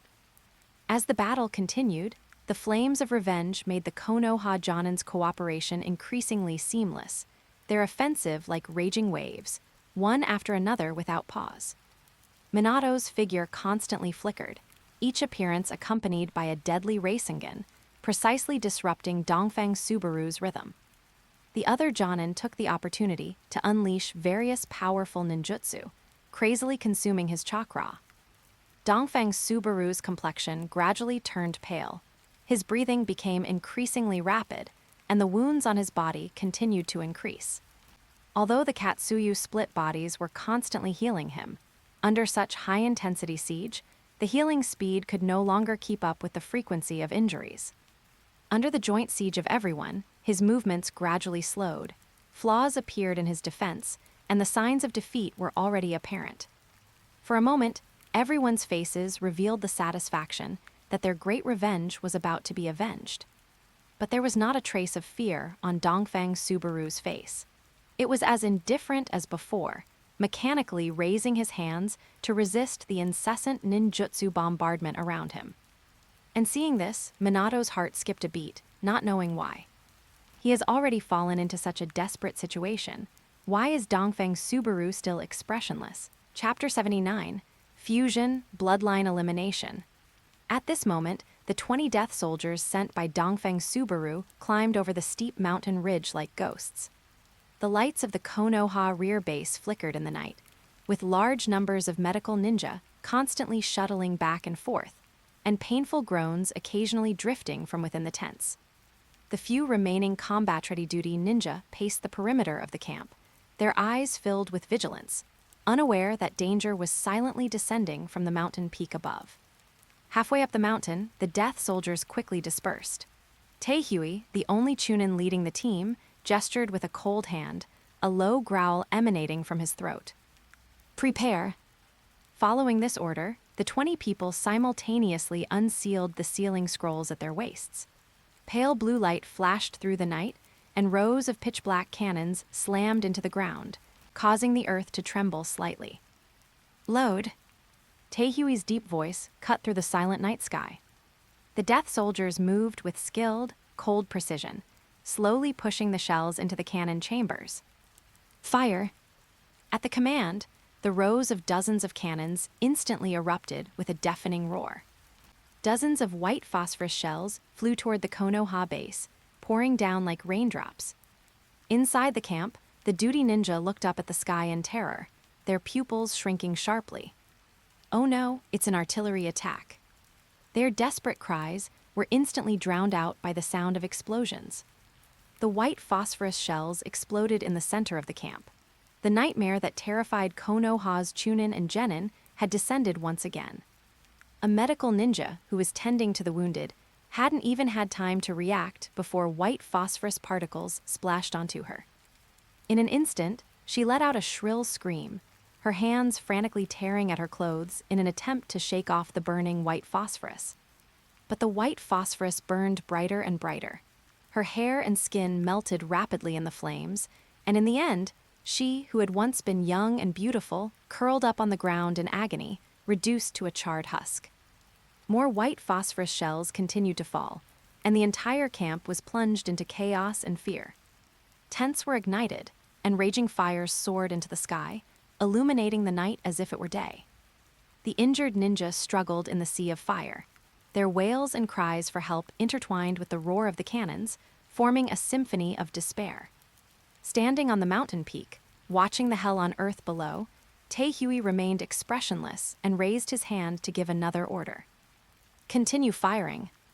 The roar of the cannons continued unabated, and the Konoha base was gradually swallowed by the sea of fire under the ravages of the white phosphorus shells, despairing wails echoing through the sky.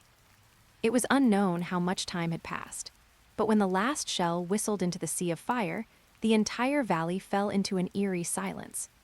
The wailing inside the Konoha base gradually weakened, leaving only the crackling sound of flames devouring wood echoing in the night wind. Earlier, by the flickering firelight, Taehyui had clearly seen several figures breaking through the thick smoke, racing toward the mountain ridge at astonishing speed. Now, it was too late to pack up the cannons, so he immediately gave the order. Destroy the cannons, retreat. Yes.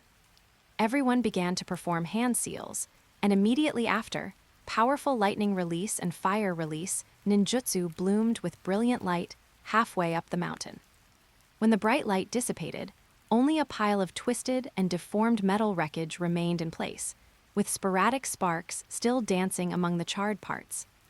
However, just as the death soldiers were about to retreat, several sharp whistling sounds suddenly rang out. Swish, swish, swish. 5 Konoha Jonin appeared from all directions like ghosts, instantly forming an encirclement. Their faces were covered in soot and bloodstains, looking disheveled, but the killing intent in their eyes was more intense and vigorous than ever before. None of you are getting away. The lead elite Jonin had veins bulging, his voice hoarse like a poisoned dagger filled with resentment. Before he finished speaking, his hands had already finished the hand seals. Fire release, great fireball technique. The violent chakra shockwave instantly blasted the 3 of them flying backward. At the same time, the other Jonin also launched their attacks. Lightning release, earth flash. Wind release, vacuum wave.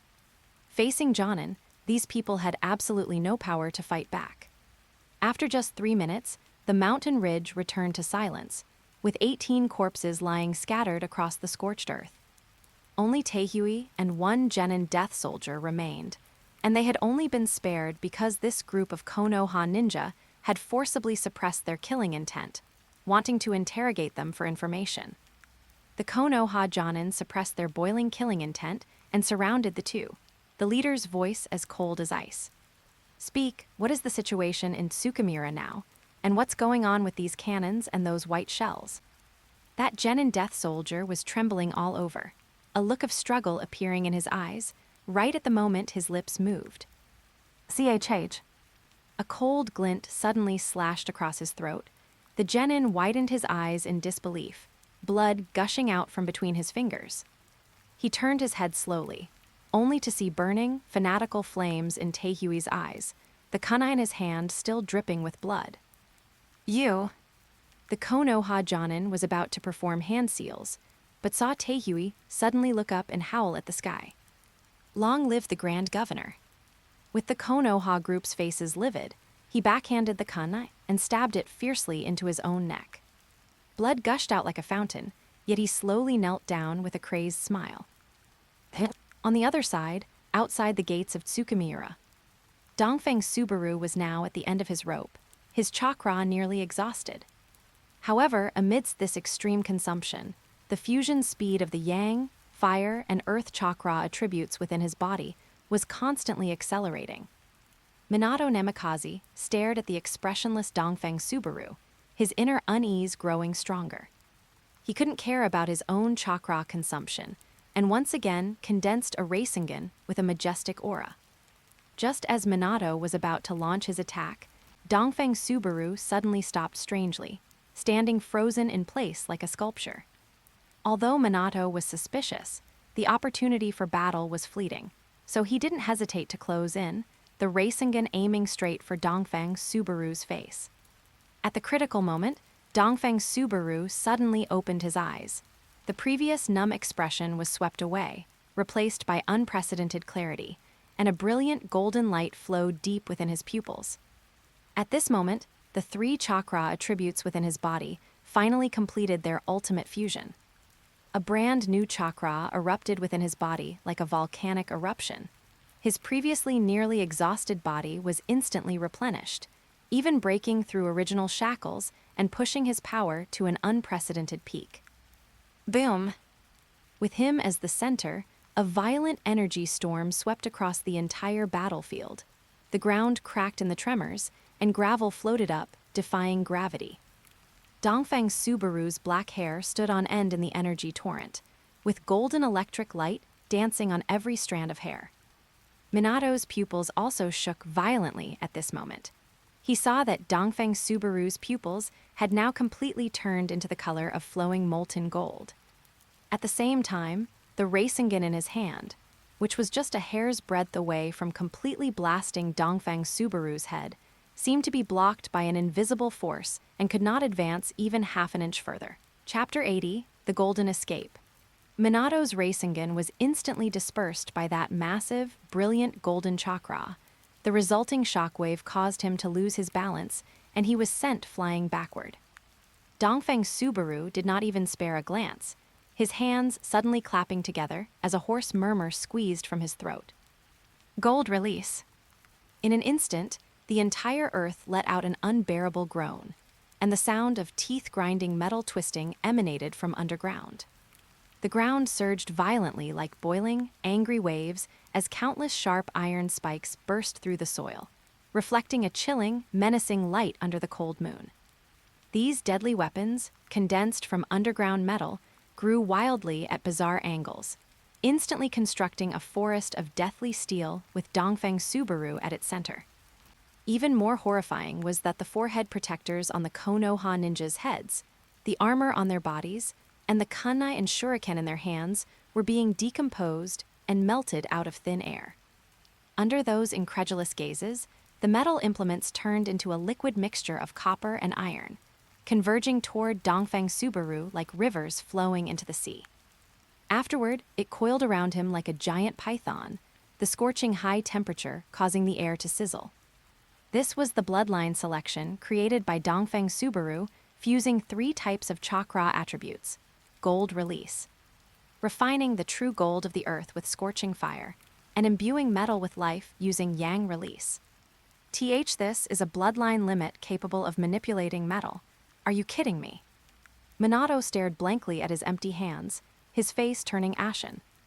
At this moment, everyone's weapons and protective gear had been completely decomposed by Dongfeng Subaru. Because the soles of ninja shoes contained steel plates, even their shoes were destroyed, forcing everyone to stand barefoot. Under such circumstances, how could they still fight? Opposite them, Dongfeng Subaru hovered in the center of that twisted, hideous forest of steel.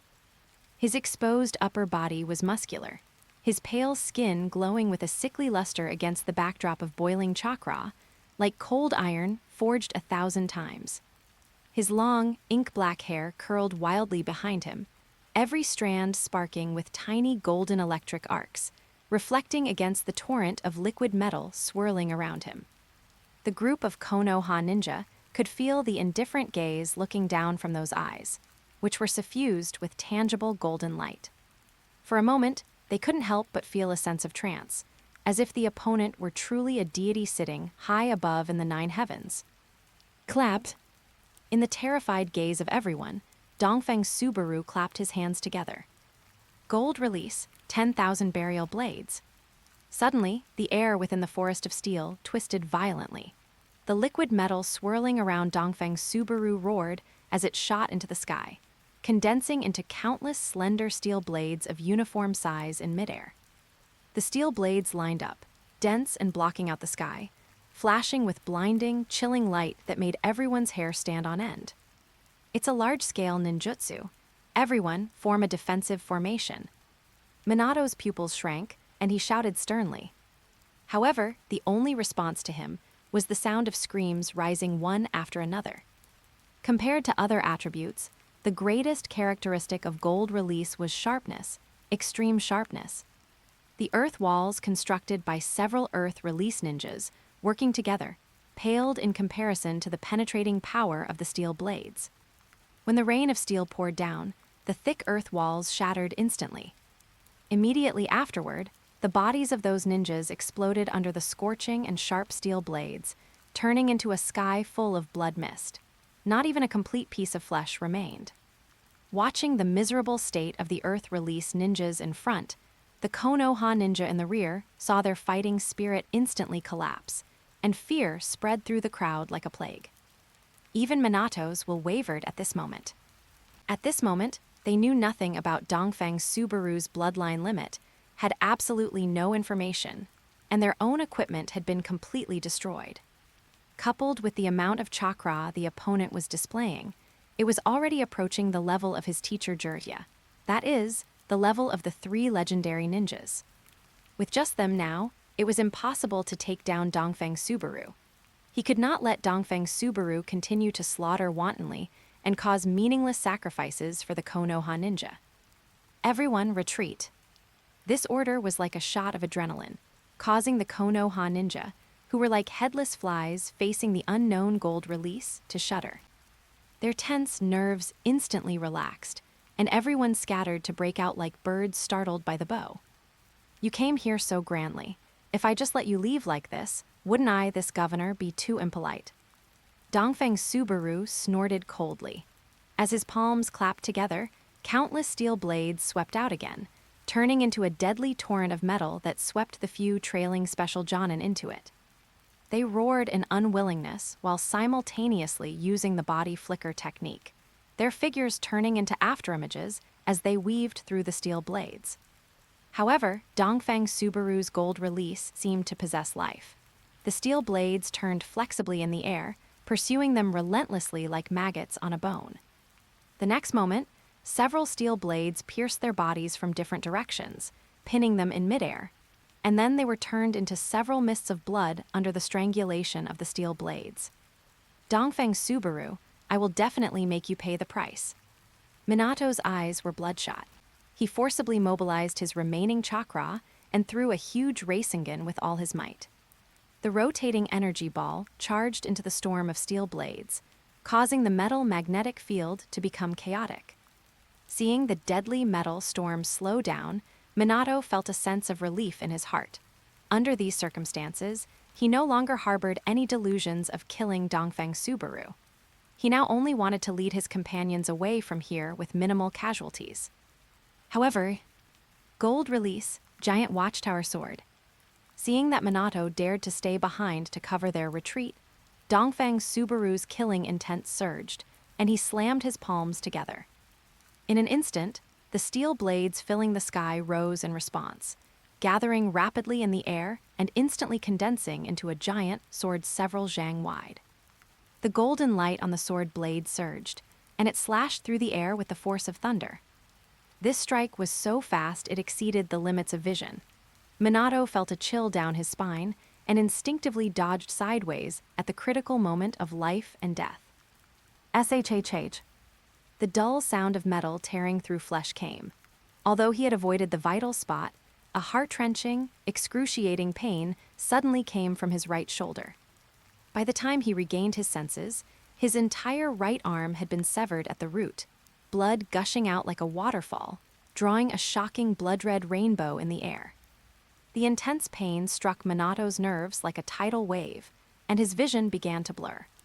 But the battle instinct carved into his marrow allowed him to react instantly.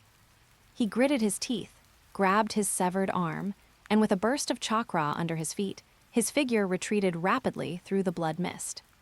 At this moment, the group of Konoha ninja had already fled 1,000 meters away. As for Dongfeng Subaru, he made no further moves. He slowly descended from the top of that steel forest, then with a thump, he knelt on one knee on the ground, bean-sized sweat beads constantly seeping from his forehead, his mouth wide open, gasping violently. Although the awakening of gold release had restored his chakra, the series of fierce battles had already brought his body to the brink of collapse. The cells in his body had long reached their limit amidst constant damage and repair, and his mental energy was also nearly exhausted. And the release of gold release had only exacerbated the situation for both. Just now, forcing back Minato, and the others relied entirely on the intimidation of that momentum when his chakra surged. Now, watching them retreat, although he was unwilling, he had no strength to stop them. Chapter 81, The Hidden Rocks and Hidden Clouds Attack. At this moment, Minato appeared outside the Konoha camp, 10,000 meters away. His face was as pale as paper, and beads of sweat, the size of beans, rolled down his forehead incessantly. Minato-sama, are you all right? I will go call for a medical ninja immediately. The ninja said this and pushed aside the dense bushes in front of him. However, the next second, the scene of the smoke-filled ruins suddenly came into view, and his face instantly turned deathly pale. Minato, even more so, felt as if he had been struck by lightning. He stared blankly at the tragic scene before him, his lips trembling uncontrollably. He was completely unaware of the wounds on his body, his entire being plunged into extreme agony. The ninjas stationed in front also noticed the commotion and immediately ran over excitedly. Great Minato-sama, you have finally returned. Looking at these disheveled ninjas, Minato asked in a hoarse voice, Here, what exactly happened? Upon hearing this, the two ninjas immediately burst into tears, and one of them reported with a choked voice. Minato-sama, after you left, Dongfeng Subaru sent death squads to flank from the side of the mountain and launch a surprise attack, bombing the camp. After taking stock, under last night's artillery fire, a total of 264 genin and 76 chunin were killed in action, and even Jonin Shimura Shimabin-sama was killed. His voice trembled, and he could barely continue speaking. Although a large portion of them were ninjas who had previously been seriously injured and were unable to resist the new round of shelling, the death toll was still shocking. Konoha had sent over 1,000 people on this expedition. Now, upon careful calculation, only 207 genin and 89 chunin remained. As for the jonin, when adding those who had previously died under Dongfeng Subaru's gold release, only about 20 remained. After hearing this, Minato seemed to lose all his strength in an instant and fell to his knees with a thud. Meanwhile, Yasuke led 60,000 Xinwu army troops from Ishihara into the heart of the Land of Fire. The army split into more than 10 routes, ravaging the Land of Fire like a plague of locusts. Although Dongfeng Subaru had kept elite firearm units like the Shenji Battalion at Tsukimiura, the overall quality of the Xinwu army was still far superior to the standing army of the Land of Fire by several grades. Coupled with the fact that Yasuke also led half of the ninja troops, this army was invincible and unstoppable. In a short period, they captured 18 cities in succession, strictly implementing the scorched earth policy formulated by Dongfeng Subaru. Wherever the army passed, there was constant slaughter, fire blocked the sun, and whales filled the fields. Except for the merchant strongholds designated by Dongfeng Subaru in advance, and the Temple of Fire where the big boss was hidden, which remained undisturbed, all other towns were looted, burned, killed, and plundered. The once prosperous towns of the Land of Fire turned into smoking ruins one after another, and hundreds of thousands of commoners were displaced. The flames of war spread rapidly across the land like a malignant disease, dragging the entire country into the abyss. Facing such a situation, the daimyo of the Land of Fire was furious, but what was even stronger was the growing fear in his heart. He was terrified that the next second the Xinwu army would slaughter their way to the daimyo's court and hang his head high on the city gate. In his panic, he frantically sent letters to Konoha. In the letters, he completely lost all decorum, cursing Hiruzen Sarutobi profusely and ordering him to immediately find a way to resolve the crisis. Facing such a situation, Hiruzen Sarutobi felt equally miserable. How could he not know about the tragic state of the Land of Fire? In fact, he had already dispatched multiple ninja squads to suppress them. However, Konoha's manpower was truly stretched thin now.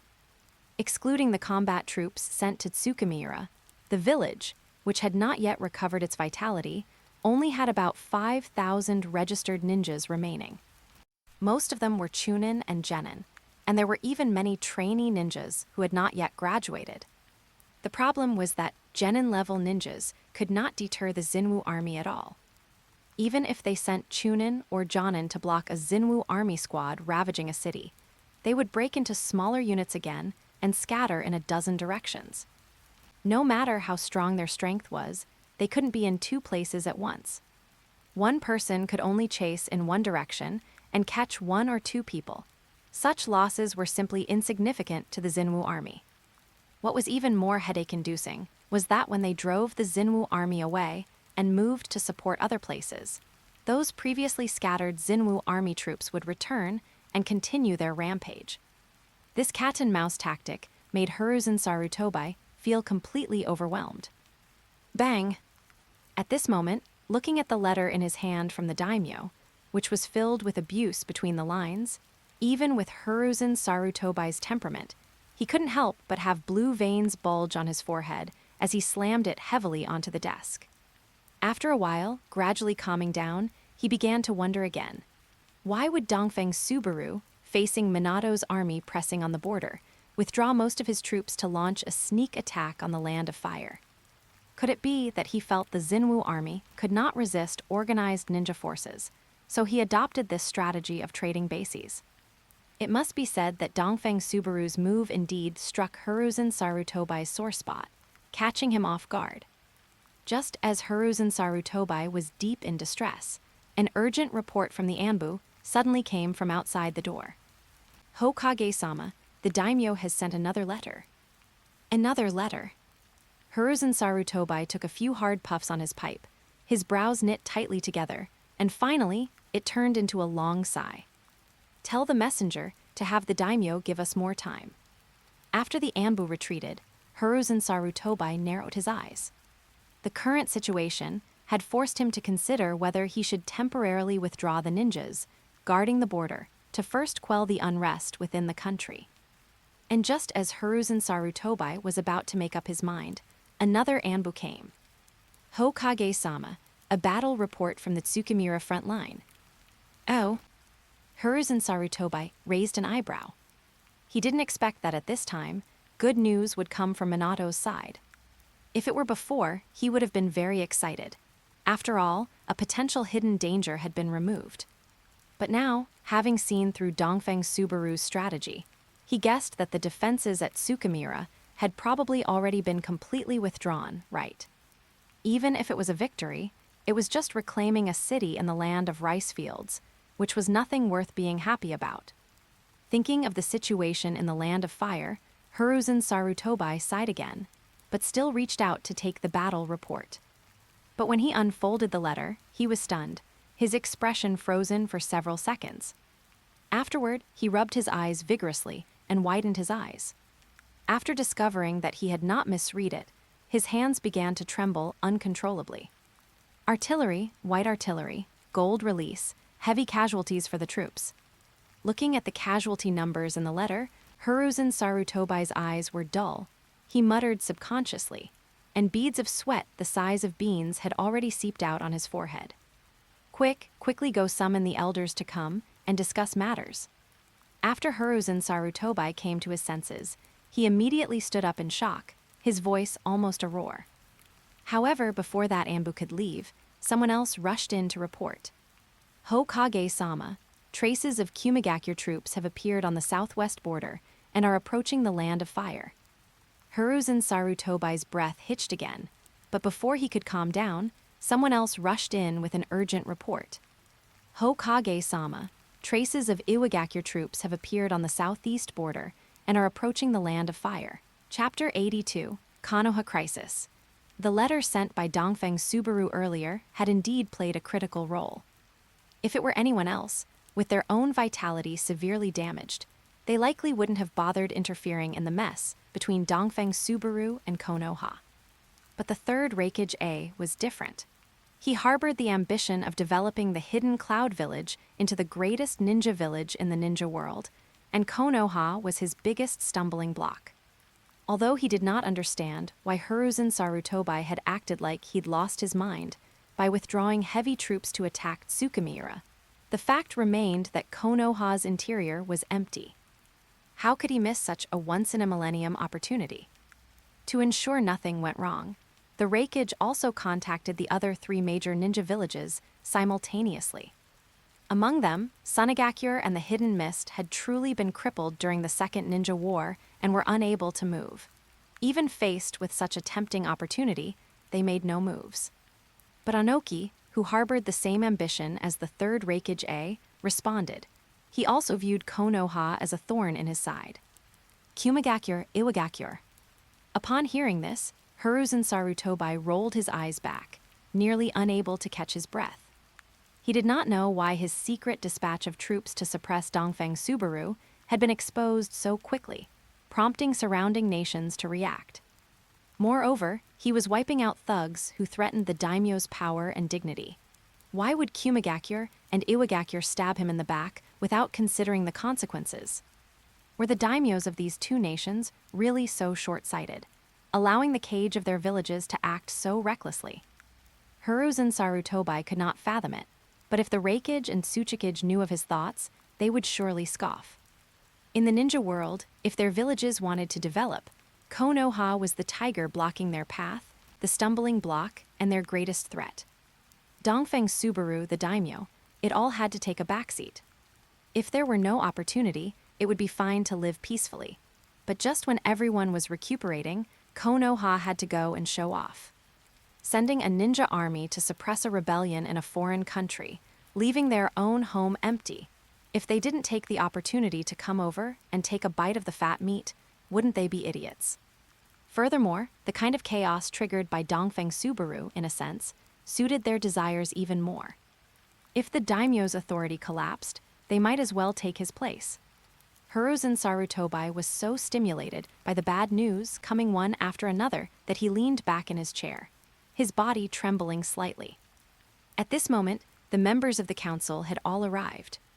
"Hiruzen, why did you summon us so urgently? What happened?" As Udatane Koharu stepped into the room, she noticed Hiruzen Sarutobi's unusual expression and hurriedly asked. Even Danzo, who usually liked to steal the spotlight, remained unusually silent, a flash of doubt crossing his eyes. "You see for yourselves." Hiruzen Sarutobi forced himself to sit up straight, pushed the letter on the desk forward, and his voice sounded exhausted. Udatane Koharu took the letter and slowly unfolded it in front of everyone. In an instant, the expressions of all the elders froze.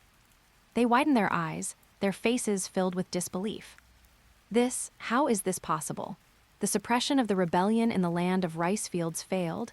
Minato's troops suffered heavy casualties. Iwagakure and Kumagakure are attacking at the same time. One thunderous piece of news after another left everyone dizzy. Danzo was furious. Upon learning that the clansmen he had entrusted with heavy responsibilities had died in Tsukimiura, he erupted.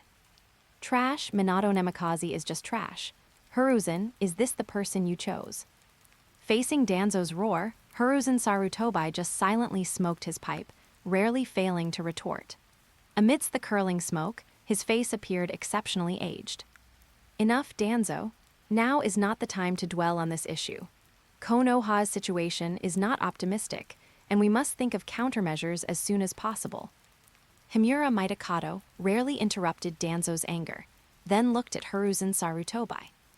"Hiruzen, tell us, what should we do now?" The conference room instantly fell into dead silence. All eyes were focused on the Hokage. Although they often had complaints about Hiruzen Sarutobi due to the distribution of benefits, in this critical moment, he was still the only backbone everyone recognized. Hiruzen Sarutobi felt a tingling scalp. The Uchiha clan within the village was making a big fuss about the Xinwu army's rampage, not only openly questioning his governing ability, but even starting to covet the position of Hokage. Outside, the Xinwu army was wreaking havoc, and the allied forces of Iwagakure and Kumagakure were pressing on the border. It was truly internal trouble and external aggression. He didn't understand. Previously, the daimyo had allocated funds, the construction costs for various departments were secured, Konoha's vitality was gradually recovering, and they had marched south, on the verge of suppressing the rebellion in the land of rice fields and restoring peace to the ninja world. That scene of vibrant vitality, and all things competing for growth, had clearly seemed to be right before his eyes. But why, within this short period, had Konoha fallen into such a state, teetering on the brink of danger? But fortunately, Hiruzen Sarutobi also understood that now was not the time for self-pity. He pulled himself together and looked at the others. "Regardless of how you put it, we are fighting on our own turf. Iwagakure and Kumagakure have huge logistical pressure, so the advantage is with me." Hiruzen Sarutobi's sonorous and powerful voice seemed to inject a shot of adrenaline into everyone. The elders present couldn't help but straighten their backs, looking at the Hokage with burning gazes. Seeing this, Hiruzen Sarutobi's expression hardened, and he said in a deep voice, "I have already ordered Minato's troops to withdraw. You must immediately notify all the major clans in the village to reorganize all ninjas at once and prepare to face the Iwagakure and Kumagakure allied forces." Speaking of this, his sharp gaze swept across the three advisors, and his tone suddenly intensified. "There are no exceptions this time, including your own clans. No one should think about sitting securely in the rear like before. Now that Konoha is in crisis, from me, the Hokage, to you, and down to every ninja, everyone must go to the battlefield." As Hiruzen Sarutobi's voice fell, the entire conference room instantly fell into dead silence. Everyone felt their breathing stall. Even Danzo, although expressionless at this moment, had slightly trembling pupils that betrayed his inner turmoil. Even though he was usually calculating and would stop at nothing, facing the overwhelming crisis currently facing Konoha, he also felt a sense of powerlessness. Faced with Hiruzen Sarutobi's resolute attitude, even if they were reluctant in their hearts, they dared not refute him. By the way, Hiruzen, we are going to deal with Iwagakure and Kumagakure, but what about the Xinwu army? Having accepted the reality, Udatain Koharu suddenly realized another problem and looked at Hiruzen Sarutobi, who was exuding a heavy sense of oppression from the Hokage's seat. Upon hearing this, Hiruzen Sarutobi took a deep breath. We cannot worry about the Xinwu army now. Even if they really break through the daimyo's court and kill the daimyo, we can still recover the lost territory and install a new daimyo in the future. But if we let Iwagakure and Kumagakure break through our defense line and drive straight in, then Konoha will face a true life-or-death crisis. Chapter 83, Golden Edge and Blood Shadow. At this moment, the news that Dongfeng Subaru had fought over 30 Konoha ninja alone, with more than half dead or fled, had spread like wildfire. Although Dongfeng Subaru had ordered merchants from various countries to be escorted out of the city, there were still bold ones who risked staying behind to secretly observe the battle between Konoha and Tsukimiura. When they witnessed Dongfeng Subaru unleash that miraculous gold release, they were all shocked into silence. After the Konoha army retreated, they immediately spread what they had seen and heard far and wide. Along with it spread his fearsome title, Golden Blade, Bloody Shadow.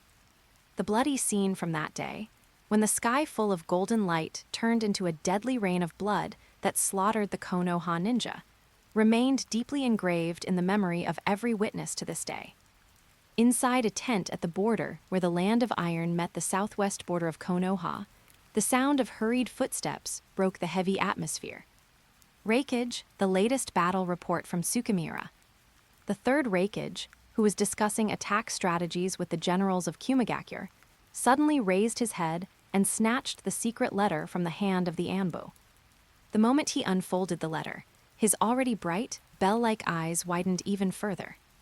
This Dongfeng Subaru, what a golden blade, bloody shadow.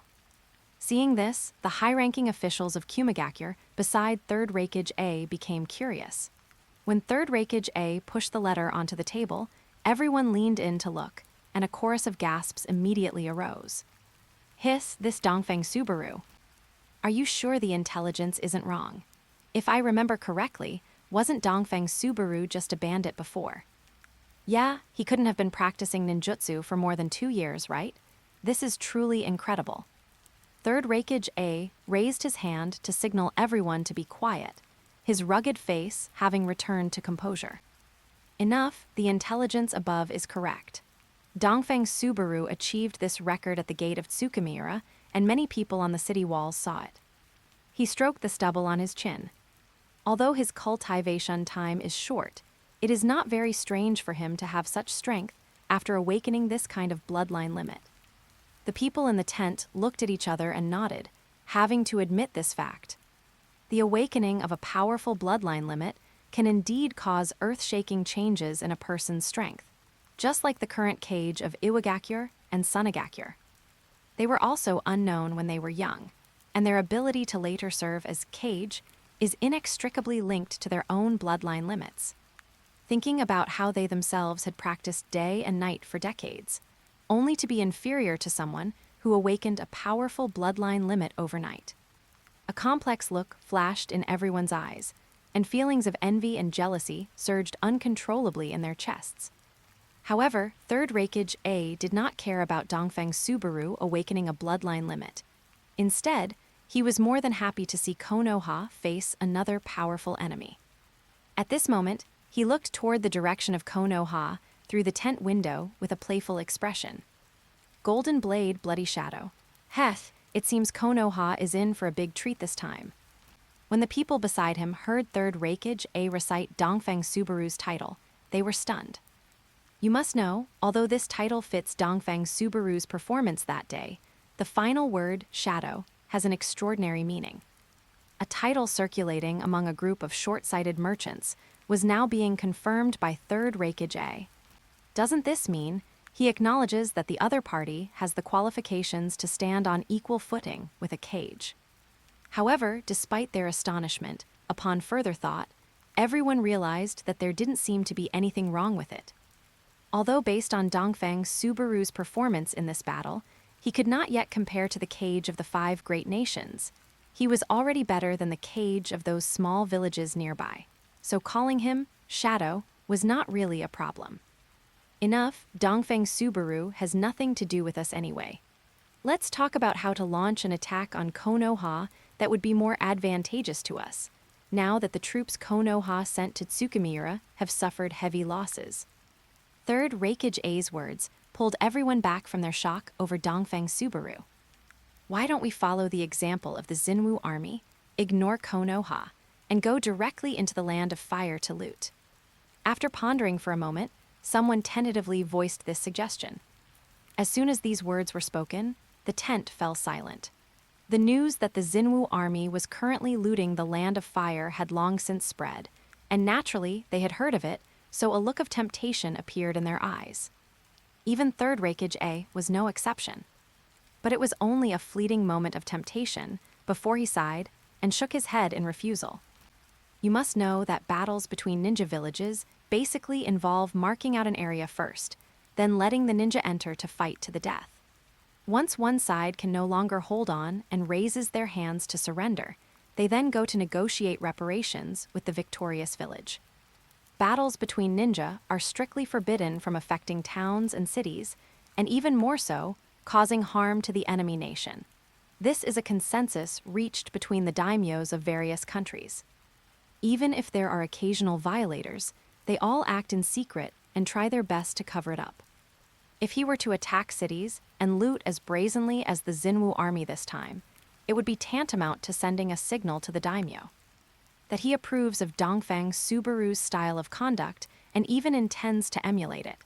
If that were really the case, the daimyo of the Land of Lightning would probably explode. Although he did have such thoughts in his heart, Hidden Cloud Village was not yet fully prepared. Not to mention that many areas needed the daimyo's financial support. Even if he really deposed the daimyo, he did not have enough personnel reserves to take over the entire Land of Lightning. Therefore, he could only temporarily suppress this tempting idea. Seeing Third Reikage A refuse, everyone accepted it with a hint of regret, and then someone pointed to a forest on the map not far from the border of the Land of Fire and said, "Then we can only follow the original plan and start the war with Konoha in the Kingchai Forest." Third Reikage A nodded slowly upon hearing this. "Then let's stick to the original plan. Konoha has already suffered heavy losses in Tsukimiura. With us and that old Gayanoki, this time, we will definitely be able to tear a big chunk of meat off Konoha." "Yes." Everyone responded loudly, their eyes filled with a burning light. On the other side, in Tsukimiura, after confirming that Minato's troops had completely withdrawn from the border, Dongfang Subaru put down everything at hand and slept for several days. At this moment, when Dongfang Subaru opened his eyes, the morning light was faint outside the window, and he didn't know how many days had passed. He slowly sat up, feeling his full energy and an unprecedented clarity of mind. The few days of deep sleep had allowed his body to fully recover, and it was even more acute than before. Then he shifted his attention to his own chakra. That surging feeling made him clench his fist uncontrollably. Unable to wait, he got out of bed and came to the backyard. Dongfang Subaru stood still in the open space, slowly raised his right hand, and spread his 5 fingers. "Gold release." He murmured softly, chakra flowing, and strands of golden energy seeped from his fingertips, winding and moving like living creatures. Several scattered metal fragments on the ground suddenly trembled, then floated up, slowly rotating above his palm. Chapter 84, The Application of Metal Escape. Seeing this scene, Dongfang Subaru couldn't help but raise his eyebrows slightly, a flash of surprise appearing in his eyes. His gold release ability seemed to be far more than simply mobilizing metal within a certain range. and controlling its form.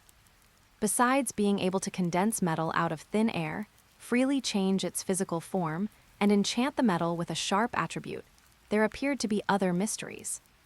At this moment, the metal fragments floating in his hand were not relying solely on chakra attraction, but seemed to be controlled by some invisible force. Dongfang Subaru slowly opened his palm, feeling the subtle pulling force coming from his fingertips. The metal fragments rotated slowly above his palm, as if captured by some magnetic field, maintaining a perfect balanced distance between each other, neither colliding nor scattering. Suddenly, a bold guess arose in Dongfang Subaru's mind. Could it be that he had also indirectly mastered magnetic force, one of the 4 fundamental forces of the universe? But thinking about it, it made sense. His previous manipulation of gold release for flight, levitation, and even accelerated movement clearly utilized the force generated by electromagnetic fields. If that was the case, then this was a different story entirely. Although his control was still very strained right now, it proved that his Keke Toda was not like the disgrace of a Keke Toda that Anoki possessed, which got rubbed into the floor by a complete body Susanoo. At the very least, it was something that could beat a Susanoo combined with the Nine-Tailed until they were half dead, much like wood release. If he became proficient in the future and could manipulate magnetic force at will, then he wouldn't even need to fuse his sage body with sage eyes, or combine yin-yang release into the power of the creation of all things, to release those overpowered ninjutsu like Chibaku Tensei or Tengai Shinsei. Thinking that he was also an overpowered monster, Dongfang Subaru felt a burst of excitement, but this excitement lasted for a while before quickly calming down. He had just woken up, and there was a pile of things in the city waiting for him to deal with. After bathing and changing clothes under the service of his maids, he immediately ordered the Night Walker Bureau to summon all the citizens of the city to the central square.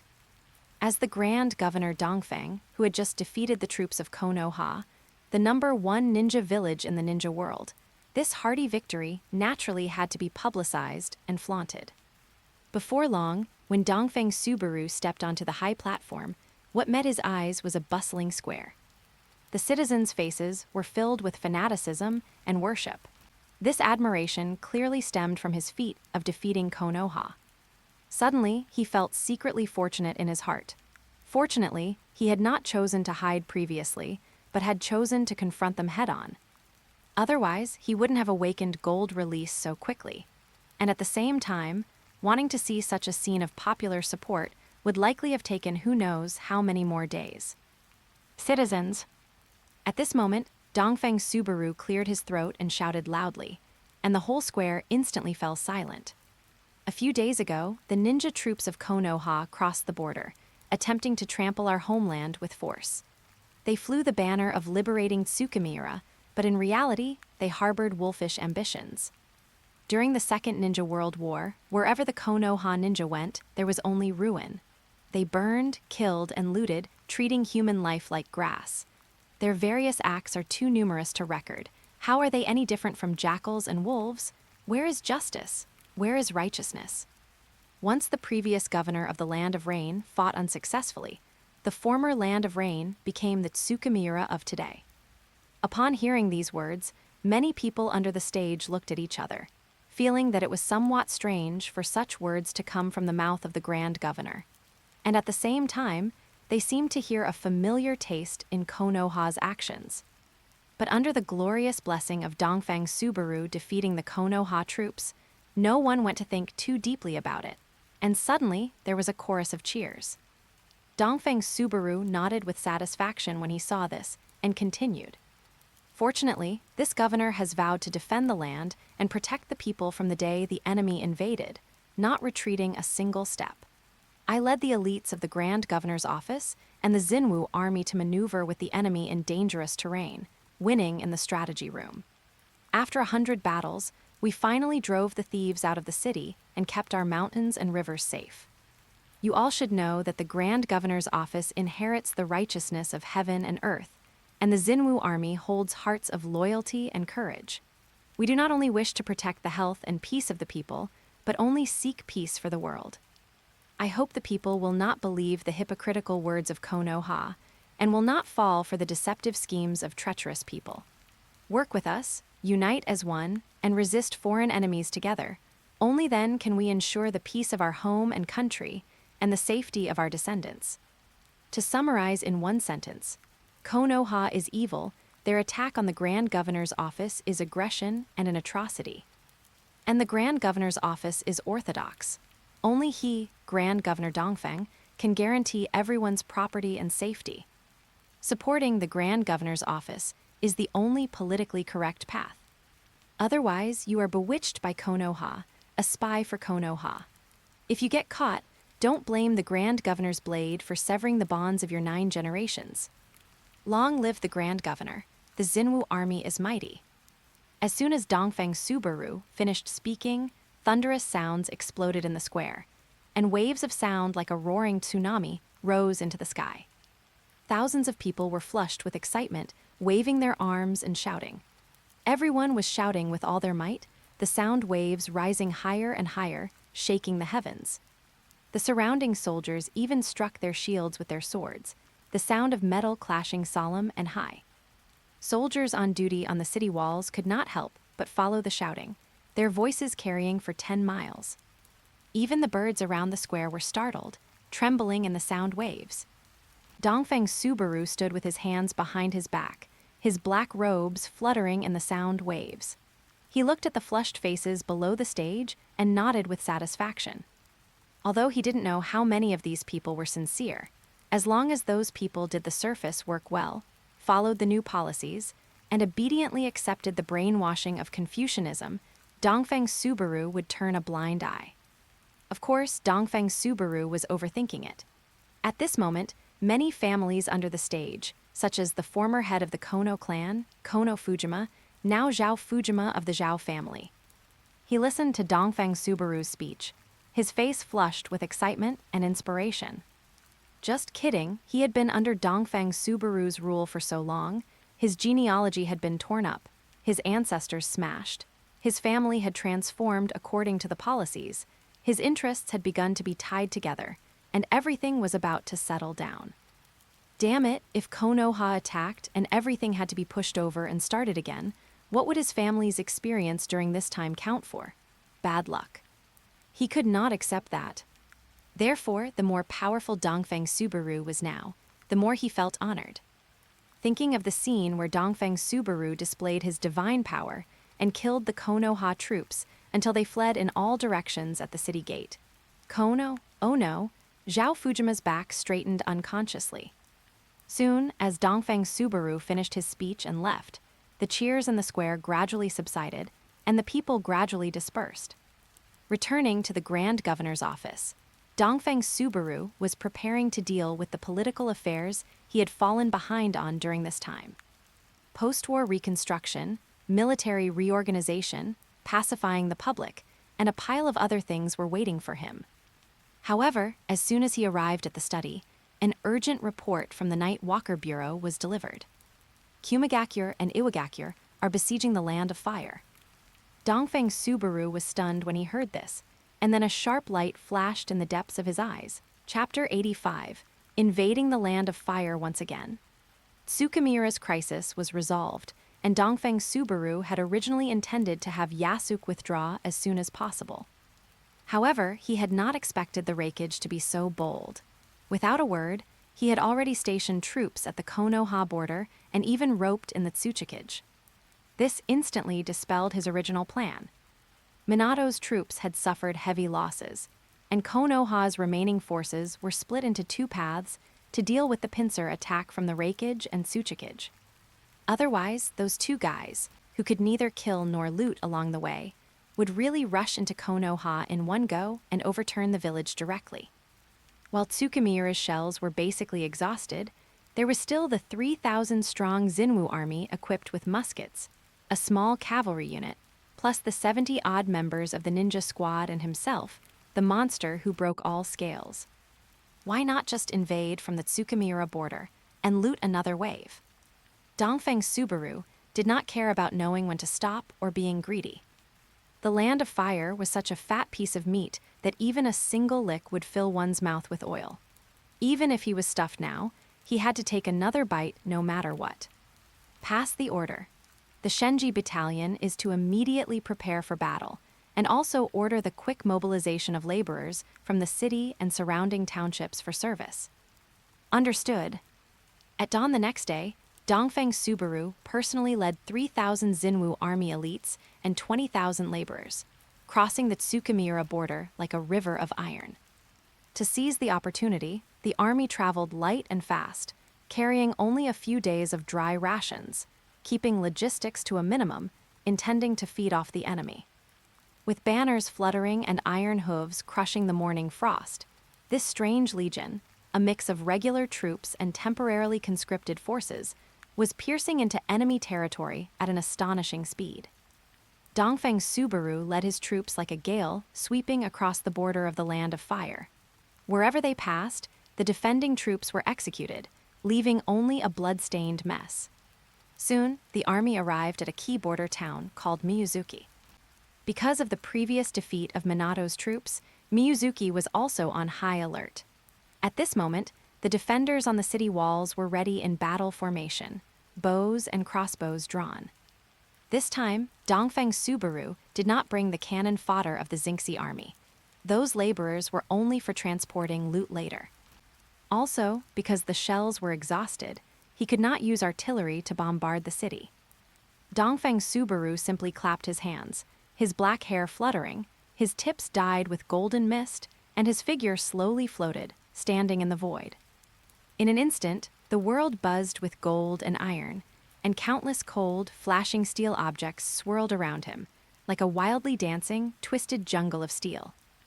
Gold release, giant threshold. Amidst the howling of bright golden chakra, a golden iron giant soared several zhang long condensed abruptly, its sharp edge tearing through the air, slashing fiercely towards the city gate with the momentum of splitting mountains and breaking rocks. Boom! The first sword, the city gate trembled, wood chips flying. The second sword, the iron bolts shattered, fragments splattering. The third sword, the entire heavy city gate collapsed with a roar, cut into several sections, the cut surface as smooth as a mirror. Killed! Seeing this, the army outside the city surged into the city like a tide, iron hooves crushing the ruins, sword light reflecting blood. At this moment, inside the city, it was still a scene of peace. Inside a prosperous restaurant in the north of the city, a group of richly dressed landlords and nobles were gathered. The delicacies and fine wine on the table had not been touched, and a layer of gloom hung between everyone's brows. Konoha's troops were defeated. You say, this Dongfeng Subaru was just a bandit from Mount Yashino before. How did he achieve this? A middle-aged man with a short beard sighed. Indeed, I heard his title now is something like Golden Blade, Bloody Shadow, and he's even gotten involved with the cage of those ninja villages. A plump, fair-skinned landlord opposite wiped the cold sweat from his forehead and lowered his voice. It seems this world is going to be chaotic. Do you think Dongfeng Subaru will kill his way in again after defeating the Konoha army this time? We are not far from the Tsukimiura border. Hearing this, a flash of worry appeared in everyone's eyes. Should not be right. A younger man forced himself to stay calm, squeezing out a smile. Isn't the main force of the Xinwu army already attacking the east? Where would they have the energy to care about us here? Exactly, the person next to him hurriedly echoed. Besides, although Konoha lost this time, if Dongfeng Subaru goes too far and forces Hokage-sama to take action personally, he will definitely be made to regret it. An old man also nodded, a glimmer of hope flashing in his eyes. Yes, as long as Hokage-sama takes action, he will definitely be able to eliminate this scourge. Otherwise, we stay near Tsukimiura, terrified all day, who knows when that demon will attack. If one were to talk about who hated Dongfeng Subaru to the bone, it would be these landlords and nobles who had their wealth and power firmly tied to the locality. They knew very well that once that fierce star broke through the city gate, not only would the wealth and power accumulated over generations vanish in an instant, but even the heads of their entire clans would likely be neatly stacked on the guillotine at the city square. Especially that terrifying law of 9 familial exterminations. Just thinking about it made one's bone marrow cold. This was clearly intended to exterminate them all. Some who were on good terms with the landlords and nobles of the land of rice fields, and could empathize, were even unable to sleep at night. Whenever night fell, they would dream of Dongfeng Subaru with green face and sharp fangs, leading those Xinwu army soldiers clad in black armor, looking like hellish demons breaking down the doors. In the dream, sword light flashed, the cries of wives and children still ringing in their ears, and in the blink of an eye, it was a scene of the entire family in a pool of blood. These days, who knows how many people have woken up from nightmares, cold sweat soaking their sheets. The merchants at the neighboring table heard this discussion and could not help but sneer at each other. These idiots. A silk merchant rubbed his teacup and lowered his voice. Do they not know that the armies of Kumigakure and Iwagakure have already invaded the land of fire? The Hokage is overwhelmed now. How could he care about them? Isn't that so? A grain merchant took over, a flash of shrewdness in his eyes. I heard Konoha is fighting on 2 fronts this time, and I'm afraid they can barely even protect themselves now. There was silence at the table for a moment, and someone sighed feignedly. It's a pity for those in the East who didn't build a relationship with the Grand Governor. I'm afraid they've all suffered. Before the words were finished, someone sneered. They can't read the situation. They deserve to die if they do. It saves them from competing with us for profit every day. These mean words actually caused everyone to nod in agreement. Actually, this is also Konoha's fault. The Grand Governor was living well in his territory in the land of rice fields, but Konoha had to interfere. Now it's good, not only did they retreat in disgrace, but they also caused those innocent people to suffer. What a sin. Exactly, fortunately, the Grand Governor is a person of utmost sincerity and kindness. He keeps his word. In my industry in the East, the Xinwu army passed through without entering and did not touch a single thing. Yes, the Grand Governor is benevolent. Many people said this, and subconsciously raised their hands and clasped fists in the direction of Tsukimiura, with expressions of admiration. And just as the atmosphere in the restaurant was becoming more heated, a heart-wrenching scream suddenly tore through the noise. No, it's bad. A servant rushed to the second floor, stumbling, his face ashen. The city gate is broken. It's the Xinwu army. The Xinwu army has broken in. Chapter 86, The Sign of a Fallen Kingdom. In an instant, silence fell over the banquet. Everyone's face turned deathly pale. The entire restaurant descended into chaos in a flash, and even the merchants who had been chatting animatedly just moments before panicked. Although they had connections with the Grand Governor, Blades had no eyes, who could guarantee their safety in the midst of an unruly army. Just as everyone was about to scramble for the door, they heard the sound of orderly footsteps coming from downstairs. The Xinwu army had already stormed into the restaurant. Nobody move.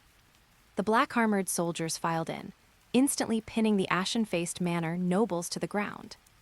When the soldiers turned toward the merchants, the group began to tremble, waving their hands frantically and shouting. Wait, soldiers, we are friendly merchants. We are legitimate merchants who cooperate with the Grand Governor. The lead officer frowned and raised his hand to signal the soldiers to pause. If you are friendly merchants, do you have business credentials? We do, sir, we do. As if granted amnesty, the merchants tremblingly pulled documents from their robes and handed them over with fawning smiles. This is the travel pass personally approved by the Grand Governor, and this is the Chamber of Commerce's seal. The officer carefully verified them. After confirming they were correct, his stern expression softened slightly. The credentials are correct. You may leave, but you must immediately exit the city or return home. Do not linger on the streets. Thank you, sir. Thank you, sir.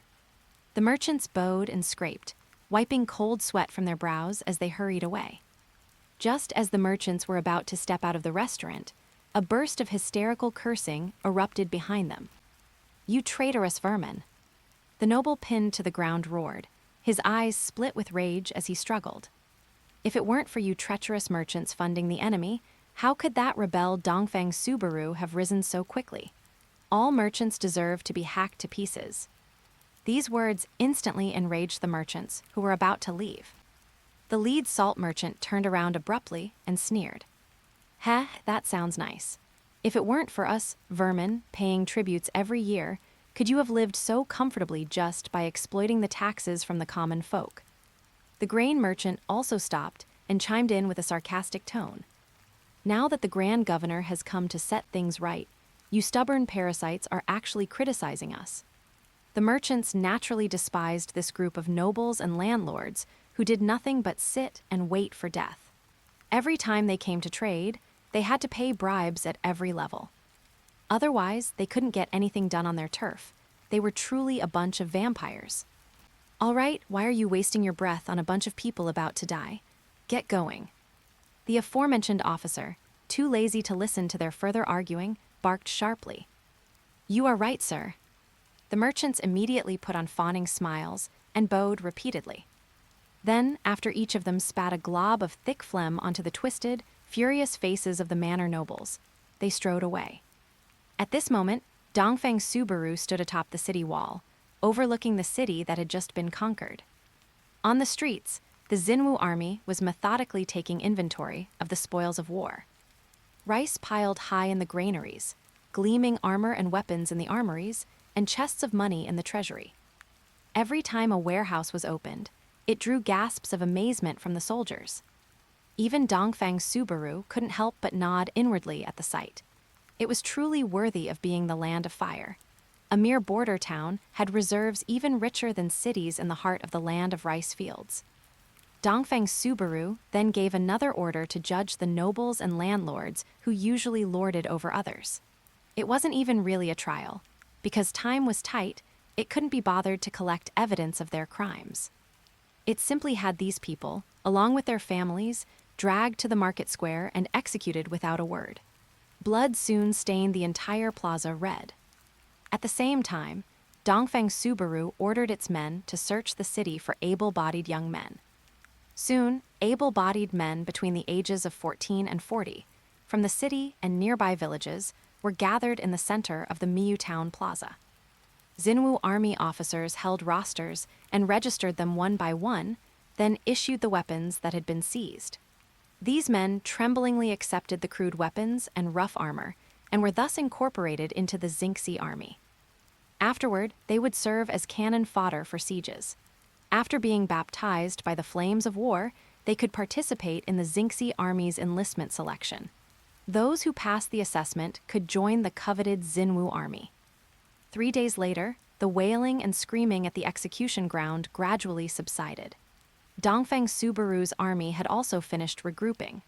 Without staying any longer, it immediately set off toward the east, striving to rendezvous with Yasuk there as soon as possible.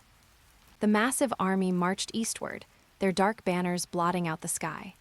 Behind them, they left only a city that had been looted clean and plunged into complete chaos. Meanwhile, the armies of Kumigakure and Iwagakure were invading the land of fire from 2 directions. Facing the pressure of powerful enemies, Konoha village had to exhaust the entire strength of the village. They drafted everyone from 60-year-old elders to 6-year-old children, as long as they were ninjas, into the army to fight in a hasty defense. Konoha divided its remaining forces into 2 routes. Hiruzen Sarutobi led the Uchiha and other bloodline clans to the southwest border to resist Kumigakure. Danzo Shimura, along with members of the council, led elites from the Ino Shika, Cho and other clans to the southeast border to intercept Iwagakure. However, Konoha, already severely weakened, had to deal with the attacks of 2 major ninja villages simultaneously.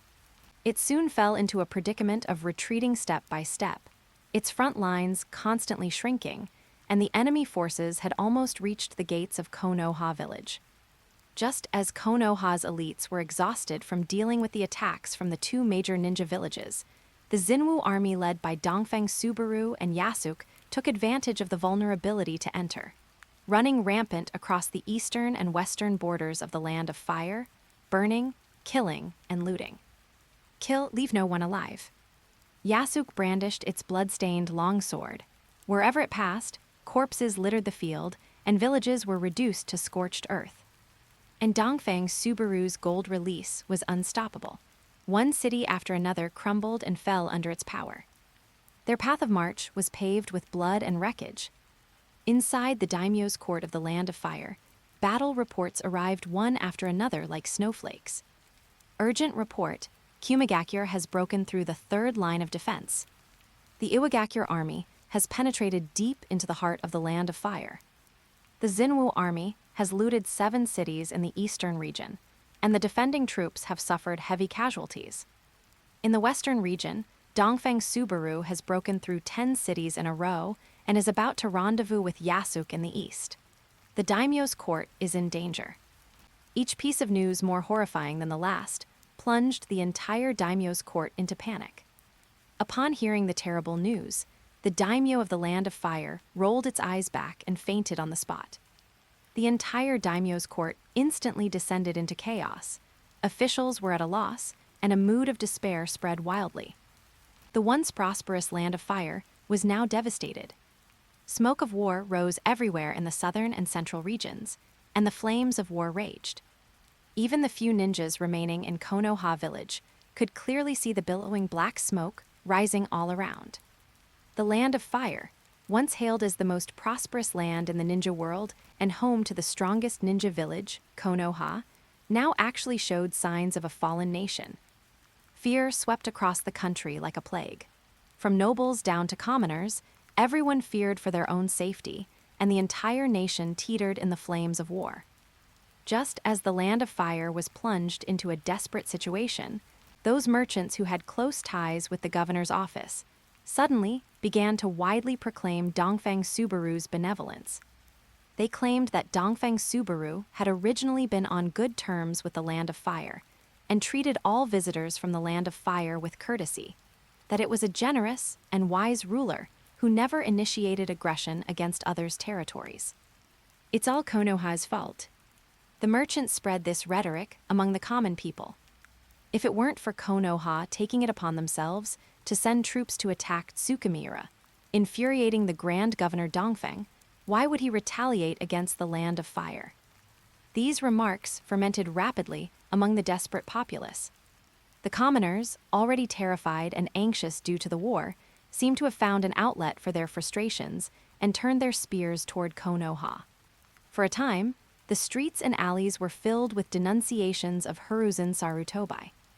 P.S. It's being published a bit sudden. I didn't prepare any drafts, so I'll release 2 chapters tomorrow and make up for it later. Everyone, please bear with me. Thanks again for everyone's support, allowing this little crybaby to survive until publication. Actually, I'm better at writing smut. This time, it feels like a historical war novel, and I wanted to try it out.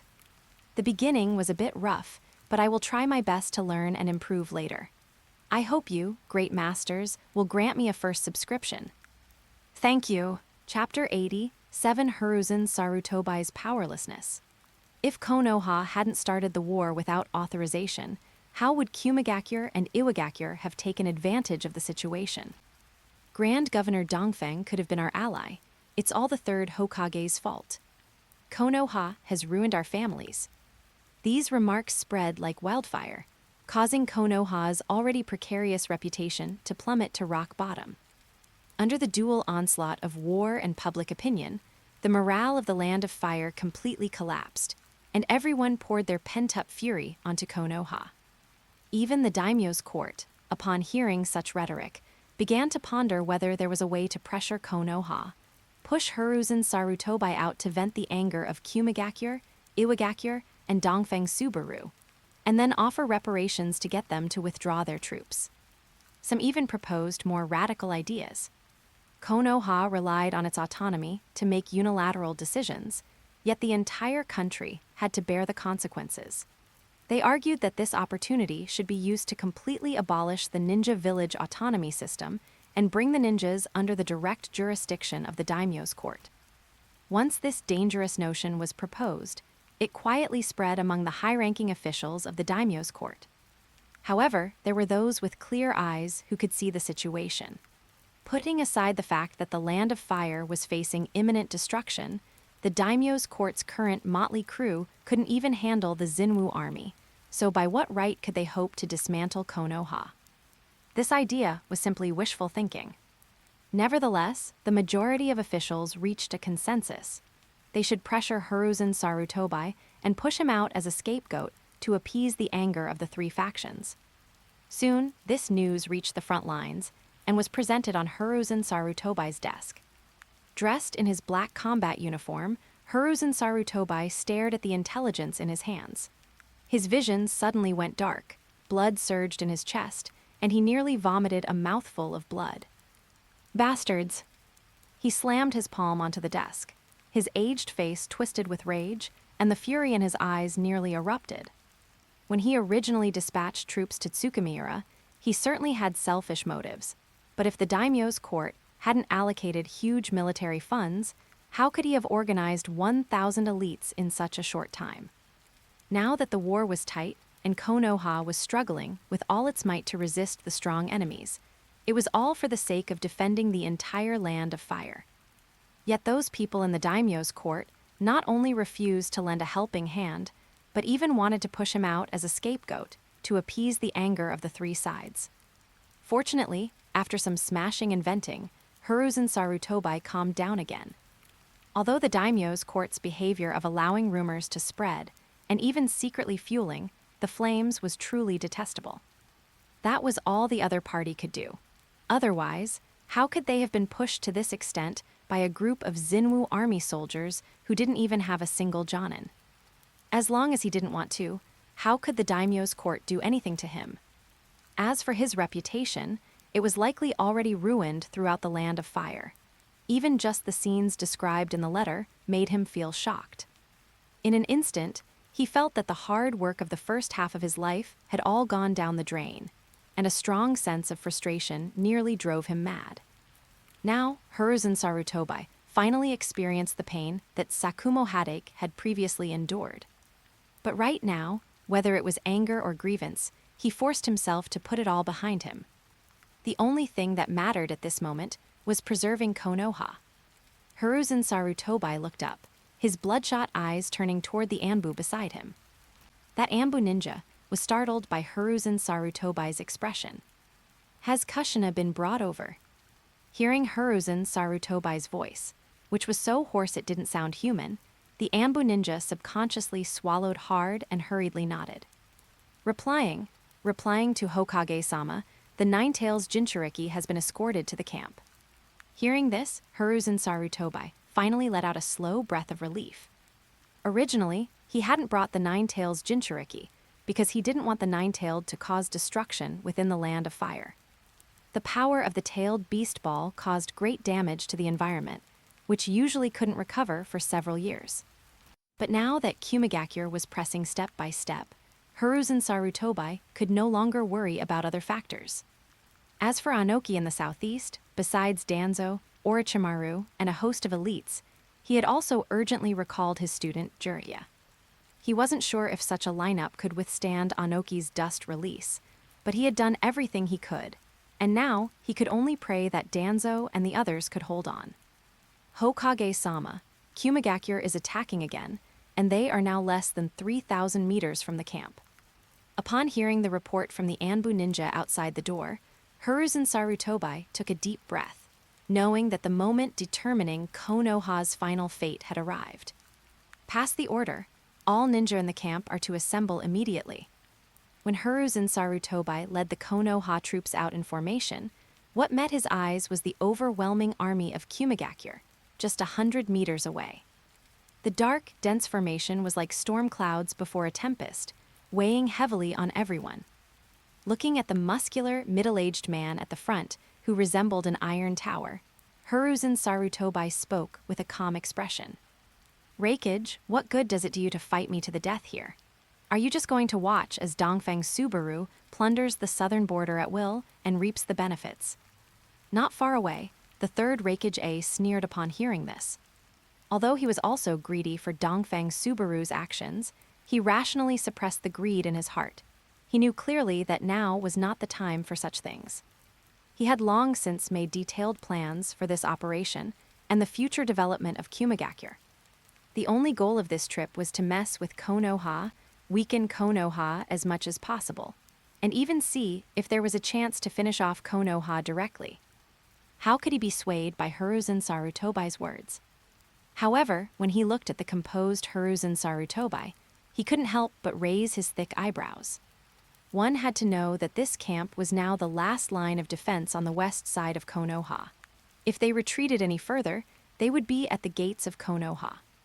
Yet Hiruzen Sarutobi was still able to remain so composed. Could it be that he was prepared to use the nine-tailed? Thinking of this, a flash of light appeared in the Raikage's eyes. His fighting spirit slightly abated, and he shouted in a rough voice. "Hokage, I've already fought my way here. I can't be bothered with Dongfeng Subaru. What about you? Do you still intend to hold on? Or rather, have you decided to surrender?" When the word surrender reached his ears, Hiruzen Sarutobi's fists clenched involuntarily, his knuckles making a faint cracking sound. "Raikage," his voice was low and dangerous. "Konoha is indeed not what it used to be, but its foundation remains. Do you truly want to fight me until we both perish? Your confidence comes from the nine-tailed, right? I, for one, would like to see if the nine-tailed is truly as powerful as the rumors say." The third Raikage A laughed loudly, as a pair of numb-looking man and woman walked out from behind him. Hiruzen Sarutobi's pupils suddenly constricted. The chakra surging from that man and woman was so similar to Kushina's. The two tails and the eight tails, huh? His Adam's apple bobbed involuntarily, and a sense of powerlessness welled up in his heart. It seemed that this time, Kumigakure was determined to fight Konoha to the end, having actually brought both of these trump cards to the front lines. Chapter 88, Making Another Killing. The Nine-Tailed is indeed recognized throughout the ninja world as the most powerful entity. However, ever since the first Hokage, Senju Hashirama, distributed the tailed beasts among the various ninja villages, they have served as weapons of deterrence and have almost never been deployed. Therefore, Hiruzen Sarutobi was unsure whether the nine-tailed could single-handedly withstand the other two-tailed beasts. For a moment, resentment welled up in his heart. He completely failed to understand what the first Hokage had been thinking back then to distribute the tailed beasts to the various ninja villages. Clearly, if all the tailed beasts had been kept under Konoha's control, the other ninja villages could have been kept strictly in check. How did it end up in this predicament? But there was no time for hesitation now. Hiruzen Sarutobi took a deep breath. Konoha will never surrender. Upon hearing this, cold light flashed in the third Raikage A's eyes. He hadn't expected the other party to be so stubborn, but this time, Kumigakure certainly would not return empty-handed. Violent lightning-released chakra surged across his body, and the azure electric arcs scorched the surrounding air, making it crackle and pop. Just as the battle intent was about to erupt, Hiruzen Sarutobi suddenly changed the subject. However, the matter of reparations can be negotiated. This sentence seemed to drain all his strength.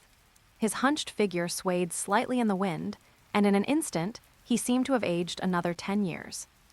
Oh. The third Raikage A's chakra slightly receded, and he looked at Hiruzen Sarutobi with a half-smile. The compensation I'm talking about isn't just some superficial gesture. My Kumigakure has suffered significant losses in this expedition. I will give the Raikage a satisfactory answer, but I have one condition. Since he had already made his decision, Hiruzen Sarutobi slowly straightened his body. The wavering in his eyes dissipated, replaced by composure. Please speak, Hokage. Let me see if I can accept it. The Nine-Tailed's reputation was resounding, and the third Raikage A was unwilling to push too hard.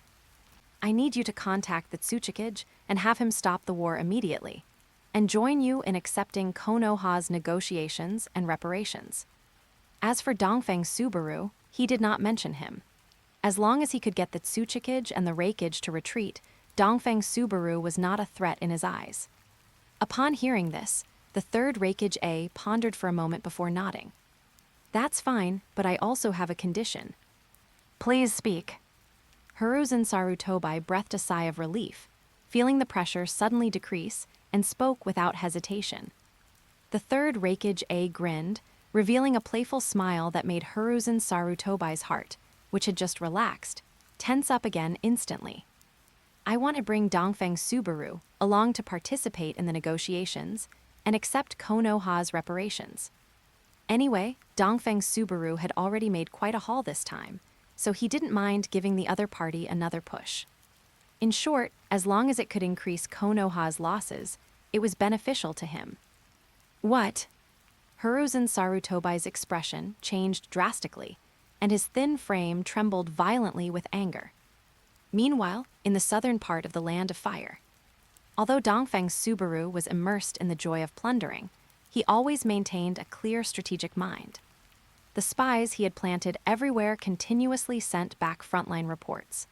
Upon learning the news that the 3 major ninja villages had ceased hostilities and were negotiating peace, he made a prompt decision to withdraw from the Land of Fire. He knew that Konoha had long been bottling up anger, and now that they were free, if he foolishly stayed, he would certainly have to face their thunderous retaliation. Anyway, he had already eaten his fill, and it was time to go back and digest it all properly. At this moment, in a newly occupied major city in the Land of Fire, Dongfeng Subaru stood on the city walls and ordered the Night Walker Bureau beside him. Order the entire army to immediately load all the loot and withdraw from the borders of the Land of Fire at once. Understood. The Night Walker Bureau bowed to receive the order and disappeared from the spot using body flicker. Dongfeng Subaru stood with his hands behind his back, his gaze falling once again on the vaguely visible outline of the daimyo's court on the horizon. After staring for a moment, he snorted coldly and turned to leave without hesitation. Just as before in the Land of Rice Fields, he would not touch the daimyo at this time. Just as he was about to step down from the city walls, another member of the Night Walker Bureau suddenly appeared. Grand Governor, there is a letter from Kumigakure. Dongfeng Subaru paused and raised an eyebrow. Wasn't Kumigakure blackmailing Konoha at this time? Why would they send him a letter? He took the letter, unfolded it, and his expression became somewhat strange. This Reikage actually wanted to invite him to go and accept Konoha's reparations together.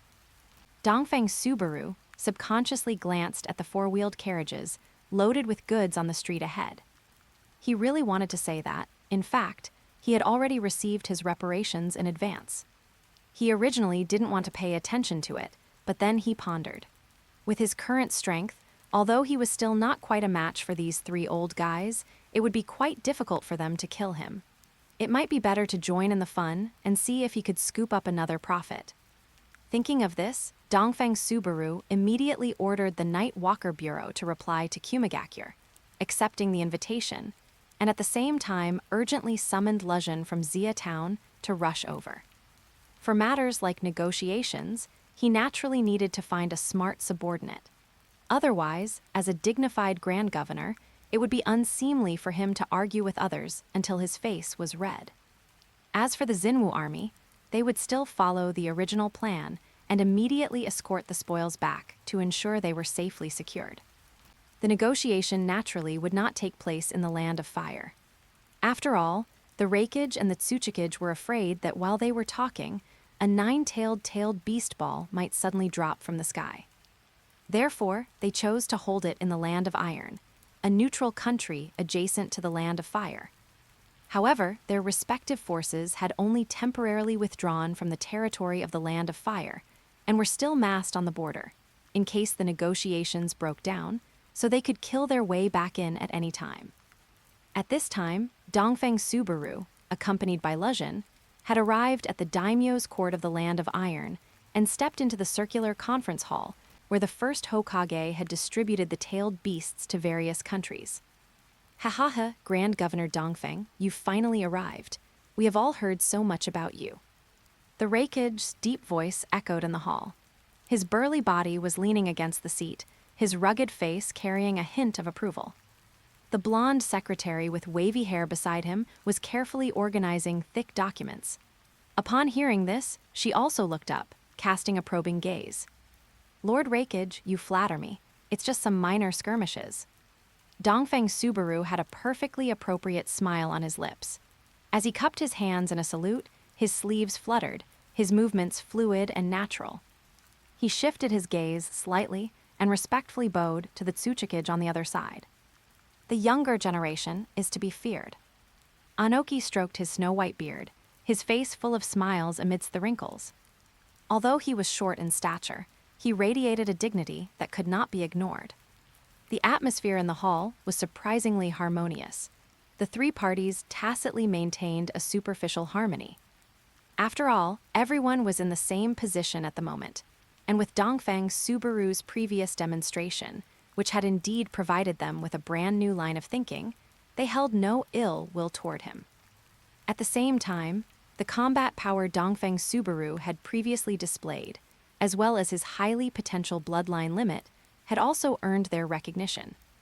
And just as the three were conversing happily, the protagonist of this negotiation, Hiruzen Sarutobi, also arrived for the finale, accompanied by the Hokage advisor and the current head of the Nara clan, Nara Shikakaku. Chapter 89 Pre-Negotiation Conflict. Hiruzen Sarutobi walked in slowly, leaning on his cane. When his sharp gaze fell upon Dongfang Subaru, his wrinkled face instantly darkened like water. He walked straight up to Dongfang Subaru and struck his heavy ninja staff hard against the ground, producing a dull thud. Is this how Tsunade taught you? To commit such heinous acts that enrage both heaven and earth against the homeland that gave birth to and raised her? Hiruzen Sarutobi's reputation in the land of fire had long since hit rock bottom. As the saying goes, one does not worry about debt when one has too much of it. He simply ignored those around him, exposed the relationship with Dongfang Subaru directly, and questioned him sternly.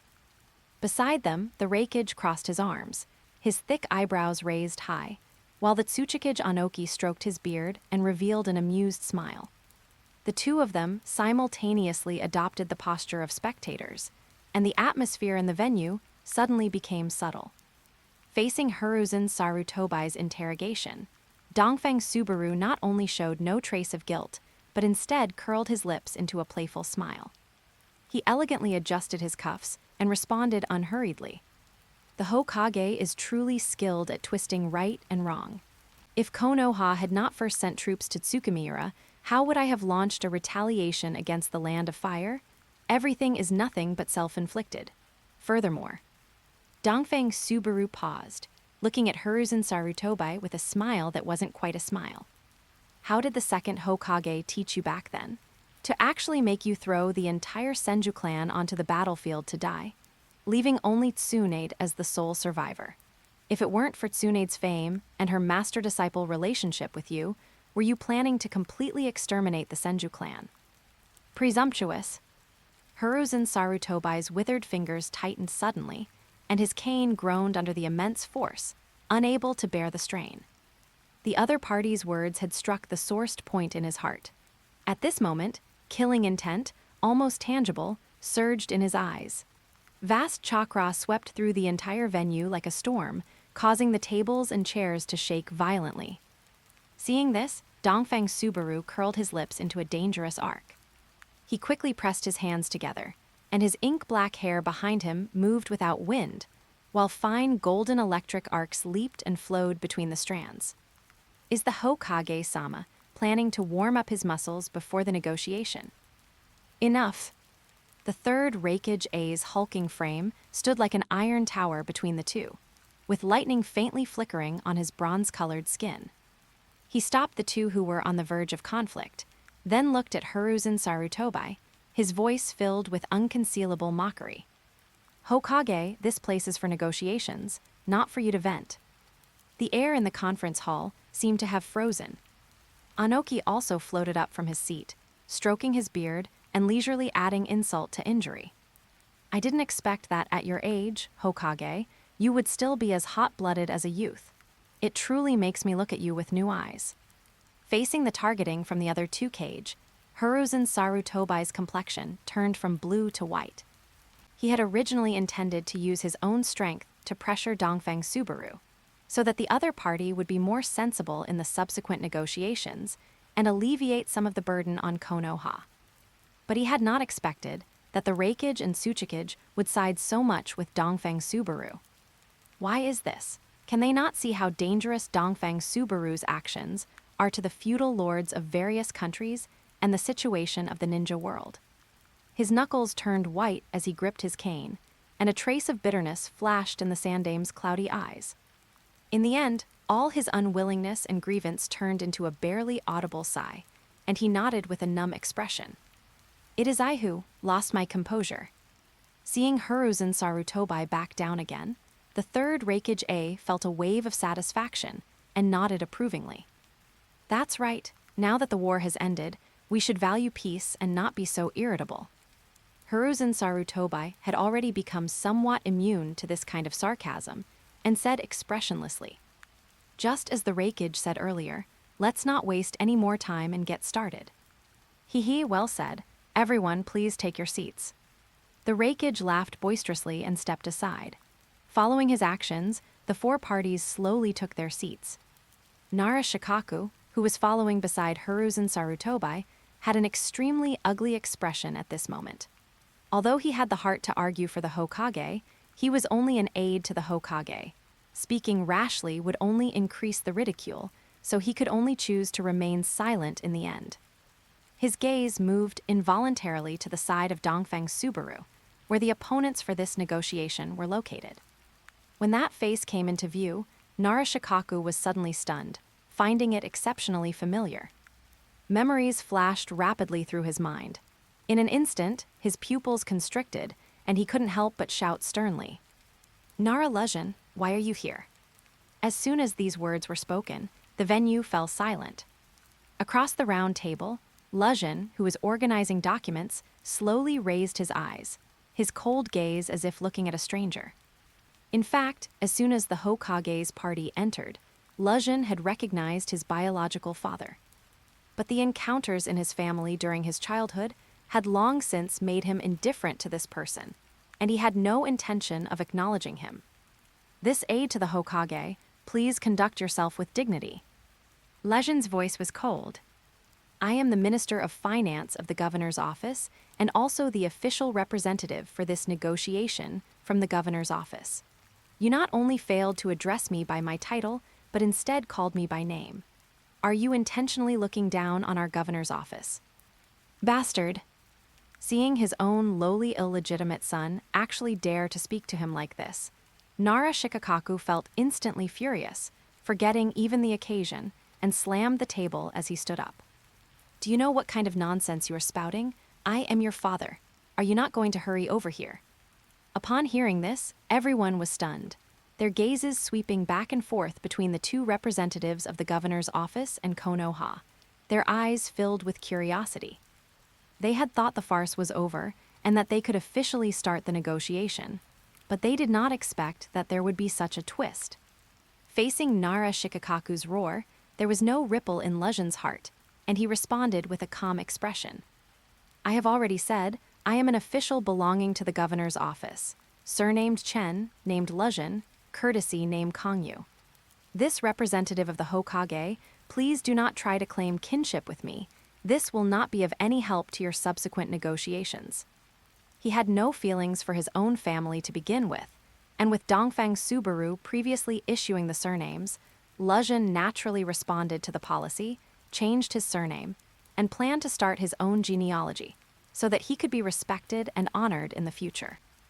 Dongfang Subaru also spoke up at the right moment, looking at Hiruzen Sarutobi mockingly. Hokage, the quality of your representatives for this negotiation is worrying. Are you sure you don't want to change one? Hiruzen Sarutobi's gaze toward Nara Shikaku now carried a hint of displeasure. Does he not see what kind of occasion this is? Back then, he ignored that illegitimate son and remained indifferent even when the news of Luzhin being captured arrived. Now he puts on such a display. What was he doing before? Enough, Shikaku. He interrupted in a deep voice, his tone beyond doubt. The negotiation is what matters. Yes, yes. Nara Shikaku was suddenly jolted awake by the voices of Dongfang Subaru and Hiruzen Sarutobi and sat down stiffly. However, his gaze remained fixed on Luzhin, as if trying to pierce through that cold face and see clearly this illegitimate son who was both familiar and strange. Chapter 90 Session of Territory and Indemnities. The negotiations officially began. Facing the compensation demands from the rakeage and tsuchikage that bordered on extortion, Konoha, though unwilling, had no choice but to grit their teeth and accept. Although the amount was far less than what Yue Xiaming had previously plundered from the heartland of the Land of Fire, it still left Konoha severely wounded. Fortunately, these compensations were not to be borne by Konoha alone. In reality, they were incapable of bearing it, and the main portion would be paid by the Land of Fire. Therefore, the compensation agreements with Iwagakure and Kumagakure were reached quickly. When it was the turn of the governor's office, Nara Shikaku's gaze remained locked onto Lejin. However, Lejin acted as if he didn't see it, calmly opening the document and saying, "This time, the governor's office does not require Konoha to provide financial compensation." As soon as these words were spoken, the entire room was in an uproar. The third Raikage A looked at Yue Xiaming in disbelief. Was this still that lawless golden blade, Bloody Shadow? With such a concession, what was the point of him making such a grand display to invite the other party to negotiate? Even Anoki could not help but frown at this moment, clearly unwilling to see Konoha get off so easily. Meanwhile, Nara Shikaku and Hiruzen Sarutobi exchanged a glance, both seeing the sense of relief in each other's eyes. Fortunately, this Yue Xiaming was still sensible and did not kick them while they were down. Otherwise, given the current situation of Konoha and the Land of Fire, it would truly have been unbearable. But this did not mean that their grievances with Yue Xiaming were resolved. Hiruzen Sarutobi gritted his teeth secretly. This hatred was only temporarily buried. When the time was ripe, he would definitely make Yue Xiaming pay a painful price. However, before the Konoha side could rejoice for long, Lejin spoke again. His eerie smile made people feel uneasy. "Our governor's office requires the Land of Fire to cede the southeastern Ishihara and its surrounding areas, including Yingmingzaka, Gambapu, Hajinosuku, as well as the southwestern Miyu Town, Yingzhou City, Tangsan Town, Kaienbenji, totaling 46 cities captured by the Xinwu army, all to be placed under the jurisdiction of the governor's office." After speaking, Lejin slowly raised his head and calmly stared at Nara Shikakaku opposite him. This calmness, however, made Nara Shikakaku feel a chill run down his spine. Upon hearing this, the Tsuchikage and Raikage's previous doubts vanished instantly, and a glint flashed in their eyes. They suddenly realized, so this was how it could be done. Ceding territory and paying indemnities, this idea sounded quite good. Why hadn't they thought of it? Instead of snatching the eggs, why not just take possession of the hen that lays them? As expected of the Grand Governor Dongfeng, they knew. The moment he made a move, he struck directly at the vital point of the Land of Fire. Number impossible. This is absolutely impossible. Before Nara Shikakaku could speak, Hiruzen Sarutobi had already slammed the table and stood up, glaring ferociously at Yue Xiaming and Lejin, the murderous light in his eyes almost bursting forth. "I will never accept such conditions. If you really want these cities, just keep sending troops to invade and try to occupy them." Hiruzen Sarutobi's roar was filled with threats. This condition was simply unheard of and was an utter humiliation. If he dared to sign such a treaty, he would surely become the first person in the history of the Land of Fire to do so. He would be nailed to the pillar of shame forever. Therefore, no matter what, he would never agree to such conditions. Facing Hiruzen Sarutobi's intense reaction that was almost ready to devour people, Yue Xiaming just carelessly shifted his gaze, turning to look at the third Raikage A on the side, and gave a meaningful look. He knew clearly that the reason the other party had dragged him along to join in the fun this time was merely to see Konoha suffer. Now that his conditions were on the table, it depended on whether the Raikage was willing to give a push in the same direction. If the Raikage chose to stand on his side, that would naturally be for the best. At the very least, it could force Hiruzen Sarutobi to cede some cities. Even if the other party remained indifferent, he could settle for the next best thing and demand a considerable amount of compensation. In any case, this negotiation trip was a win-win for him. The third Reikage A and Yue Xiaming's eyes met, and they instantly understood each other. A glint flashed in his eyes, and after a brief moment of contemplation, the corners of his mouth curled into a cold, grim smile. The purpose of this negotiation was to satisfy all three of us. If Konoha cannot even satisfy the Grand Governor Dongfang's demands, then the previous agreement, I, Kumigakure, will definitely not acknowledge it. Upon hearing this, Anoki swept his gaze over the Reikage's face and immediately understood the other party's calculations. After a moment of thought, he also smiled and chimed in. The Reikage is right. If Konoha cannot give the Grand Governor Dongfang a satisfactory explanation, I, Iwagakure, will likewise not acknowledge the previous agreement. The two Kage chose to give Yue Xiaming a push, and although doing so would allow Yue Xiaming to reap the benefits, they only felt envy in their hearts, not jealousy. After all, true power remained in their hands.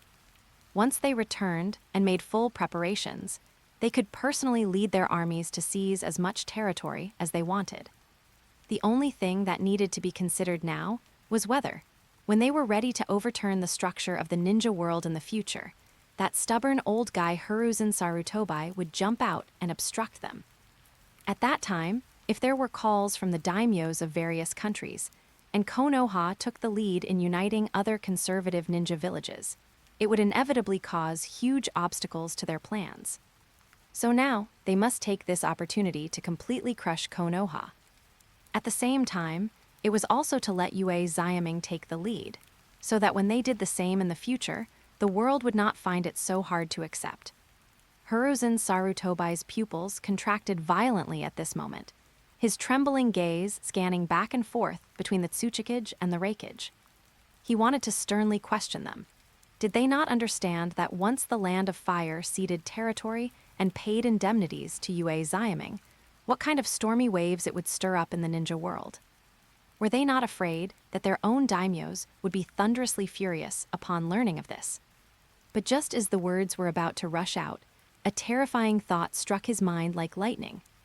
Hiruzen Sarutobi's whole body stiffened, feeling a bone-chilling coldness shoot from his spine to the back of his neck, and the anger in his eyes was instantly replaced by horror.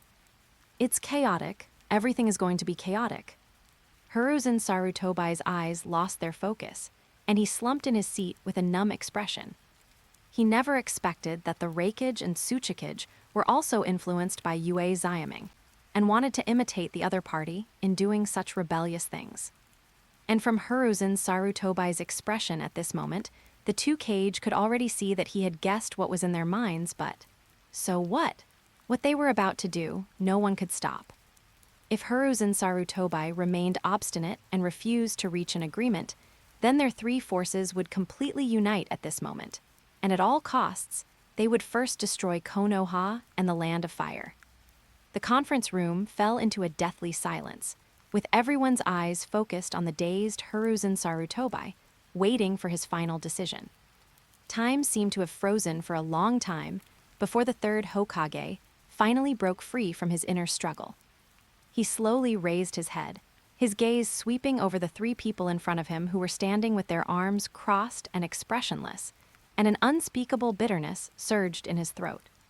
This matter is beyond my authority to decide. Hiruzen Sarutobi's voice was as hoarse as a beast's roar.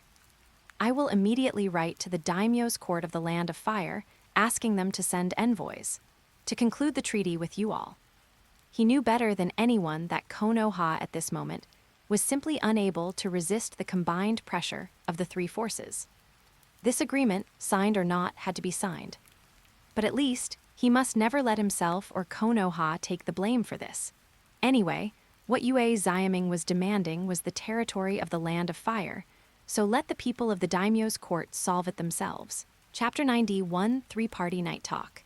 Soon, the letter from Hiruzen Sarutobi arrived at the daimyo's court.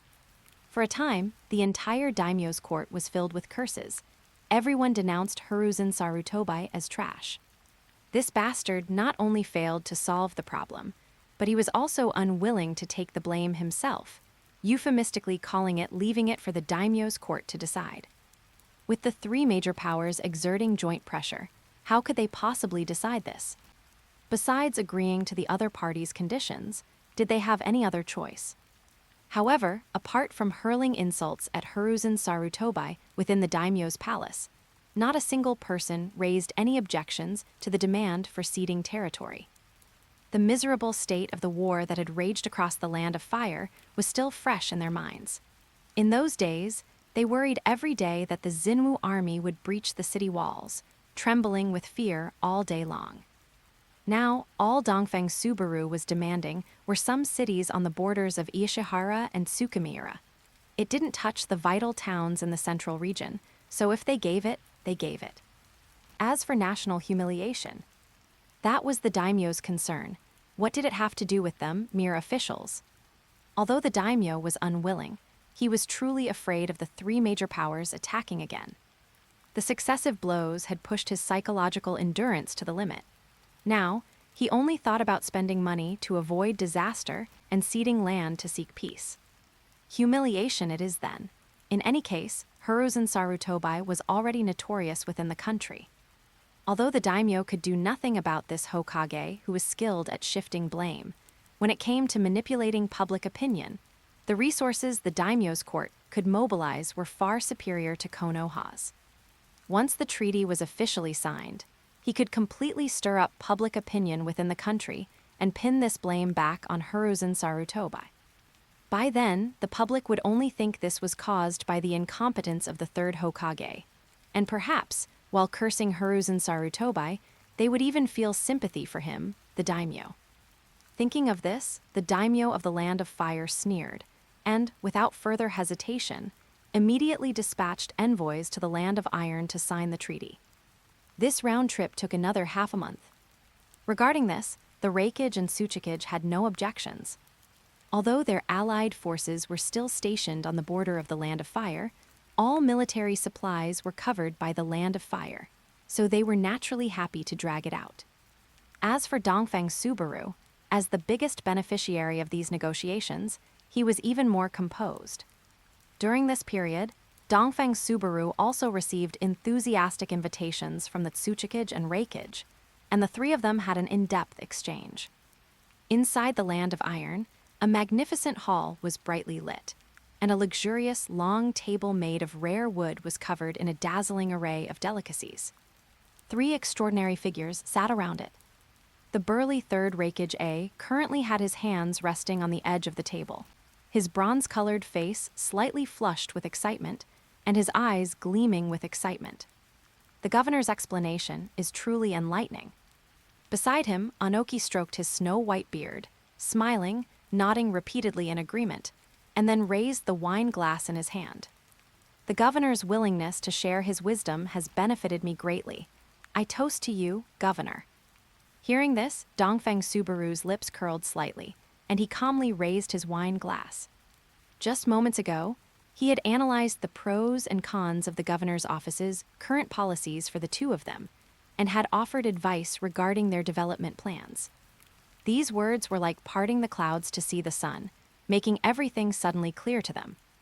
Of course, what he spoke of was actually just scratching the surface. He had even added several strategies to their plans that sounded theoretically brilliant and showed rapid initial results. However, as time passed, without effective countermeasures, these excellent policies would eventually lead to endless troubles. These were all painful lessons learned by dynasty after dynasty over those 5,000 years at the cost of heavy blood and tears, all of which Dongfeng Subaru had dumped onto the other party. By the way, Governor, I have long heard that the Xinwu army's artillery is invincible. I wonder, could you part with some? As long as you are willing to trade, I will certainly satisfy you regarding the price. Anoki took a light sip of the wine in his glass, a sharp glint flashing in his eyes as he suddenly changed the subject. Back when the Konoha troops met with disaster at Tsukimiura, those incredibly powerful artillery pieces had played a decisive role. How could he, Anoki, easily let such a powerful weapon go? Third Reikage A also cast his gaze toward Dongfeng Subaru, his eyes flickering, his meaning self-evident. He was tempted too. Although Kumigakure also possessed similar weapons, those were Chakra cannons that required ninjas to activate, and as far as he knew, Dongfeng Subaru's artillery had no such restrictions. Of course, no problem. Dongfeng Subaru agreed without hesitation. Is that true, Governor? Both of them felt a bit surprised at this moment. Although they had helped Dongfeng Subaru secure such huge benefits this time, it seemed only natural to them that he would use artillery to repay them. But the fact that he agreed so readily, without even thinking, actually made them feel a bit unsure. Could this Governor Dongfeng be trying to fob them off with some inferior goods? Naturally, the artillery was designed based on the concepts of Kumigakure's Chakra cannons in the first place. If you two are interested, I certainly won't keep it to myself. Dongfeng Subaru chuckled and answered nonchalantly. He knew very well that with the technology of this world, artillery could not form any kind of technological barrier. If these two really put their minds to it, they could probably figure this thing out themselves after a while, so there was absolutely no need for him to offend them over artillery. It would be better to just go with the flow. He could make a killing in trade while also repaying some of the favors owed from the earlier negotiations. Most importantly, firearms research was a bottomless pit that required massive resource investment and, even more so, a systematic military-industrial foundation. However, the people in this world had long-ingrained mindsets and instinctively trusted the power of chakra and ninjutsu more. Even if he handed over the artillery technology, these two would never divert massive resources to study a completely foreign system of warfare.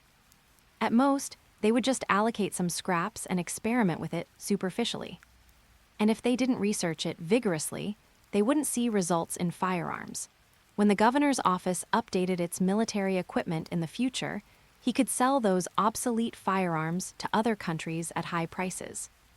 This would not only keep these ninja villages obsessed with an outdated version of an arms race, but also open up a stable source of revenue for the governor's office. No matter how you calculate it, this deal was a sure win for him. The governor is magnanimous. We both admire that. The two, unaware of Dongfeng Subaru's true thoughts, now both displayed looks of satisfaction and couldn't help but nod repeatedly. Although this Governor Dongfeng acted lawlessly, this negotiation was unexpectedly pleasant. Not only did he generously share many good strategies, but he was even willing to trade the Xinwu army's core weapons. This sincerity was truly impressive. By the way, I wonder if you two have heard of the Hanlin Academy of my governor's office. If you have any need, I can send instructors to your lands to provide guidance. Dongfeng Subaru toasted with them once more, his tone casual yet filled with hidden meaning. Chapter 92, The Treaty of the 46 Cities of Xinwu, Hanlin Academy. Upon hearing this, their eyes lit up.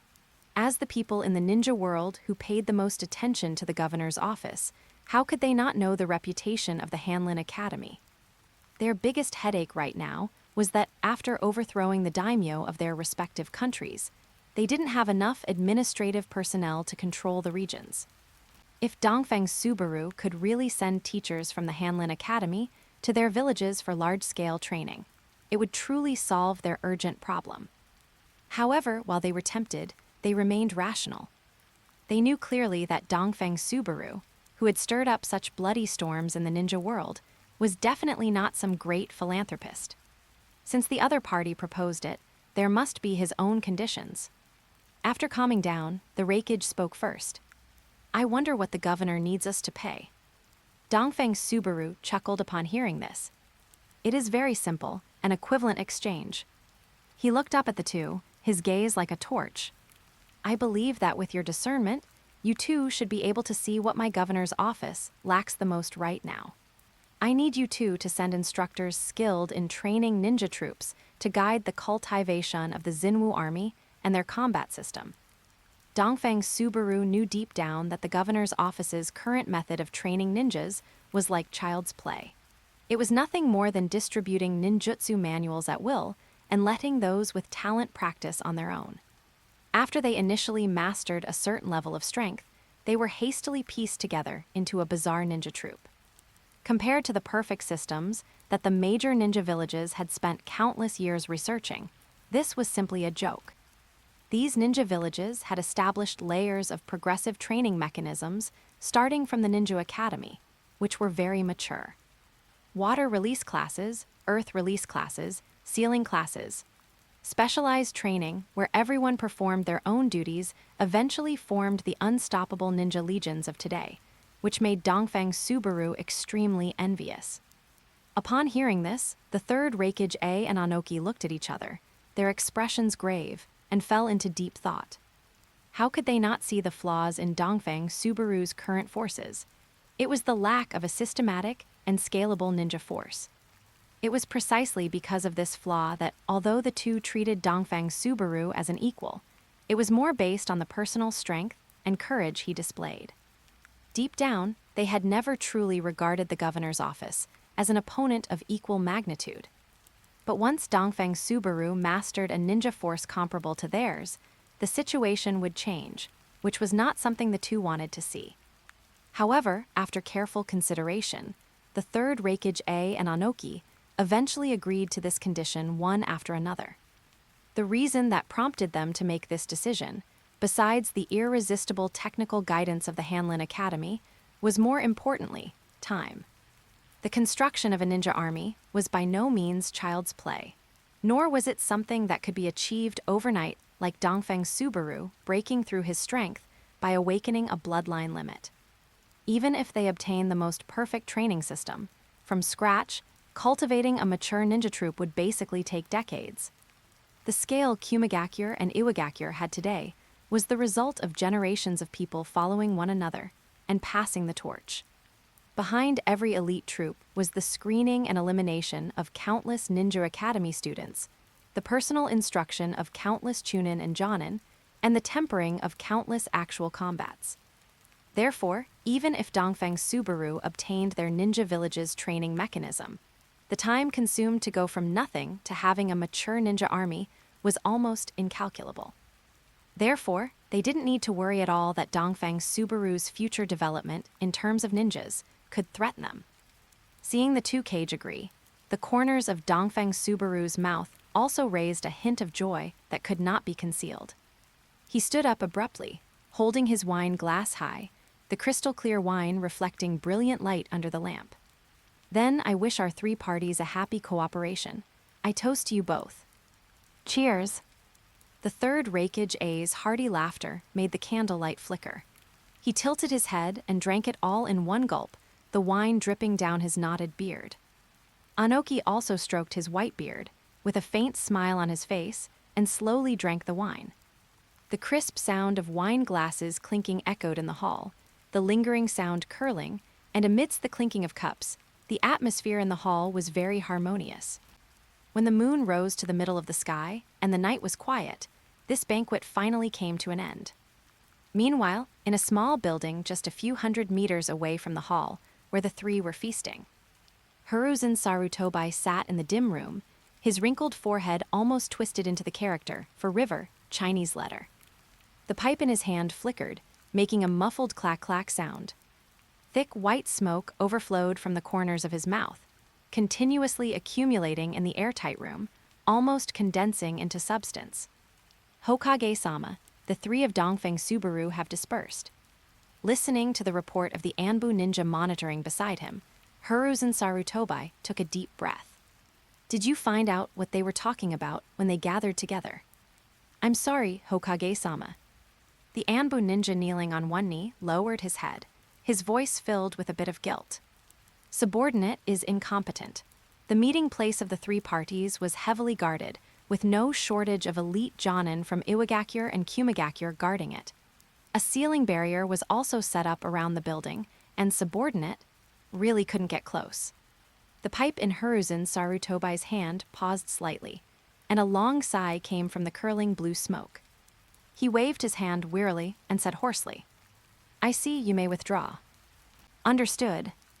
After the Anbu figure dissolved into the night, the old Hokage slowly raised his head. His turbid eyes passed through the curling smoke, looking at the sparse starry sky outside the window. The night wind blew, making his brows lock even tighter. The three forces were getting closer and closer, and the threat to Konoha was increasing day by day. And at this moment, he could only sit here, watching the situation deteriorate, but was powerless to do anything.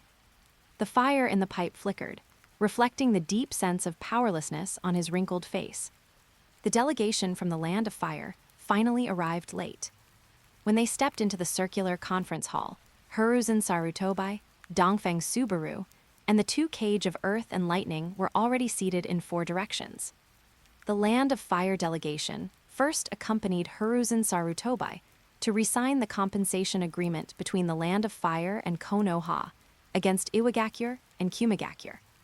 Subsequently, they signed the Treaty of the 46 Cities of Xinwu as representatives of the daimyo, with ashen faces, under the witness of all parties. Officially concluded a treaty under the city walls with Dongfeng Subaru's governor's office. Just like that, this negotiation meeting came to an end. With their goals achieved, the various forces finally withdrew from the borders of the Land of Iron, one after another. At the same time, this Treaty of the 46 Cities of Xinwu, which could be called the most harsh and humiliating in the history of the ninja world, quickly spread to all countries, instantly causing an uproar. In this treaty, although the word surrender was not mentioned at all, and various words were used to try to embellish and beautify it, it still could not change its fundamental nature of losing sovereignty and humiliating the nation. P.S. Seeking subscriptions, seeking monthly tickets, seeking collections. Chapter 93, Snow Scene. At this moment, even though the outside world was still filled with curses and slanders against the governor's office and Dongfeng Subaru, everyone had to admit that the landscape of the ninja world had changed. A powerful force had completely risen, and no one dared to speak lightly of destroying this governor's office that had beaten the Land of Fire to a pulp. After leaving the Land of Iron, Dongfeng Subaru did not return to Tsukimiura, but went straight to the newly built Xia town. As soon as he entered the city, the whole city was boiling. The commoners lined the streets to welcome him, and the streets were packed. Crowds surged on both sides of the street, and cheers rose like waves, shaking the clouds. Dongfeng Subaru looked at the grand scene like a mountain of people and a sea of cheers, and the corners of his lips could not help but lift slightly. This fiery public opinion was the best proof of his sky-high prestige after this great victory. However, he did not indulge in this glory, but rushed back to the new governor's office without stopping.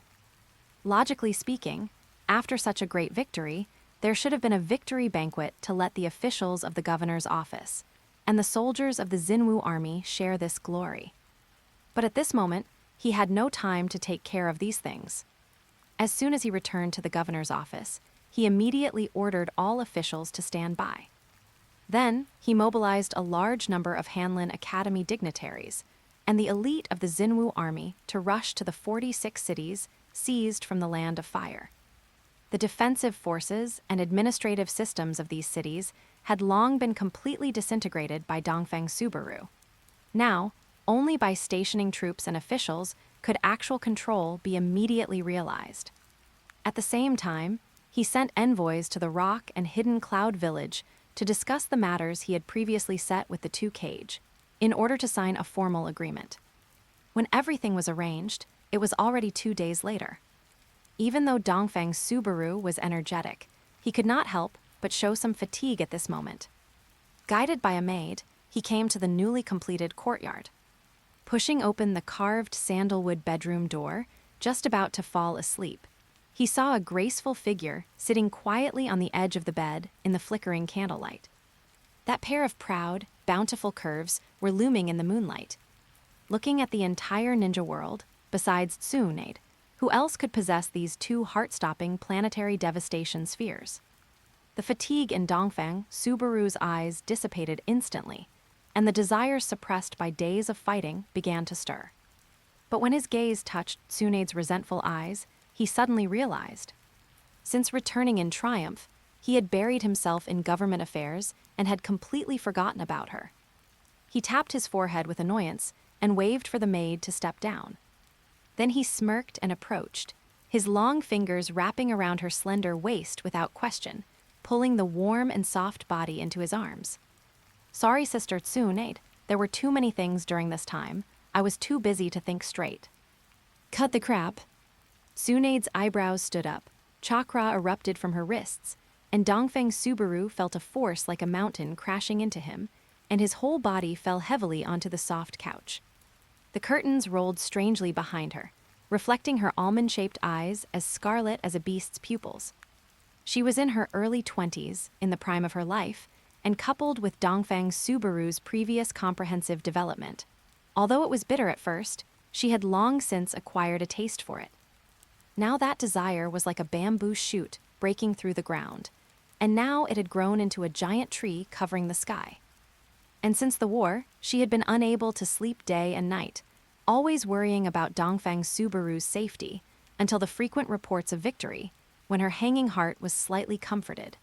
But as the tragic situation of the Land of Fire continued to come, her heart tightened into a ball again. She naturally understood that this was the Land of Fire's own fault, but the daimyo was ultimately connected to her by blood, and Konoha was the homeland that raised her. Thousands of sorrows surged in her chest, making her not know what face to use to face him. In the end, she chose to turn all the complicated feelings into burning passion, buried deep in her heart. Originally, when she saw Dongfeng Subaru return, she was already a little impatient, but this bastard plunged into official business and didn't even return to the room. Although she would not delay military and political affairs because of private matters, now that she had caught this good opportunity to be alone, Tsunade would naturally not be merciful, intending to punish this demon who had ruined the Land of Fire. Facing such a grumpy Tsunade, Dongfeng Subaru was also stunned, looking at those eyes that were already dyed scarlet by desire. His waist could not help but tremble slightly. He sighed in his heart, this sudden dark turmoil. I'm afraid it's not so easy to deal with. But in order to prevent the miserable scene of tens of billions of lives being ruined under the dark turmoil, he could only turn his back on the world and fight with all his might. The next day, Dongfeng Subaru woke up slowly, and as soon as his blurry vision focused, he was attracted by the snowy planetary devastation that emitted a tempting luster under the warm light passing through the window. Feeling that the beast in his body was about to wake up again, Dongfeng Subaru hurriedly pulled up the quilt to cover the bright white plumpness. He had a pile of things to deal with later, and he could not get stuck in the dark turmoil anymore and be unable to extricate himself. Feeling Dongfeng Subaru's movements, Tsunade's long eyelashes trembled slightly, and then she opened her eyes. Looking at Dongfeng Subaru's still unsatisfied expression, the corners of Tsunade's mouth immediately raised a playful arc. What, you want to leave already? Don't want to sleep a little longer? As she spoke, Tsunade pulled off the thin quilt she was wearing, and the beautiful snowy scene that Dongfeng Subaru had managed to seal with great perseverance was exposed again. Hiss! That celestial snowy scene gave Dongfeng Subaru a huge shock, and he could not wait to bury himself in it again and have a hearty snowball fight. He even started to comfort himself in his heart. He had been fighting for so long. What's wrong with enjoying himself? But as soon as the thought arose, he immediately shook his head and said with a wry smile, Sister Tsunade, stop messing around. The ministers are probably waiting for me in the hall now. Hearing this, a flash of cunning appeared in Tsunade's eyes, but it also revealed a bit of relief in the flow of her eyes. She was just seeing that this little bastard wanted to leave as soon as he woke up, and felt a bit of loneliness in her heart, so she had the intention to tease him. If the other party really disregarded everything and started the conquest again, she would really be crying without tears. Although she was gifted, with a big chest and perky buttocks, seemingly able to contain everything, Dongfeng Subaru was not to be trifled with, especially Dongfeng Subaru, who had just come off the battlefield and was filled with killing intent that had not dissipated for a long time. Last night's offensive was surging and magnificent, almost like an ancient beast that was extremely hungry. Every move was unusually rough, simply wanting to dismantle her whole person and stuff her into his belly inch by inch. Even thinking about it now, while her cheeks were shy and red, her slender waist could not help but tighten slightly. Tsunade hurriedly pulled the quilt over, tightly covering the scenery that made one's blood boil. In an instant, the room was full of beauty. The 10,000 rays of rosy clouds dissipated, and Dongfeng Subaru breathed a sigh of relief. He slowly got up, sat on the edge of the bed tying his belt, and suddenly heard Tsunade's soft voice behind him. "Subaru, I'm going out for a while during this time." Dongfeng Subaru's movements paused, and he turned his head in surprise. "Where are you going?" Chapter 94, Founding and Establishment of the Nation. I want to return to the Land of Fire to take a look, and by the way, find someone." These whispered words caused Dongfeng Subaru's figure to stiffen. He remained silent for a long time, eventually letting out a soft sigh. The Senju bloodline of Konoha, the princess of the Land of Fire. These identities were carved into Tsunade's bones. How could they be severed just by saying so? Now that he had personally caused irreparable damage to everything she cherished, this was likely the reason he had buried himself in official duties since his return. Clearly, he also didn't quite know how to face Tsunade for the time being. "The situation in the Land of Fire is a bit bad right now. Are you sure you want to go back now, or wait a while?" Dongfeng Subaru did not want to stop Tsunade, but the central and southern parts of the Land of Fire were currently almost completely devastated, with scorched earth stretching for thousands of miles. Going back would serve no purpose other than to make her mood worse. Tsunade casually tucked up her loose blonde hair, feigning a relaxed expression. "Actually, I'm mainly going back to find someone. The Land of Fire is just a stop along the way. Don't think of me as so fragile. Haven't I seen enough of the blood, gore, and miserable scenes on the battlefield?" Dongfeng Subaru nodded in understanding. He had always trusted Tsunade implicitly. Since she didn't say who she was looking for, he wouldn't ask. As for the situation in the Land of Fire, there was no use saying more. Just like her hemophobia, some things she had to figure out for herself. "All right then, I'll have someone escort you." Tsunade shook her head, and just as she was about to say something, she was interrupted by Dongfeng Subaru. "Although the ninja squad is still somewhat incapable, if you encounter any situation that causes your hemophobia to flare up, they can at least provide some cover." Seeing that Dongfeng Subaru had considered everything so thoroughly, Tsunade felt a warmth in her heart and accepted his kindness with a light smile. "By the way, don't go thinking you're still Hiruzen Sarutobi's disciple and foolishly run back to Konoha. He's probably dying to fight you to the death right now." Suddenly thinking of something else, Dongfeng Subaru instructed her with concern.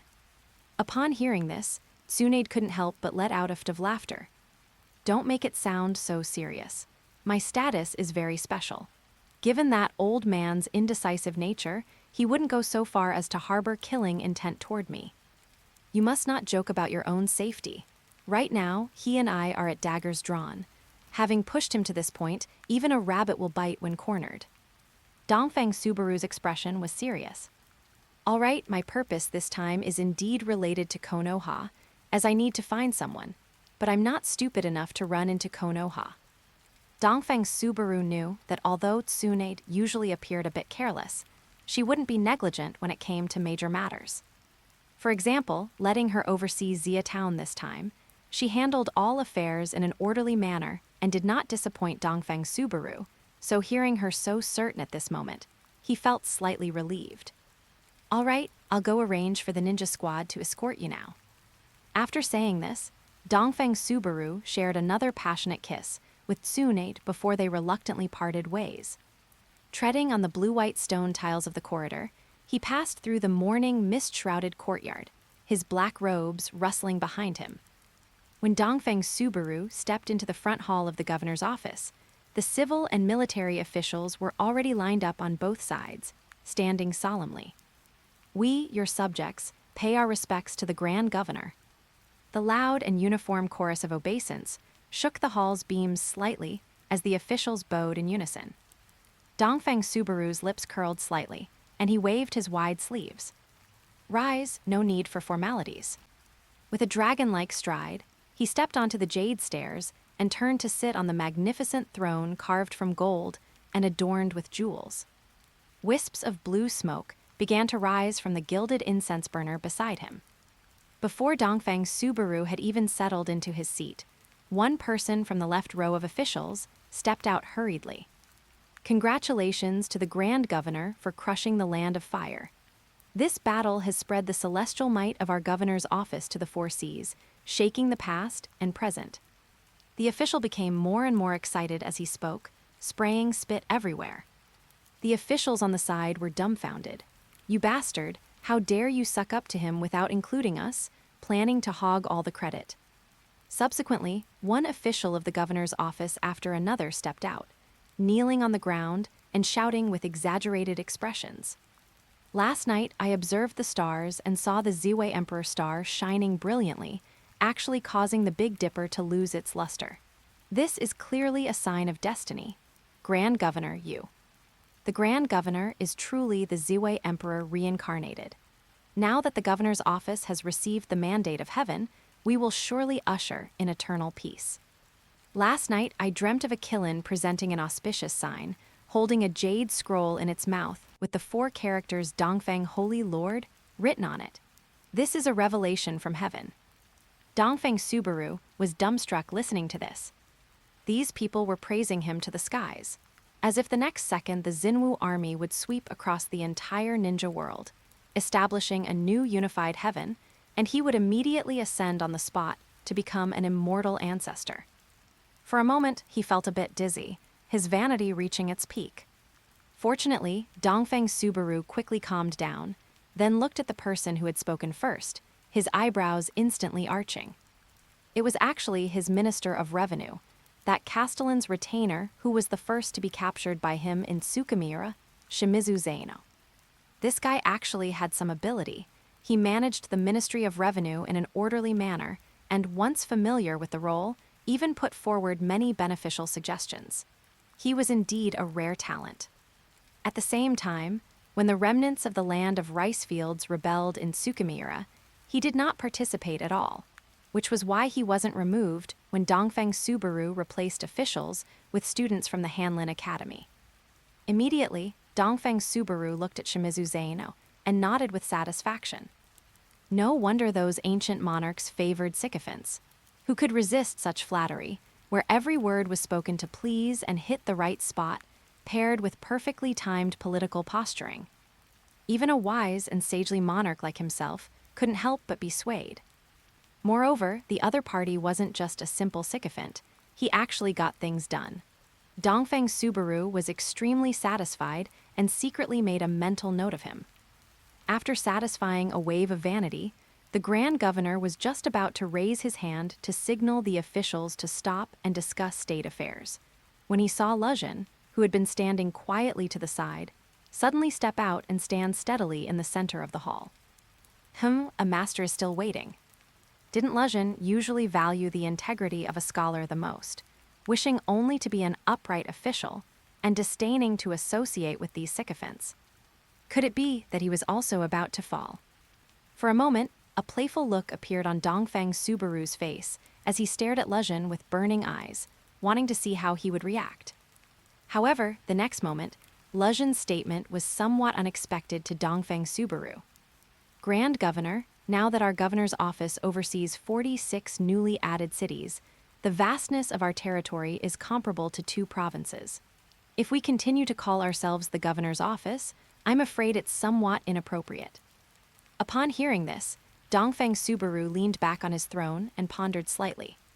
He also realized that it was indeed, as Luzhin had said. With the expansion of territory, continuing to call it the governor's office seemed a bit small-minded. "Then what do you suggest?" Dongfeng Subaru asked subconsciously. "Your subject believes that it is time for the Grand Governor to found a nation and establish a system." Chapter 95, Royal Title, Kingdom Title. "We, your humble subjects, believe that the achievements of the governor's office warrant the founding of a nation and the establishment of its institutions." As soon as Luzhin finished speaking, the other officials suddenly realized what was happening and rushed to voice their support, eager to urge him to take the throne. At the same time, they inwardly cursed. Shimizu Zeno and Luzhin were truly being unfair. They didn't invite everyone else to join in the flattery, and they didn't even give a heads up about such a major matter as urging him to ascend, wanting to monopolize the credit for supporting the new ruler. Dongfeng Subaru, sitting upright on his ornate chair, was slightly stunned upon hearing this, but then he slowly nodded. Now that he had trampled both the land of fire and Konoha, his reputation echoed throughout the ninja world. Regardless of whether this reputation was righteous or wicked, it was enough to awe all directions. Furthermore, he was currently exchanging goods with the Rock and Kumagakure, and their relationship could be considered good for the time being. There was really no need to play the game of delaying his claim to the throne. Otherwise, it would only make outsiders look down on him for no reason. Since that is the case, let us discuss it. How should this nation be founded? As soon as Dongfang Subaru finished speaking, someone impatiently stepped out to offer advice. Governor, the position of emperor is the supreme position of the 9-5, as clearly recorded in history books and known to all under heaven. To rashly declare oneself emperor would likely make us the target of everyone's arrows. It is truly not a wise move and is a path to disaster. However, since ancient times, the ninja world has only had the title of daimyo and no system of emperors. The world has no fixed opinion on this yet. Therefore, your humble subject believes that the governor should choose an auspicious day to offer sacrifices to heaven and ascend the throne to legitimize the supreme position. Once these words were spoken, not only were the surrounding officials stunned, but even Dongfang Subaru was somewhat dumbfounded. Good grief, who is this guy? Why is his approach so wild? They were only just discussing founding a small nation, so why is he preparing to let him take it all the way and ascend the throne as emperor directly? Absolutely not. Luzhin suddenly stepped forward, his eyes wide, and shouted to stop him. He was terrified that Dongfang Subaru might be momentarily dazzled by the position of emperor and agree on the spot. Actually, truth be told, Dongfang Subaru was indeed slightly swayed after hearing it. An emperor who wouldn't want to be one, who could refuse the temptation of being mandated by heaven to reign forever. But Luzhin's shout ultimately made him calm down. He gave a light cough and turned his gaze toward Luzhin. Luzhin, tell me your thoughts. Yes. Luzhin cupped his hands, then glared fiercely at the person who had urged the ascension, staring until the other party shrank his neck, lowered his head, and looked full of grievances before he spoke solemnly.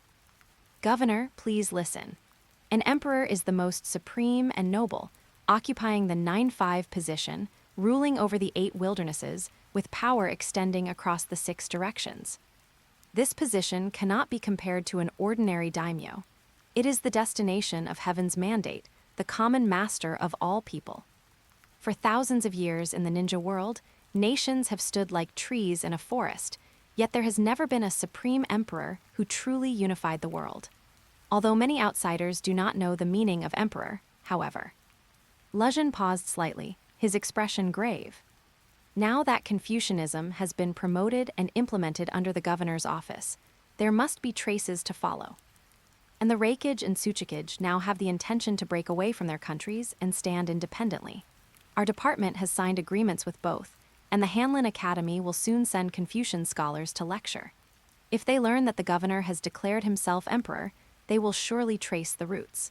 With the power of the 2-Cage, they will certainly perceive the meaning represented by the emperor and detect the governor's grand ambition to swallow the world.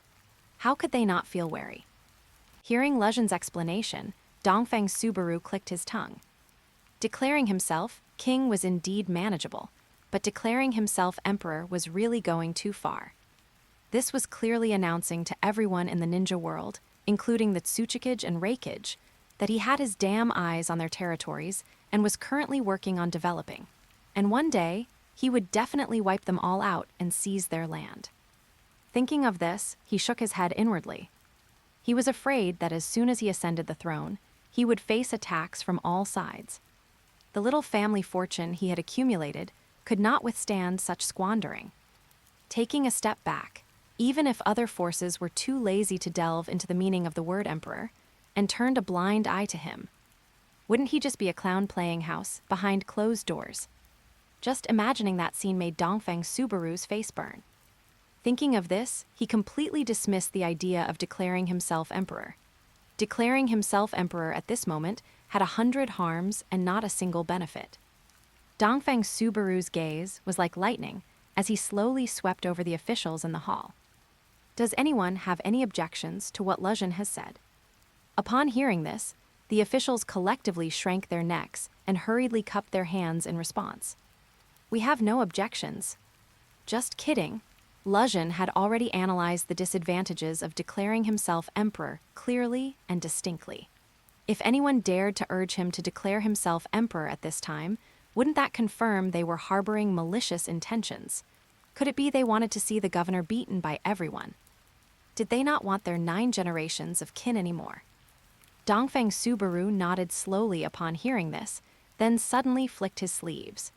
His robe sleeves fluttered in the air above the armrests of the throne, and then his 5 fingers gripped the gilded armrests like iron pincers. Since that is the case, then choose an auspicious day, set up the altar, found the nation, and promote to the rank of king.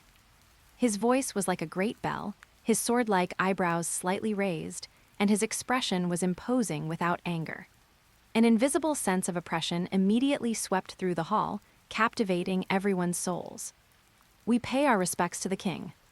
The civil and military officials in the hall shouted in unison, all of them kneeling on the ground like a tidal wave, their voices surging straight into the clouds. Rise, it is still too early to call me that. Everyone, discuss again. What should my title as king be, and what should the country be named? Dongfeng Subaru waved his hand. Everyone stood up, and Shimizu Zeno stepped forward and cupped his hands. According to historical records, countries are often named after their fiefs. Although the king has no fief, he rose from Tsukimiura, so he could be the king of UA. But as soon as these words were spoken, someone immediately objected. What kind of royal title is that? It sounds so unpleasant. Does our country have to be called Great UA in the future? It sounds like the name of a second-rate barbarian nation. Inappropriate, inappropriate. Shimizu Zeno's expression turned somewhat sour after being retorted. Then you tell me. That person straightened his expression and said, the king's gold release displayed great divine power this time, taking dozens of cities in succession, and his fame spread throughout the universe. Why not just call him the Gold King? Shimizu Zeno immediately seized the opportunity and started firing back. Is Great Jin any better? It was just a separatist barbarian nation that didn't even last 100 years. Have you read your history books into a dog's stomach? The other party immediately turned red in the face, but was speechless. Watching these civil officials arguing back and forth, the military generals on the right side could no longer sit still. Yasuk stepped out and cupped his hands. The king defeated the land of fire this time, showing the world his heroic divine power. Why not just call him the King of Ying? As soon as this was said, the civil officials actually quieted down and pondered to themselves. Although Ying is often a title of nobility, Dongfeng Subaru did indeed open up territory through military force, so using the character Ying as a title is quite fitting. Great Ying. Dongfeng Subaru was stunned for a moment, then the corner of his mouth twitched slightly. He waved his hand, too lazy to explain too much, and said directly, change it. Seeing that everyone was hesitant, Luzhin stood out at this moment. How about Great Yamato? Dongfeng Subaru couldn't hold it back again upon hearing this, and his expression became very colorful. Luzhin didn't notice, and just explained to himself. Great is the Kaiyan Yuan, the origin of all things, ruling over heaven. This is the origin of Great Yuan. Great Ming from beginning to end, the 6 positions completed in time, riding the 6 dragons in time to rule heaven. This is the origin of Great Ming. And after that, it is preserving the Great Yamato, which is beneficial and correct. Appearing first among all things, all nations are at peace. Therefore, your humble subject believes that the new nation can be named Great Yamato, and the king shall be titled King of He. Chapter 96, Hokage's Resignation. Hearing Luzhin put it that way, it actually sounded quite reasonable. And for this state name to appear in the ninja world, it also seemed perfectly natural. However, Dongfeng Subaru just found it grating, so he waved his hand, cutting off any further chatter. Change it. Following Dongfeng Subaru's dissatisfaction, the hall immediately fell into chaos again, with people making suggestions one after another. They were more outrageous than the last, with names like Great Virtue, Great Beauty, Great Seal, and Great Han all being thrown out, making Dongfeng Subaru feel a headache coming on. All right, selecting an auspicious day for the altar and sacrifice is still necessary. There is no rush. You all go back and think about it slowly. After dismissing everyone, Dongfeng Subaru kept Lezhen behind. Lezhen, now that the schools in all regions are basically completed, the previous method of selecting officials through the Hanlin Academy was too crude. As the Minister of Rights, you should get the Imperial Examination system up and running. Previously, due to a shortage of manpower, anyone found on the street who was literate would basically be thrown into the Hanlin Academy for training. Although it was effective quickly, the quality was uneven and the system was too chaotic. It was merely an emergency measure. Now, officials from the Hanlin Academy have gradually replaced those in the governor's office, and the foundation is gradually stabilizing. In the regions under his rule, with the injection of funds seized during Dongfeng Subaru's wars, schools in all areas have already begun to take shape. The schools are divided into lower, middle, and upper levels. Among them, there are 169 lower schools, 67 middle schools, and 17 upper schools distributed across various cities, with teaching staff fully staffed and textbooks written. As students of all ages are gradually filling them, it is time to establish the Imperial Examination system for selecting officials. As you command. Hearing that the Imperial Examination was about to be launched, Lezhen, who advocated Confucianism, was very excited. However, he still had questions in his heart and asked, "I wonder which subjects the king intends to use to select officials."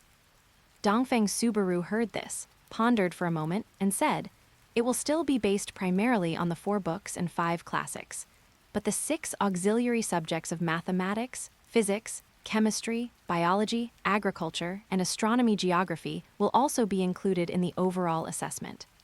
Currently, he is promoting Confucianism to govern the hearts of the people, so the Imperial Examination must naturally be based on the 4 books and 5 classics. Otherwise, there would be no point in promoting Confucianism. However, he did not want to only select pedantic scholars who just memorized the classics to be officials. Therefore, he specially added practical subjects such as mathematics, physics, and chemistry. Mathematics is particularly critical. If they cannot even perform basic arithmetic, how could he feel at ease letting these officials govern a region? Of course, Dongfeng Subaru also knew how dangerous these subjects were. He did not want everyone to be like a dragon. What he wanted was stable rule. Therefore, he refined and integrated the existing knowledge of the ninja world with the knowledge in his mind to compile basic textbooks. These basic pieces of knowledge were enough for officials to use, and at the same time, they could filter out those who were truly gifted. Once it is discovered that there are geniuses in the schools who can demonstrate the ability to draw inferences about other cases from the knowledge in these basic textbooks, they will be reported up through the levels and then specially recruited into the Hanlin Academy. Now that the schools in all regions have been completed, the model of the Hanlin Academy must also change. It will be divided into the College of Mathematics, College of Chemistry, College of Physics, College of Biology, etc., to cultivate these specialized talents and teach advanced knowledge to be used by Dongfeng Subaru. This subject will strictly obey the king's orders. Lezhen had no objections to the detailed plan put forward by Dongfeng Subaru. Filled with enthusiasm, he took the documents, bowed, withdrew, and immediately ran back to the Ministry of Rights to implement it. After Lezhen left, Dongfeng Subaru slumped back into his chair. There was no joy on his face about becoming king. Instead, he wore a look of worry. Compared to becoming king, he actually valued the actual development of his territory more. In addition to the Imperial Examination, he also wanted to mint coins, develop the economy, promote industrialization, and so on. He wished he could change his territory overnight and turn it into the image he had in mind. But haste makes waste. As the old saying goes, governing a country is like cooking a small fish. It needs to be done step by step. Now that the new policies had just been rolled out, the various regions had not yet fully digested them, and the newly incorporated 46 cities needed even more time to be reorganized. If he forced more reforms, he was afraid it would overwhelm the entire ruling system. Feeling irritable, Dongfeng Subaru had no mood to deal with the official business on the table. He clapped his hands together, left behind 3 shadow clones, and his main body slipped into the study behind the hall to refine chakra. Meanwhile, in Konoha village, Hiruzen Sarutobi, who had already returned to Konoha, sat alone in the Hokage office, the pipe between his fingers having gone out long ago. This once highly respected Hokage now looked haggard. The prestige he had accumulated through decades of painstaking effort was collapsing at an astonishing speed. Within the land of fire, overwhelming curses came rushing in like a tide. What Hiruzen Sarutobi found most unbearable was that the daimyo had openly proclaimed within the country that the signing of the new Martial 46 Cities Treaty was inseparable from him. He even deliberately guided the public to believe that it was this third Hokage who had single-handedly facilitated this humiliating treaty that forfeited sovereignty. This also led to rising voices of doubt even within Konoha, especially from the Uchiha clan, who almost made no secret of their dissatisfaction with him as Hokage. This caused his mentality to begin to collapse in an unprecedented way, even more severely than when his teacher, who had taught him personally, died in his arms. But he was powerless against this. At this moment, he finally fully understood how Sakumo Hadake had felt back then. In fact, his situation was even more severe, because what he had to face was the public opinion of the entire land of fire plus Konoha. Is this retribution? I have really been a failure as Hokage. Hiruzen Sarutobi laughed at himself, then picked up the most conspicuous document on the table. It was from Danzo. On the day Hiruzen Sarutobi returned to the village, the aura of extreme oppression radiating from him was such that even Danzo, who usually disregarded the dignity of the Hokage, dared not come here to find him. At this moment, looking at this letter from Danzo that appeared to be a condolence, but was actually probing whether he would abdicate between the lines, Hiruzen Sarutobi sneered, threw the letter aside, and the letter paper was tossed into the corner like a fallen leaf. Now, his abdication was inevitable. No one could tolerate such a leader who had caused the country and the village to suffer such losses. But even if he were to abdicate, he absolutely could not hand over the position of Hokage to Danzo, and the Uchiha clan too.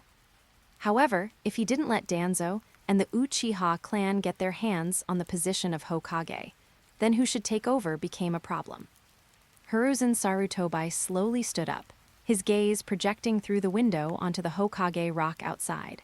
His knuckles tapped the table unconsciously, his brows furrowed tightly, and he fell into deep thought. In fact, the most qualified person was his disciple Jiraiya, whom he had called back. But that guy was not only uninterested in the position of Hokage. His free-spirited and frivolous nature made Hiruzen Sarutobi's temples throb. Unless it was a last resort, he was really unwilling to entrust Konoha to such a guy. Chapter 97, the selection is finalized. Unless absolutely forced to, Hiruzen Sarutobi truly did not want to entrust Konoha to Jiraiya. Even if he really passed it on to him, Jiraiya would likely not put his heart into it. Konoha right now could not afford to have a slacker Hokage.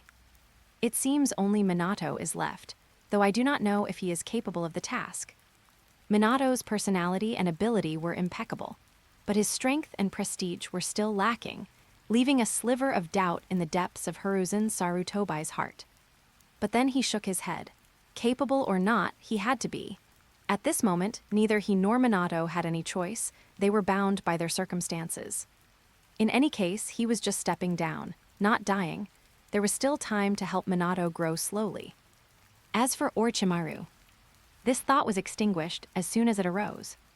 Watching his student grow up, he clearly knew the flaws in his personality, especially after the Second Ninja War, where he had become increasingly paranoid and gloomy. That bone-deep coldness, if placed in the position of Hokage, could very likely brew a disaster. Pass on the order. After making up his mind, Hiruzen Sarutobi suddenly looked up, and the Anbu ninja outside the door pushed it open instantly. Go and summon Minato. When Minato stepped into the Hokage office following the Anbu, Hiruzen Sarutobi couldn't help but frown slightly. The blonde youth in his memory, who was always filled with a sunny smile, now had a face as calm as water, with an impenetrable gloom gathered between his brows. It seemed that the failure on the battlefield and the sacrifice of his companions had indeed dealt a significant blow to him. "Minato, how is the recovery of your arm injury coming along?" Hiruzen Sarutobi sighed softly, though he felt it was acceptable. Only by having such experiences could one grow better. "Thank you for your concern, Hokage-sama." Minato raised his right arm, his movement still slightly sluggish. "Although the flexibility hasn't fully recovered, the medical team says I will be fully healed after some more rehabilitation." His arm had been severed by Dongfeng Subaru, but the severed limb had not been destroyed. After emergency treatment by the field medical team, and upon returning to Konoha, the full efforts of the medical department, it had been successfully reattached. Hiruzen Sarutobi nodded slightly, his pipe turning half a circle between his fingers. "That's good. How is the progress on the Flying Thunder God technique training?" "Hokage-sama, my chakra can currently be stably converted into a space attribute, and under Kushina's guidance, I have also mastered the basics of the relevant sealing jutsu. Now, I can preliminarily use the Flying Thunder God technique." Minato responded in a steady tone. Upon hearing this, Hiruzen Sarutobi felt a sudden weight lift from his heart. For the first time in a while, he had finally heard some good news. As long as Minato could skillfully use the Flying Thunder God technique, his strength would no longer be an issue. Perhaps by then, even he himself would no longer be a match for Minato. Thinking of this, the clouds of worry between Hiruzen Sarutobi's brows gradually dissipated, and a gratified smile appeared on his aged face. "Minato, what are your thoughts on the position of Hokage?" Minato was stunned, clearly not expecting the Hokage to ask about this suddenly. "Me?" "Correct." Hiruzen Sarutobi nodded slightly, his gaze deep and solemn. "I intend to nominate you to become the new generation Hokage of Konoha." Minato's pupils constricted slightly, and ripples suddenly stirred in his originally calm heart. Becoming Hokage had been his dream since childhood. And now, the Sandaime Hokage was personally proposing to recommend him. How could he still remain calm? Minato's body trembled slightly, and then he forced himself to calm down. "Hokage-sama, I fear. The Uchiha clan will not agree, right?" He slowly looked up, voicing the worry in his heart. Just a few days ago, the Uchiha clan joined forces with the Konoha Council to rush to the southeastern front, paying a heavy price, and ultimately successfully repelled the attack from Iwagakure. Meanwhile, Hiruzen Sarutobi's prestige had fallen to rock bottom, and his power had weakened to an unprecedented degree. With one rising and the other falling, the Uchiha clan's reputation within the village was gradually recovering, and there were even rumors that they would nominate one of their own to run for the next Hokage. As for himself, Minato couldn't help but clench his fists. The Konoha elite he led had suffered heavy losses in the Battle of Tsukimiura and had ultimately returned in defeat. There were also many doubts about him within the village. Although no one was secretly fanning the flames this time, and it wouldn't develop into the situation that Sakumo Hadake had faced, there would basically be no one to support him. Not to mention that his strength and age were still lacking. How could he compete with the Uchiha clan, who were currently at the height of their influence? Upon hearing this, the smile on Hiruzen Sarutobi's face slowly faded, and he took a deep breath. Amidst the thick swirling smoke, a dangerous light flashed in his aged eyes. Konoha was currently at its most dangerous time, and he absolutely would not allow anyone to cause further trouble. Even if it was the Uchiha clan. "Rest assured, Minato, you don't need to worry about the election. I will support you with all my might. Now, you only need to answer me. Do you have the confidence to fulfill the duties of Hokage?" Hearing this, Minato understood Hiruzen Sarutobi's intention. His grand teacher intended to use his own political power to push him into the position. He took a deep breath, suppressing the surging excitement in his heart, straightened his back, put on a serious expression, and replied with a firm gaze. I have confidence. I will definitely do my best to help Konoha overcome this crisis. Hiruzen Sarutobi nodded in satisfaction upon seeing this. Very good. Next, you must master the Flying Thunder God technique as quickly as possible. Afterward, I will arrange some arduous mission assignments for you. This time, you must complete them perfectly for me. Minato's expression grew stern upon hearing this. Yes, I will not fail Hokage-sama's expectations again. On the other side of Konoha. Kurenai, are you okay? Asuma Sarutobi quickly caught up with Kurenai Yuhai, who had just walked out of the Konoha Intelligence Department. Seeing her distraught appearance, his heart tightened, and he hurriedly asked with concern. Kurenai Yuhai was startled awake by Asuma's voice, and finally came back to her senses. It's nothing. But you don't look like you're okay. Asuma frowned, his tone carrying obvious worry. What did the Intelligence Department ask you about just now? Kurenai Yuhai was rendered speechless upon hearing this. Since the disastrous defeat of Konoha, the village had begun frantically collecting all intelligence regarding Dongfeng Subaru. As one of the few people who had contact with Dongfeng Subaru before he left the Land of Fire, she and another team member were frequently summoned by the Intelligence Department to repeatedly confirm various details.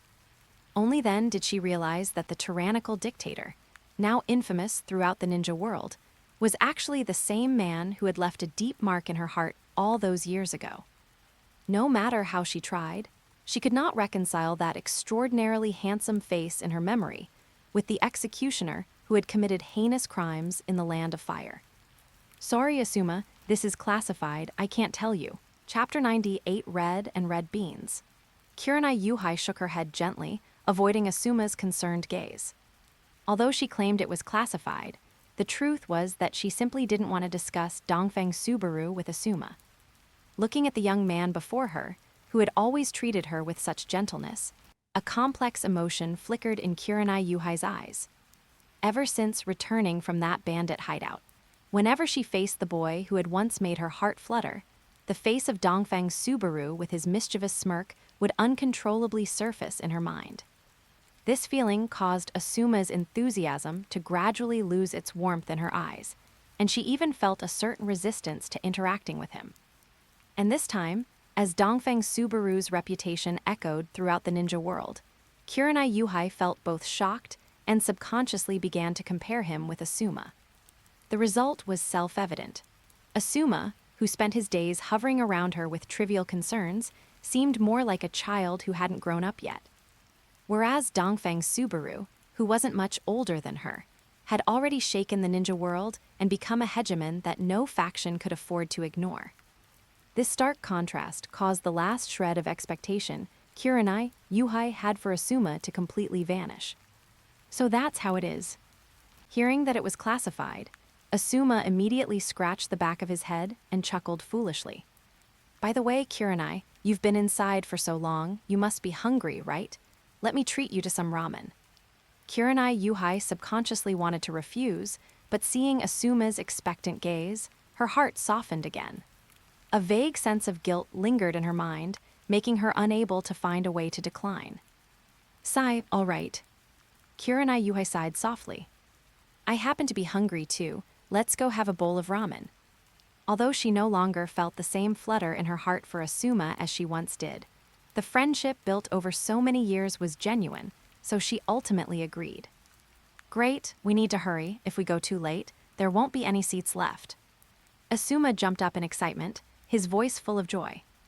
Watching him like this, Kurenai Yuhai shook her head involuntarily. When Asuma subconsciously reached out to hold her hand, she instinctively dodged it like a reflex. Asuma was visibly stunned, then awkwardly scratched his head. Assuming she was just shy, he didn't take it to heart and continued to happily lead his sweetheart toward the ramen shop. Pushing aside the heavy curtain, a cloud of white mist carrying a rich aroma rushed toward them, and both of them, famished, swallowed in unison. The shop wasn't very crowded at the moment, with a few scattered empty seats in the corners. The two of them were quick to act and swiftly claimed a spot by the window. Asuma Sarutobi took the initiative to stand up and strode to the counter to order. A faint smile played on his lips. He knew Kurenai Yuhai's tastes by heart. Kurenai Yuhai sat quietly, her gaze sweeping through the shop carelessly. Suddenly, her gaze stopped at a certain corner. A girl was sitting there, her dark purple hair slightly messy, which only made her fair cheeks look even more radiant. At this moment, she was buried in her bowl, slurping up noodles with her cheeks puffed out, looking just like a greedy hamster. Anko. A flicker of pleasant surprise flashed in Kurenai Yuhai's eyes, and she couldn't help but call out aloud. Hearing the familiar voice, Anko snapped her head up, a speck of grease still on her lips. Seeing it was Kurenai Yuhai, her eyes lit up instantly. Her pink tongue quickly darted across the corner of her lips, wiping away the grease. Kurenai. She responded cheerfully, clutching the noodle bowl with both hands and hurrying over to Kurenai Yuhai's side in a few quick steps, the broth in the bowl sloshing gently and nearly spilling. Kurenai, did the sun rise from the west today? Anko tapped the edge of her bowl lightly with her chopsticks, making a crisp sound. To think I'd catch you here. Kurenai Yuhai tucked a stray lock of hair behind her ear, a gentle curve forming at the corners of her lips. It was Asuma's suggestion to come here. Oh, Tilde. Anko dragged out the tail of her exclamation, her eyebrows raised high, her gaze darting back and forth between Kurenai and Asuma, who was ordering in the distance. She suddenly leaned in close, her nose almost touching Kurenai's cheek. No wonder I haven't seen you lately. Has there been any new progress? Stop it. Kurenai Yuhai helplessly pushed away her friend's face, which was plastered with gossip, but Anko nimbly dodged, instead squeezing even closer to her side. Hurry up and confess. Anko lowered her voice, excitement dancing in her eyes. Have you guys already?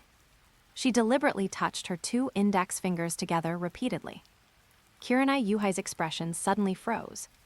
Go away, nothing's even started yet. Kurenai Yuhai feigned anger, but in reality, she felt a bit guilty and changed the subject.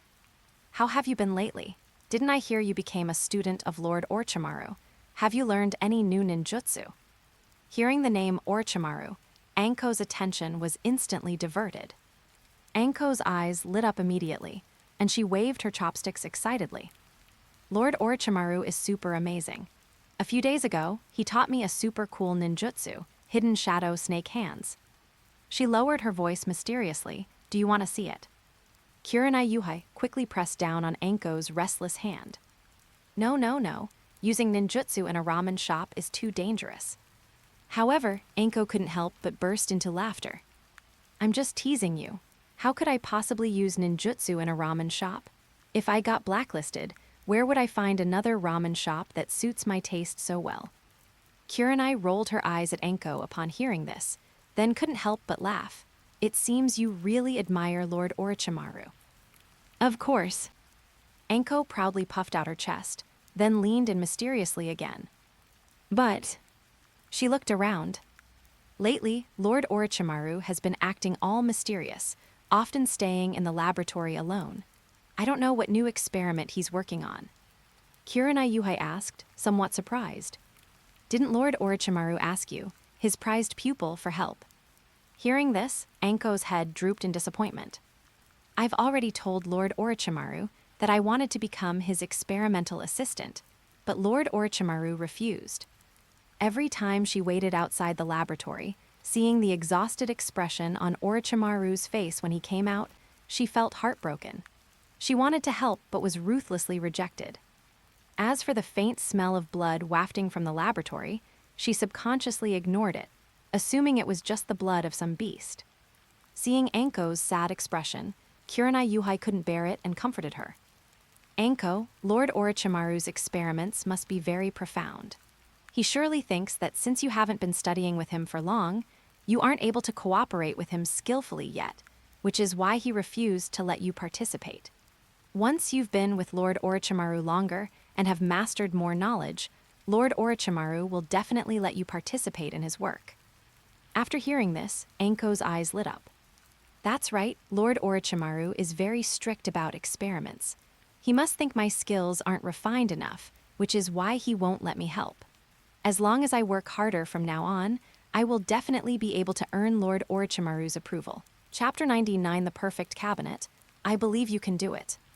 Kurenai pursed her lips, then seemingly remembering something, asked curiously, "By the way, why did you come alone?"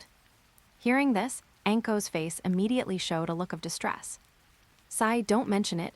Rin Nohara is on a mission, and her status is still unknown. We don't even know how she's doing. As for Kakashi, because of his father's incident, he locks himself at home all day. Even that bowl-cut kid who's always pestering him can't get him to come out." As she spoke, Anko gave a bitter smile. "Tell me, who else can I ask to eat with me?" "That's true." For a moment, the atmosphere between the two became somewhat subtle, and both fell into silence.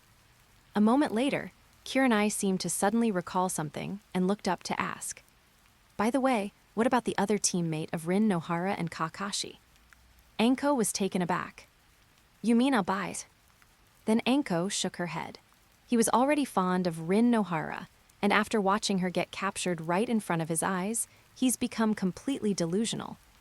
As she spoke, Anko's voice paused. "And the worst part is, he's not valued within his clan. There isn't even anyone to comfort him. Thinking about it, it's really quite pathetic. Is he really that miserable?" Hearing this, a complex emotion flashed in Kurenai's eyes, and her fingertips dug into her palms unconsciously. Previously, hearing those reports from outside hadn't made much of an impression on her. But now, having learned the fate of her former companions from Anko's mouth, she was finally able to intuitively understand how much damage Dongfeng Subaru had caused to the village. For a moment, she didn't know why, but she felt a strong sense of guilt and sin regarding the strange feeling she had toward Dongfeng Subaru. "Yo, isn't this Anko? What are you two chatting about so intently?" A hearty laugh suddenly cut in, breaking the slightly heavy atmosphere between the two. Asuma walked over with large strides, carrying 2 bowls of steaming ramen. The rising steam blurred his honest, smiling face. "And nothing." Kurenai forced a weak smile. Asuma, however, was completely oblivious and carefully pushed the bowl of noodles in front of Kurenai, rubbing his hands together like he was presenting a treasure. "Kurenai, hurry and try it. I specifically asked the owner to add extra chashu. It's the flavor you like." He grinned, fine lines crinkling at the corners of his eyes, looking just like a large dog waiting for its owner's praise. This expression left Kurenai, watching from the side, feeling a complex mix of emotions. Soon, half a month passed in the blink of an eye. During this time, officials and the army had successively moved into the Land of Fire, bringing those 46 cities under full effective control. These cities were carefully selected by Dongfeng Subaru and Luzhin. While they might not seem like much to the Land of Fire compared to Dongfeng Subaru's original territory, they were rare, fertile lands. The West possessed vast salt fields and mulberry fields, capable of producing abundant salt and fabric. The East consisted of Ishihara and vast rice paddies, with developed animal husbandry that could supply large quantities of meat and rice. Nowadays, even if Dongfeng Subaru were to lose his mind, fall out with all foreign merchants, kill the goose that lays the golden eggs, and cut off all trade, the output of these territories alone would be enough for him to feed all the people under his rule. It really makes one sigh. The Land of Fire is truly overflowing with wealth. Furthermore, these 46 cities were connected to each other, running from east to west, and bordered closely with the territory under the Land of Rice Fields. Once any disturbance occurred in one place, all areas could quickly detect it, forming a tight defensive line. At this moment, inside the as yet unrenamed governor's office. In the study, over a dozen cabinet members sat around a round table, heads buried in sorting through mountains of documents piled on the table. As the territory expanded, government affairs became increasingly heavy, and Dongfeng Subaru naturally could no longer handle everything personally as he had before. His own strength training could not be neglected either. After all, this was a world possessing extraordinary power, and he could not abandon the fundamentals to pursue the trivial. In order to detach himself from government affairs, the formation of a cabinet became inevitable. Ancient monarchs, wanting to centralize imperial power, abolished the position of chancellor. But except for that founding hero who pioneered the system of abolishing the chancellorship, who could work day and night with endless energy and handle all matters personally, no later monarch was ever able to achieve that. Because of this, the cabinet came into being. The cabinet was essentially the monarch's secretariat, possessing only the power of consultation and drafting proposals, but no power of decision-making. They reviewed memorials on behalf of the monarch and attached suggestions, but the final decision still rested with the monarch. On the surface, this system could be called perfect. It could both lighten the monarch's burden and ensure that power remained centralized. However, once imperial power slipped away, the cabinet would transform into a monster far more terrifying than a powerful chancellor, shrouding the entire dynasty like a haze, with no one left able to control it. Although a powerful chancellor might have great influence, eventually, when they died, their power would vanish. But once the cabinet was controlled by powerful officials, it would turn into the most dangerous machine for factional strife. Internally, they would scheme against each other with open hostility and hidden daggers, using filthy and bloody tactics. Externally, they would be surprisingly united, pointing their spears directly at their common enemy, that is, their monarch. It was precisely this contradictory monster that eventually stirred the entire court into chaos, causing the people of the world to live in misery. If a monarch sensed the crisis and wanted to resist, I fear the probability of being easily dissolved in water would be far greater than the possibility of successfully regaining power. Because of this, later monarchs had mixed feelings about this system, both coveting the convenience it brought and constantly guarding against the danger of its backlash. But looking at Dongfeng Subaru, he had no such concerns. Because these cabinet members were all his shadow clones, they had a stance of absolute loyalty to the original body, possessed independent thinking, and could reasonably handle government affairs. Even better, they only needed to have their chakra dispelled, and these clones would vanish into smoke, with absolutely no possibility of backlash. Furthermore, for these high-level workhorses, Dongfeng Subaru didn't even need to pay salaries. He only needed to use a negligible amount of chakra to maintain their physical existence. Regarding this, Dongfeng Subaru could only say that this multi-shadow clone technique was simply the greatest invention of Konoha, bar none. At this moment, Dongfeng Subaru, who was refining chakra in his bedroom, seemed to sense something. He immediately released the hand seal, got up from the bed, entered the study, came to the round table, and took the document from the hand of a shadow clone. After a brief review, a smile appeared on Dongfeng Subaru's face. At this moment, the 46 cities of the Land of Fire had all been brought under his control. And at the same time, the previously mandated changes in hair and clothing styles, along with the promotion of Confucianism, were being implemented. The process was very smooth. Apart from a very small number of book-stupid fools who jumped out to object, there were no other obstacles. It was unexpected, yet also within reason. After all, these cities had been thoroughly ravaged by him back then. 60% of the large and small clans had been directly wiped out by him. The remaining ones were all extremely perceptive to the times and had long since been scared out of their wits. Now, let alone letting them obstruct the new policies, it's likely that if anyone dared to mention the Land of Fire in front of them, they would immediately tie the person up and send them straight to the government office to prove their innocence. Chapter 100. Establishing the kingdom's name, Yan. My king, Lord Luzhin, and the lords of the various departments request an audience. Dongfeng Subaru was immersed in thoughts of his solid control over the 46 cities when he was interrupted by the guard's announcement outside the door. Let them enter. Yes. Soon, the influential figures from the various departments of the governor's office flooded into the spacious study, one after another. When they saw the dozen or so Dongfeng Subaru figures sitting around the round table, the corners of their mouths twitched involuntarily, and a sense of absurdity welled up in their hearts. However, no one present dared to speak out in remonstrance. Everyone understood that Dongfeng Subaru was doing this precisely to centralize power. Anyone who had any objections to this would be met with the ruthless butcher's blade of this King Dongfeng, who had stirred up countless bloodbaths in the ninja world.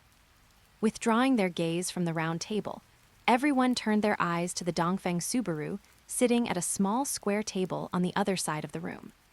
Clearly, this was Dongfeng Subaru's original body. "We pay our respects to the king. Is the king well?" "Rise, I am well." Dongfeng Subaru waved his hand and then said in a deep voice, "The day for the founding of the nation and my ascension to the throne has already been set for 10 days from now. I called you all here today to quickly select and finalize the name of the nation." The Minister of Revenue, Zai, immediately stepped forward and bowed to report. "Your subject believes that we can use Zhang as the nation's name. Zhang means balance, impartial, and upright. The Book of Changes says, the flying dragon is in the sky, occupying the position of heavenly virtue. This is the symbol of ultimate impartiality and correctness. It can manifest the king's grand ambition to restore the Central Plains and recreate a prosperous age." This nation name was something Zai had obtained after days of forgetting to eat and sleep, reading through countless classics, and deliberating repeatedly. He believed it should be quite in line with Dongfeng Subaru's wishes, so he presented it impatiently. Dongfeng Subaru couldn't help but nod slightly after hearing this. This Great Zhang was indeed much better than the previous suggestions like Great Ying or Great He. At least it sounded pleasant to the ear. However, someone on the other side had a different opinion. Success comes from acting at the right time, following the trend while maintaining righteousness. We are currently in the midst of expanding our territory. Taking the character Zhang as the nation's name, might we lose our sharp edge? As soon as these words were spoken, Zai's expression stiffened. Seeing that Dongfeng Subaru was about to agree, someone had actually interfered. "Your subject believes, why not use Great Qin as the name?" A man stepped out proudly. The Qin Emperor swept across the 6 directions and unified the 8 wildernesses. Using Qin as the name not only demonstrates the king's ambition, but is also unstoppable. However, before the words had even faded, someone immediately retorted. "Impossible. The king is a founding monarch. How can he follow old systems? Moreover, since ancient times, have those forces that inherited the nation names of previous dynasties ever had a good end?" Dongfeng Subaru nodded upon hearing this. He was indeed not particularly interested in nation names that had already left their mark. "Continue discussing. There is still plenty of time, take it slow." At this moment, Lejin, who had been silent all along, finally stepped forward and bowed. "My king, your subject believes we can use Yan as the nation's name." Yan means to spread widely, to deduce infinitely. The Book of Changes says the number of the Great Expansion is 50, and its utility is 49. This is the principle of the changes of heaven and earth, endless and ceaseless. The character Yan is composed of water and movement, like a rushing river, bestowing favors in all directions, symbolizing the king's ambition to expand territory and civilize the masses with virtue. It also resembles the circulation of yin and yang, adapting to the times, manifesting the wisdom of the new government to advance with the times and innovate. Using Yan as the nation's name conforms to the wonders of the operation of the heavenly Tao, and also implies the prosperity of a long-lasting national fortune and widespread civilization. Hearing what Lejin said, Dongfeng Subaru finally felt a sense of enlightenment. Furthermore, the sounds of argument in the hall were fading. Clearly, many ministers had begun to lean towards adopting this suggestion. Even Zai, who had been dissatisfied with everyone else's proposals, had nothing more to say now. "It seems you all have an answer. Then let Great Yan be the nation's name, and I shall ascend to the position of King Yan." Dongfeng Subaru made the final decision. The seal fell, the ministers looked at each other, and then they all knelt down in unison. "We congratulate King Yan. Long live our king, long live, long live."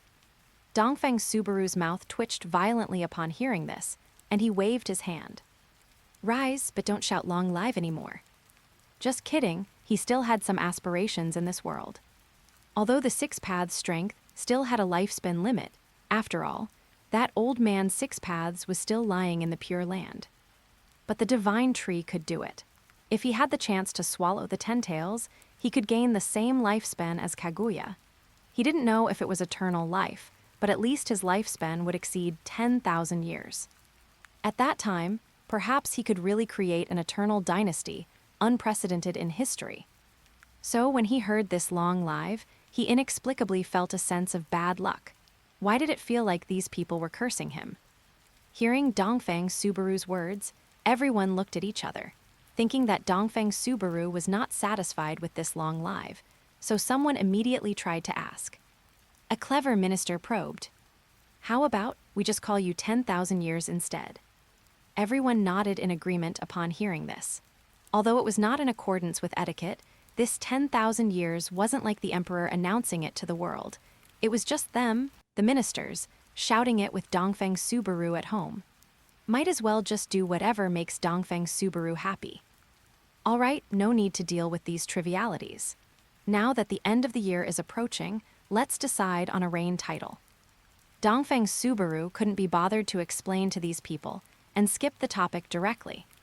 As soon as these words were spoken, the crowd, who had finally quieted down, started arguing again, and the study was once again in chaos.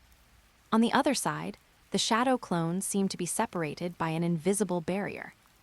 No matter how the ministers argued, these cabinet members remained composed, reviewing the memorials in an orderly manner. The east and west sides, one moving and one still, formed a sharp contrast. However, just as everyone was arguing for a long time without a conclusion, the strategist Dongfang Subaru relied on most stood out once again. My king, your subject believes that reign titles are mostly used among the common people. If we follow the old system, I fear there will be much confusion. It would be better to directly use Yanshi as the reign title, meaning the beginning of our Great Yan, and also implying that we are starting the great unification of heaven in this ninja world.